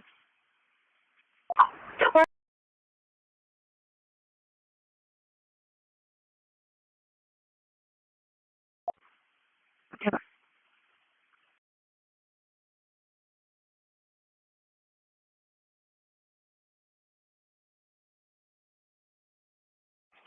So right, I'll be today, 24, no contact.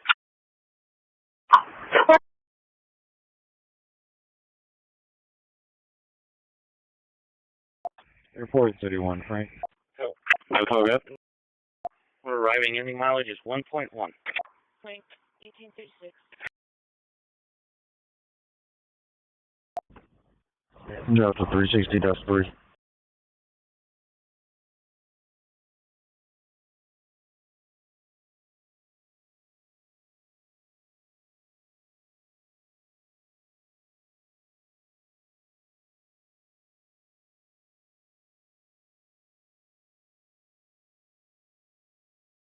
Airport 31, Frank.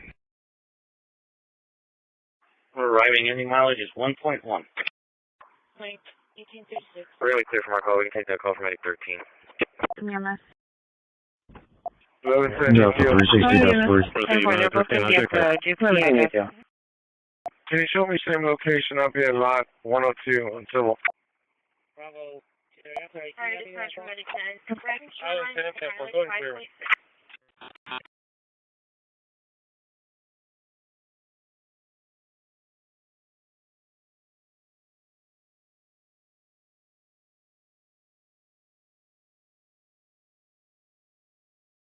EMS.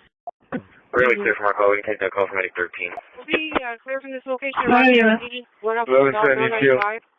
on 126 306 126. Can you show me same location? I'll be at lot 102 until. 1837. Prior dispatch from Medic 10. Dragon Shoreline, mileage 5.6. Charlie 265. Do you have transport? 335. Airport 31, Edward. We'll be here out to check out. How am I doing this? Edward 1837. Denver. City of 18, you're going to have one at the checkout. We'll be clear from this location around to the PD, 1 up, Mill 95, starting mileage 126 306, 126 306. Denver. 1838. Okay, everybody is clear. Female's already left. No, this is right. She's on her way. Charlie 340, case number? 335. Airport 31, Edward. Number 125, copy plate. Robert X-Ray George, 0009. 945. Proceed, I'll make a roll off of that. Charlie 360, case number 0120. 0120. No, this is right. Max 7, guys. 1510 traffic. Okay, everybody is clear. Female's Can already you left. switch our calls at 913? We're going to be closer to that call with 53. Bravo 320 driving. Upshaw, Stanton 18, 2763. Received 913. I'm sure for the land call on stand over at 16 lands on the original call. 62 lands on.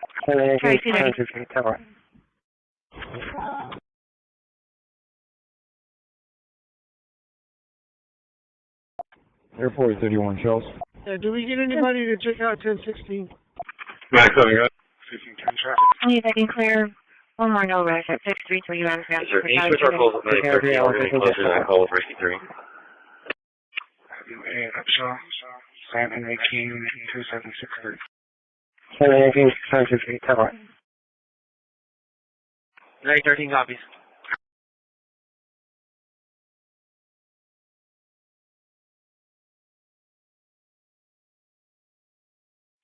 Airport 31 Shells. Do we get anybody to check out 10 minutes 1016? down through the traffic backup on freeway. 603 hours, Rescue 3. Bravo 2. Rescue 3, that's clear. Bravo 2. Tower. Rescue 1. Bravo 2, the last note is the child's been found. Rescue 1. Any units available to clear for GPS device activation. Estimated address 1055 Doddridge. Patrol 2 1839. 10-4, copy plate, Bravo 220, Mary John Young, 5547. Delta 37. 909 dispatch, 10 minutes down through the traffic backup on freeway. Dispatch ready for the ward line, Risky 3. 126-307. Oh, letter 7, 15, letter 7, 15 for GPS activation, possible accident. Rescue 1. 1055 Doddridge, 1055 Doddridge, area 7011, work off EMS 1, 1844. 1840. Any units available to clear for GPS device activation. Estimated address 1055 Doddridge. Patrol 2 1839. We're closer to our call with Ladders Head, we'll take it. Delta 280. Delta 380, I'll put you back on your call. And Delta 280 out of service at Main for lunch. Arriving any moment, 126-307. 1044. Delta 250. 378, another on the crash. Unit 2. Delta 380. 10-4. There's 305, 330, 3 RTFC. Medic 6, we're available from south. We'll take the call on Doddridge. Dispatch and Medic 11. We're closer to our call with Ladders Head, we'll take it. Every to the GPS. Bravo 2, 240. Delta 280, 10458. Delta 380, I'll put you back on your call. And Delta 280 out of service at Main for lunch. Mileage 0.8. Medic 6, Medic 6, reading for long time support apartment, 6130 Woodridge, 1008. 6130 Woodridge, 1008, area 1409, work off our dispatch, 1841. 2265, 0.8. 1841. There's 305, 330, 3 RTFC underway on Rescue 1. Charlie 265. Airport 31 board. Delta 380, and every to the GPS. Good. We still need medics anywhere, either location. They're advising slight movement into the sheriff's parking lot. No, negative. And Medic 14, I'm sure clear. They're advising PD and FB98. And for reading close to call on Doddridge. Delta 360, we'll be clear comments. Delta 360, 10-4. Let me check. Airport 31 board. 1842. They should be closer than Medic 11. Medic 11, I'll go and check clear. Charlie 270. There's going to be a sick call clear. No, They're advising slight movement into the sheriff's parking lot.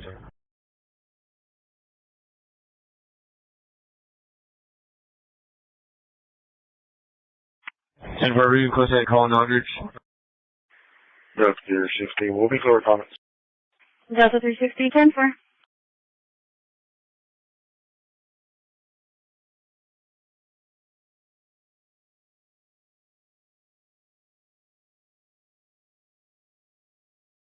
No, 210, Oh, 220, Delta 210, clear. Medic 11 received, sir.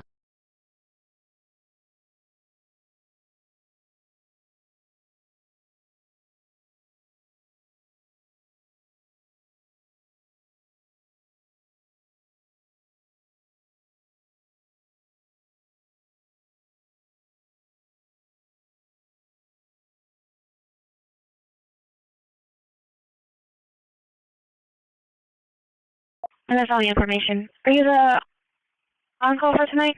752925. Fire dispatch from Medic 71. Medic 71, go ahead. Delta 360 for an attempt to contact 123 Richard, 123 Richard. 752925. Stable Ricardo entering, going to the Southside Station. Go. How many passengers do you have? Charlie 310 arrive. And that's all the information. For Are you the check on his 65 on-call for tonight? There was a previous call on 426. It's not advising why. Okay, so go ahead and park in Bay B. Bay B. We can transfer it to another house. Go ahead. Victor Paul. Delta 360 for an attempt to contact 123 Richard, 123 Richard. My cat is not updating your location. Can you repeat one more time? Avenue A, Adam. Upshaw. Avenue A, Adam, and Upshaw. Bravo 220. Show me going info. Medic 14 is Fire 70. Show me over, but Medic 14, go ahead. I'm just calling for a welfare check on his 65-year-old brother, Jose. There was a previous call on 426. It's not advising why. 506, go ahead.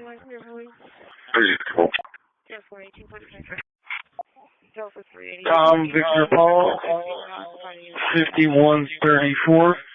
It's 35 Furnace Road, in front of Air Specialist. 10-4, my cat is not updating your location. Can you repeat one more time? 506, Victor Robert 9031. Avenue A, Adam. Upshaw. Avenue A, Adam, and Upshaw. 10-4. Medic 14 is Fire 70 in this one. Medic 14, go ahead. I said 422 times. AC 921. 230. Okay. Delta 380. You can 18250. We're not finding anything right now. 10-4. Delta 250, are you clear?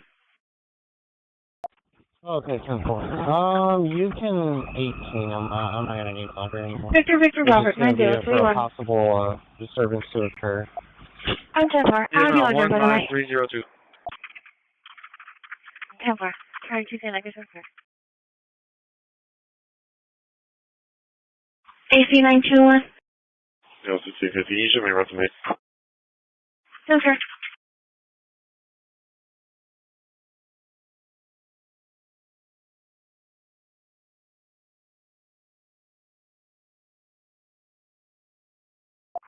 Ten four to be 25-0052. 19302. I'm 10-4. I'll be on by the night. Engine 3, medicated engine 3 for a sick call.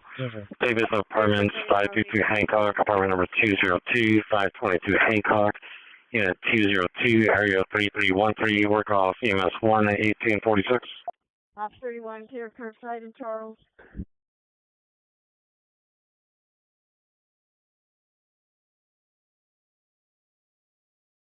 Medicated medical, what's your location? Just cleared up from Driscoll. Off 31, clear curbside in Charles. Clear curbside in Charles, 1846. Medicated medical.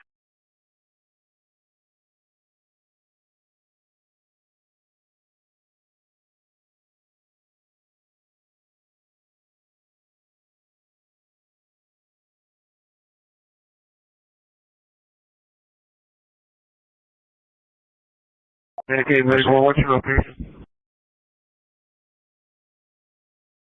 Just cleared up from Driscoll. You're welcome.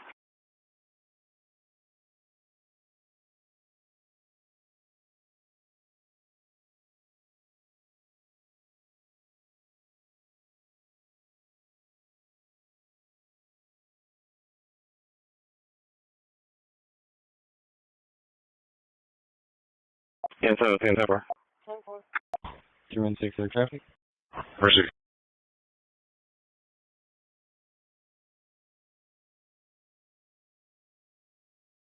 You're welcome.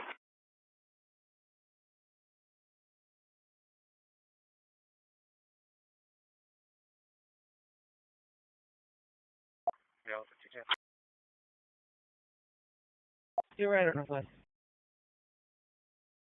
Copper. No, 270, I'm clear. Can you show me traffic? Charlie 6 clear traffic. With comments.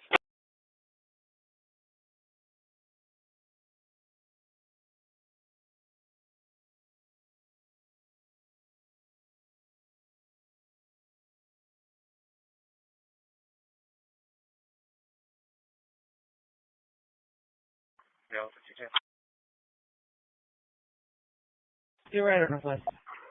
270, we're going to be at the corner block of Airport, William David Zebra, 562. 155 Clear. Go ahead. William David Zebra 563, 400 block of Airport, 10-4. Could you print me out the key card, please? 10-4. Delta 2, I'm clear. Delta 2 clear.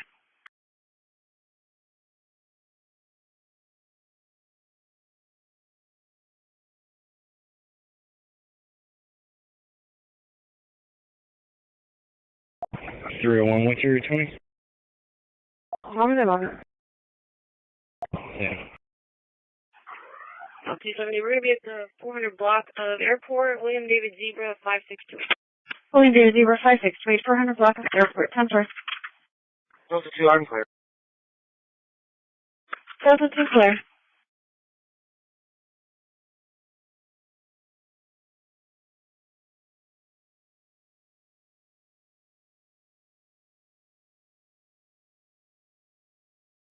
.301, what's your 20? How many of them? 10-4. Charlie 210 also not that way, 4021 on left. Where's you want to make contact with this? 306. 431, I could take the burglary. 1007, 1044. 431, whichever one's priority. 12.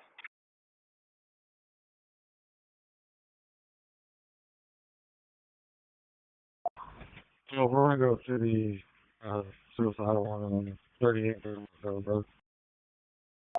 604. Where's you want to make contact with this? 306.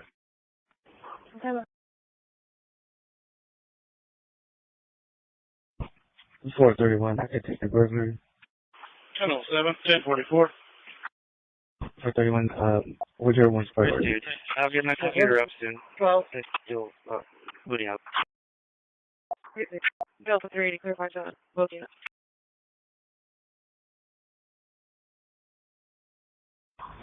So we're going to go to the suicidal one on 38, bro. 604. Go ahead. 15-5 Taylor briefing. Can you AVL check? 5815 arrived. 5815 arrived.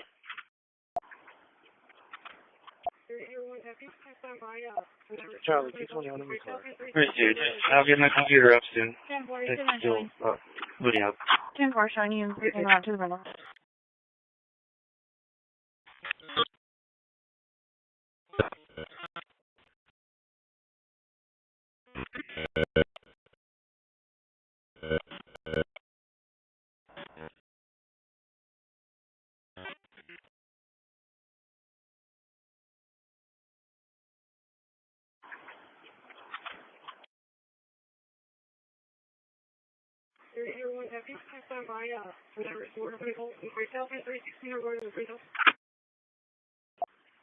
I'll be out back in 11-4. Charlie 3 around.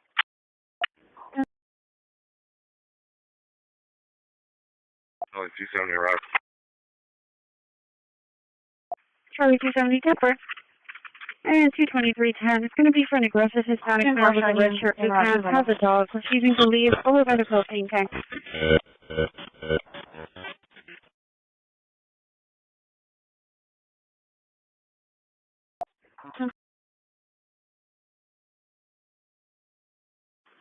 I'll be out back in 11-4.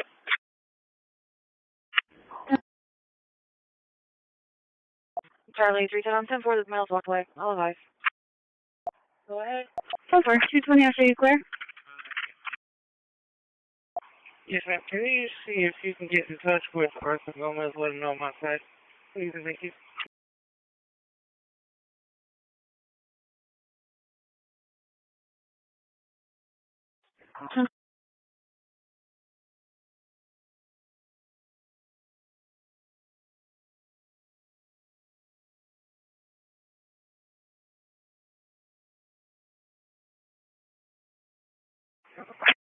Go ahead.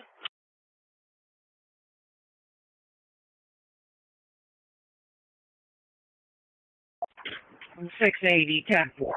Yes, ma'am. Can you see if you can get in touch with Arthur Gomez, let him know my side? Please, and thank you. Dispatch, May 13. May 13, right?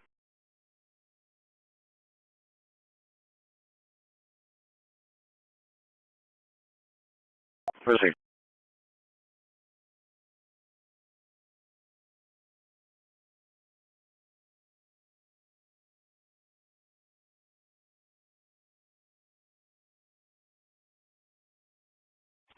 I'm 680, 10-4.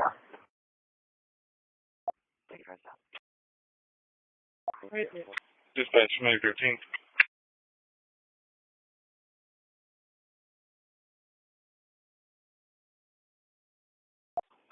Charlie 220. Charlie 220.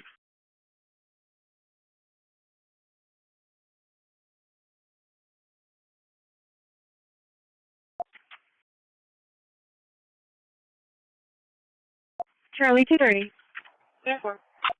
Yeah, female's getting transported to Bay Area, and you can show me clear, and show me on 7 of my 46. 92. Over.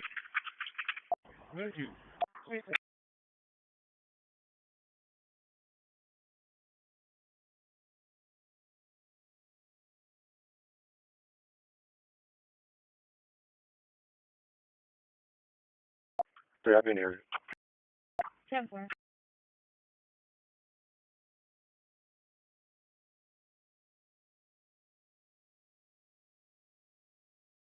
Ninety-two.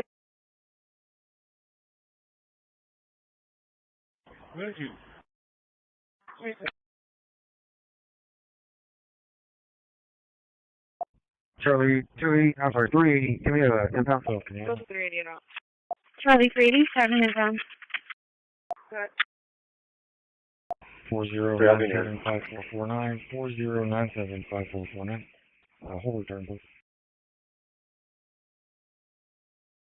Delta 220, let me clear comments. Show me on 7.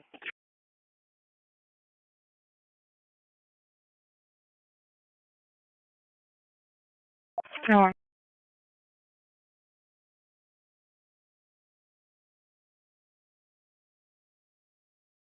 So, can you?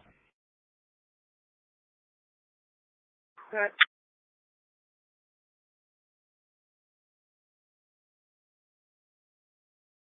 Four zero nine seven five four four nine 40975449. Hold return, please.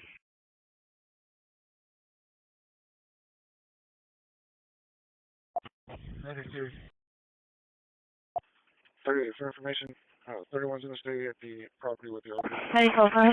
To locate those two subjects. You show us clear from this call. We're going to remain out of service. Charlie 380, easy rider on route. How do you call for it?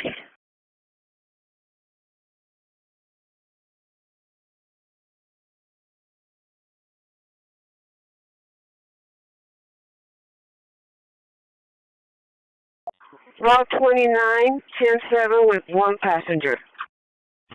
5513. Proceed to email at 11:20. For information, 31's going to stay at the property with the RP. When they come to locate those two subjects, they leave going up north towards Harrison.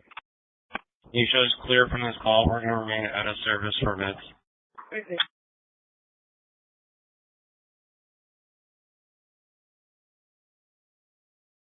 Route 29, 10-7 with 1 passenger. Yeah.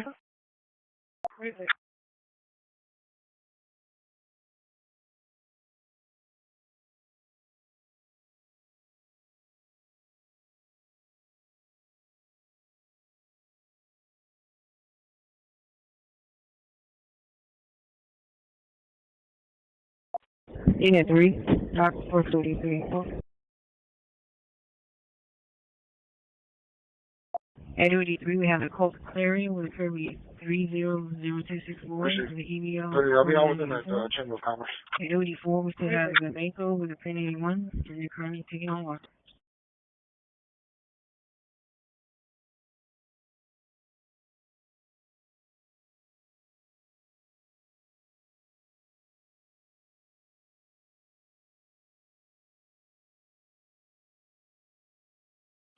In at 3, not 433.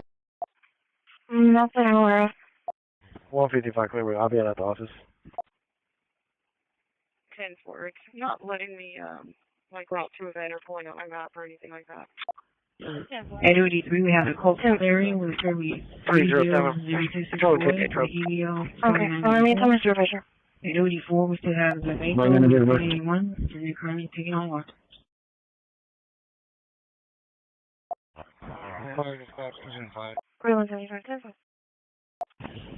Wesley Smith, 1110 of 94. Make 5-5.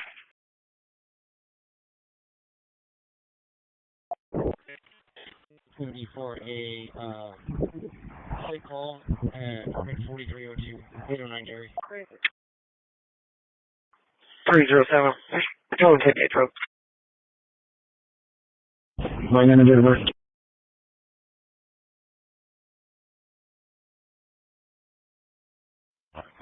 Fire dispatch, Precision 5. Wesley Smith, 1110 of 94. Right. He's showing to have local flights. Did you want me to pull? Can you get a Patrol 1 having MPS issues? Yeah, can you find out the straight or paper? Site call at 4302 809 Gary.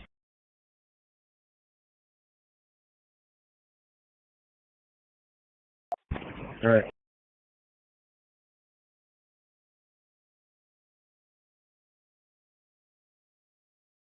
Radio Spirit.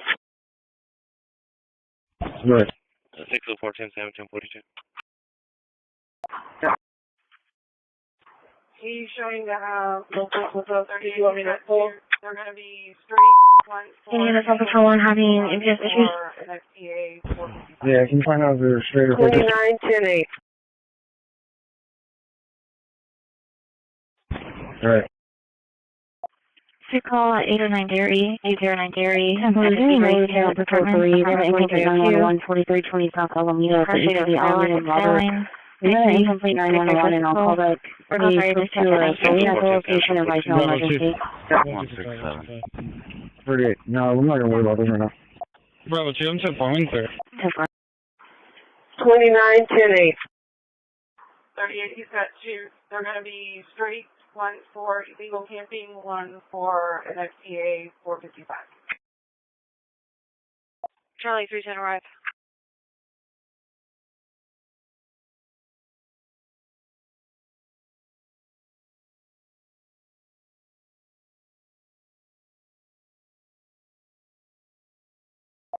Ten 4. 38. No, we're not going to worry about this right now.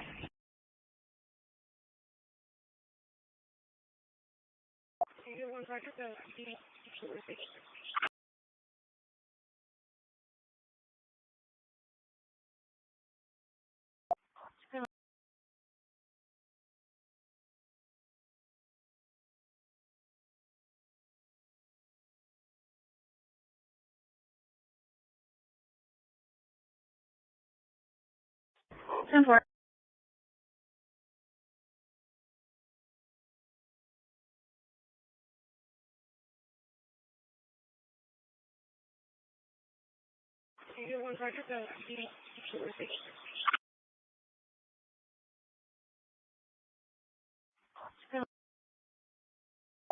Ten 4.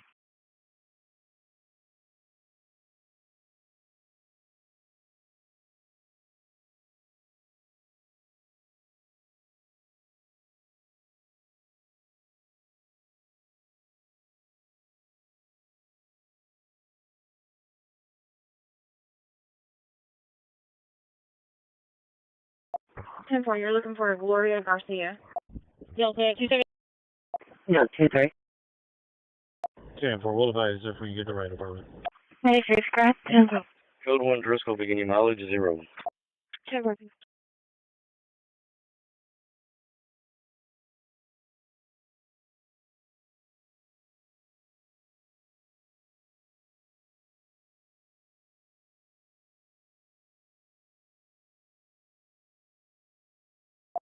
Medic 2 is probably going to be A Adam, showing from history. 10-4, you're looking for Gloria Garcia. Yeah, 2-3. 10-4, we'll advise if we can get the right apartment. 10 working. Code 1 Driscoll, beginning mileage 0. Dispatch 913. 913, go ahead. We're arriving ending mileage 3.5. Well, may I have a case number for my signal 6? Receiving mileage 3.5. Medic 2 is probably going to be A Adam, showing from history. 3 Charles 14, go ahead.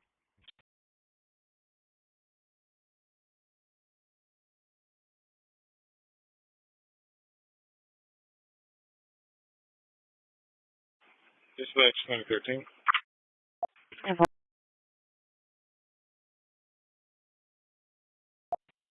3 Charles 1405, I'll be in the lead. Can you pin on the map? We're arriving ending mileage 3.5.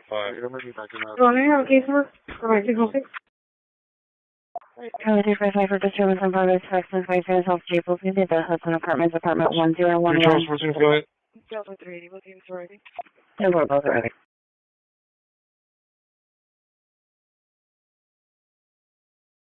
Christi 1.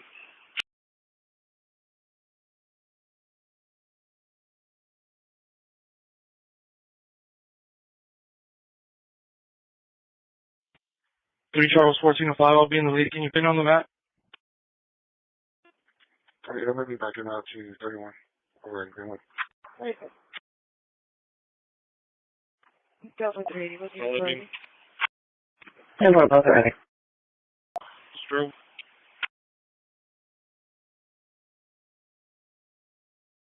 Christi 1.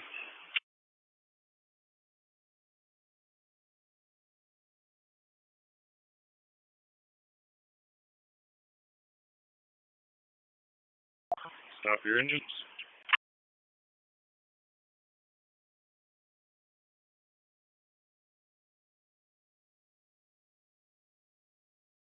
Restricted area. Solid beam. Yeah, of course, that's completed. Stroke. No, fix your clear, turn it in.